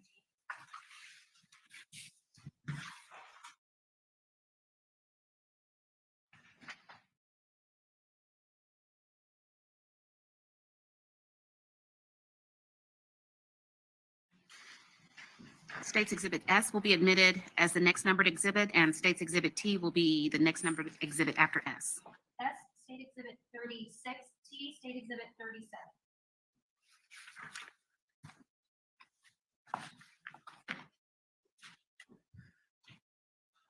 So could you go ahead and just tell the jury the numbers associated with Danielle's phone and the number associated with Michael's phone? Sure. Danielle's phone was, oops, sorry. 901-355-4234. And Michael's phone was 408-829-1960. Hold on just a second. Detective Ware, which exhibit is the 901 phone? The 901 phone is Exhibit S. Okay, so that's number 36, and the 408 is exhibit T that's submitted as 37. All right, thank you. Mr. Wiggins? You previously mentioned that you reviewed the contents of the cell phone extractions obtained from Ms. Redlick's phone. Yes. And did you also review the records that were obtained from the cellular provider of Ms. Redlick's cell phone number? Yes, I did. And based off of comparing those two, did it lead you to believe that Ms. Redlick had deleted information off her phone in and around the time of the homicide? Yes. And why was that? I'm assuming to hide text messages between her. Well, I don't want you to talk about why you think she did it. What was missing? That There was text messages that she said that they had communicated through. There was no text messages. Did you provide these records, or were these records provided to the Florida Department of Law Enforcement electronic surveillance in order to produce a mapping presentation? Yes, I did. So once again, the return to the scene. At the stage that things are being moved around and looked under and through, did you actually locate some evidence? Yes, I did. And what evidence did you actually locate? We located, there was towels that were piled up next to the stair. There was a mop that had blood on it, and a bucket full of like pink liquid that was on by the stairs. There was also knives. There was a knife in the doorway, knives in the kitchen sink, and there was a shirt that it was like a black Nike shirt that had a cut in it.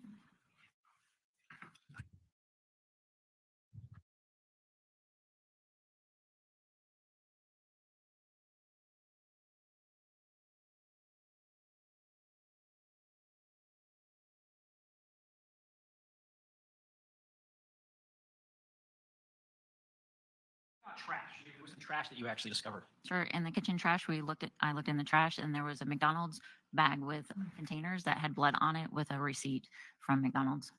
Is that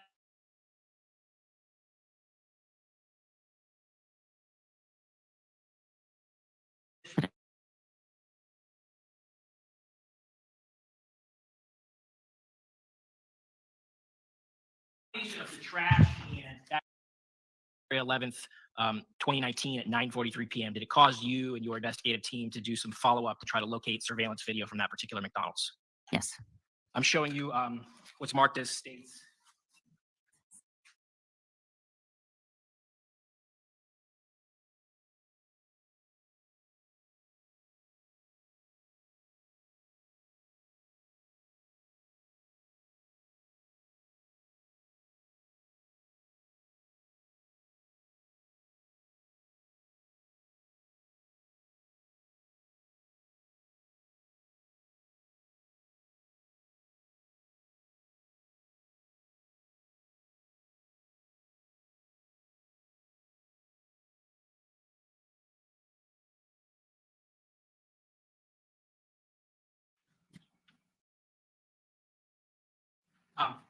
Approaching the witness yard. Yes.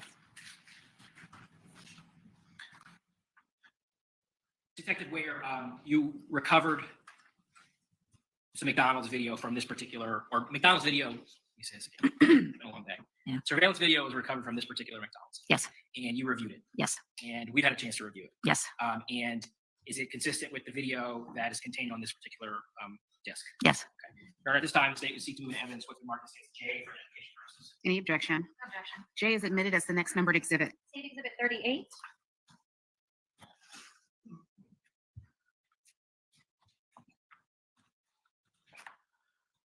Okay, so does that about cover what you did on the 12th? Yes. What did you do on the 13th?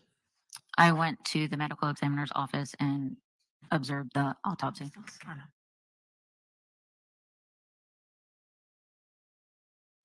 marked as states K for identification purposes?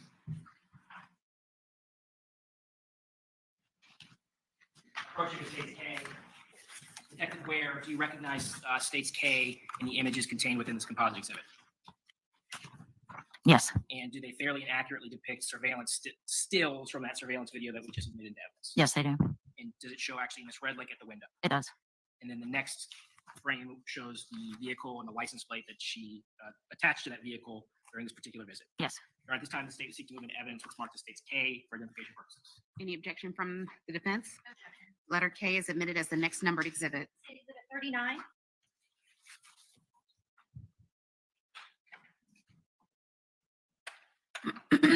So here we see Miss Redlick in the McDonald's drive-thru at 9:10. Her husband died. Yes. We can see the license plate as she pulls off. Correct.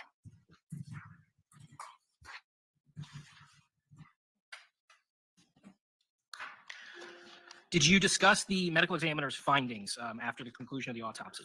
Yes. Now, up until this point, based on all the information that you had from the 911 call, your conversation with Miss Redlick, did you believe her to be claiming that Mr. Redlick basically brought about his own death? Yes. Did the autopsy results, as shared to you by the medical examiner, give you reason to believe that that was not true? Yes. Would you end up speaking with Miss Redlick on the 13th, briefly? Yes.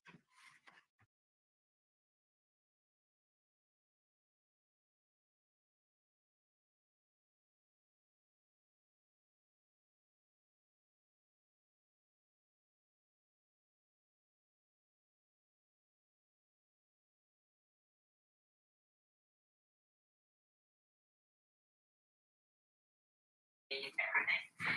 And, so I guess I feel like I want to about my phone. Right.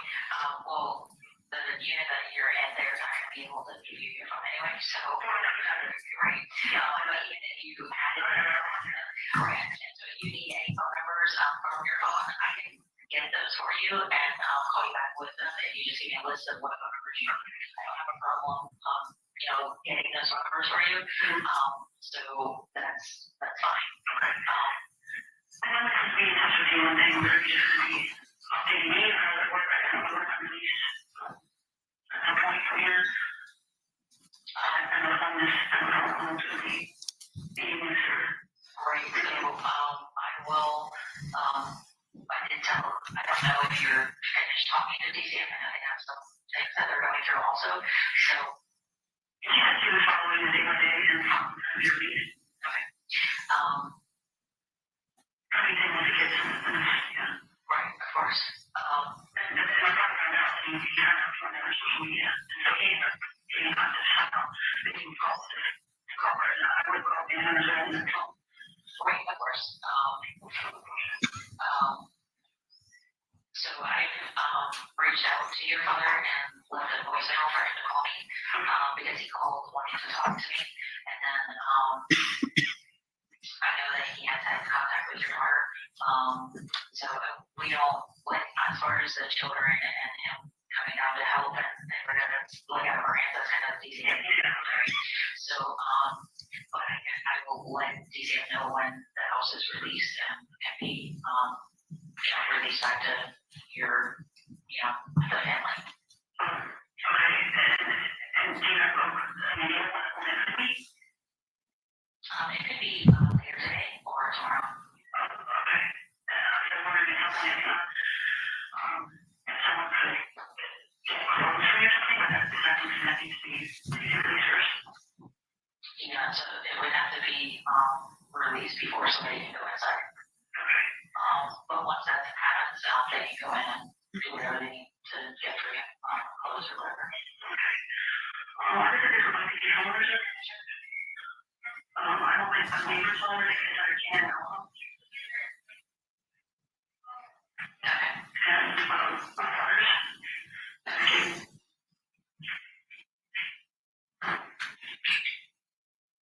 I have Jaden's number here. I can give you that. Okay. Okay. It's 317. Yeah. 501. 1302. And I was told that you were the one that informed the children that other dad. So I was not the one, my sergeant was there, and also,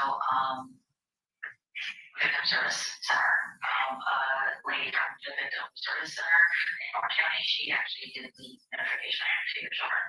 Okay. So, do you know what they were told?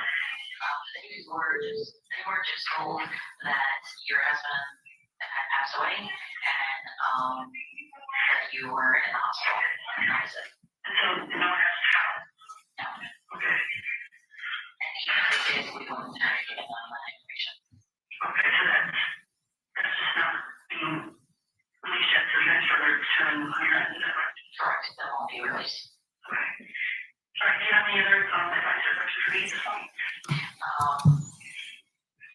No, just if you have any other questions, you are more than willing to reach out and contact me, and I'll get back to you. Well, I want to talk, I just make sure that that's okay. I'll put it on. Everybody is sort of here. And it's just, it was just a feeling of it, just around, these questions out, not pretty quick, when you're dealing with them. Right. So, yeah, I might just,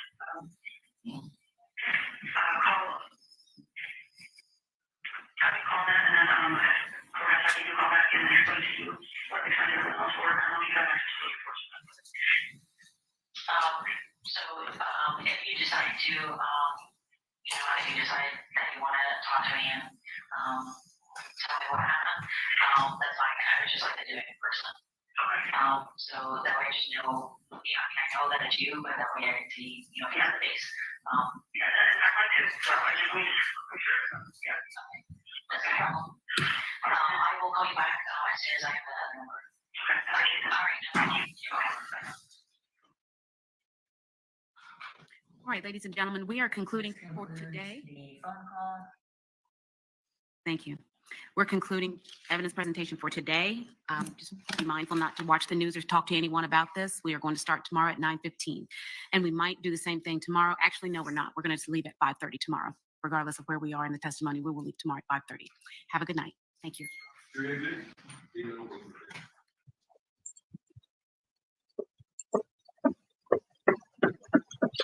Right. What a weird stream today's been. Today's been a super weird stream. I've not been on it at all today. I'm emailing this court. I'm still waiting for the judge to get back to me. Oh, I think they might be going on break now, so maybe I'll get a response. Maybe. I don't know. I hope you're enjoying this trial. So, I was going to stream day 2 now, but I'm not going to. Because I'm waiting for this other trial to see if we're allowed to stream it or not. If we are, bang, we're going on to that one. So, but I'm still going to be doing this trial every day at 9 o'clock Eastern. It'll be going live at 9 o'clock Eastern. I'll be going live about 8:45 Eastern every day, but this trial will be going live 8:45. If I don't get permission to stream the trial, then we'll knock it out tomorrow, Wednesday, Thursday. It'll be done, so it'll be fine. But if I do get permission or another trial comes up, then we'll just start early or the next week, maybe a week and a half, just to finish this trial off. Because most people haven't seen it, so yeah, that's the plan anyway. I'm going to go offline now. I'm going to try and put some pressure on, see what's going on.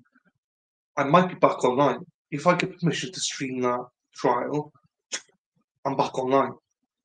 Because they're already live. They're already streaming it. But if not, then you'll see me tomorrow at 8:45. Well, I'll be like at 8:45, but Eastern, but I'll be playing it at 9 o'clock Eastern tomorrow. Everything's frozen. Oh, I don't know, buddy. I think it's part of the court as well. Stop screen. I don't know. Something's playing that. Maybe got too many tabs open. I got like 120 tabs open. trying to do everything. So yeah, if I don't go live later on today, I will see you at 9 o'clock Eastern tomorrow. I'll go live at 9:15, just say hello to people and stuff like that, and then we'll start the trial at 9 o'clock. And then by tomorrow we'll know what's happening. So yeah, we'll see. That's a funny stream today. Funny old stream. Don't feel like I was in it much today, but as I said, I'm trying to do other stuff as well to get another trial for us. I'm trying to get exclusive access. I'm trying to. I don't know if I've gone through every phase except for the judge. Urgh. But anyway, this guy. Oh, it's fine, Mike. Brilliant. And that's all. So thank you for being here, everyone. We appreciate you being here today. Thank you for streaming today, Dylan. You bitch. See you all soon. Yes. So if I don't see you later on today for the rest of day one of the trial, I'll see you at 9 o'clock Eastern tomorrow. Yes, Mike. 9 o'clock Eastern tomorrow, Mike. And see you all later. And with that, free Zachary Anderson and catch you later. Ta-ra.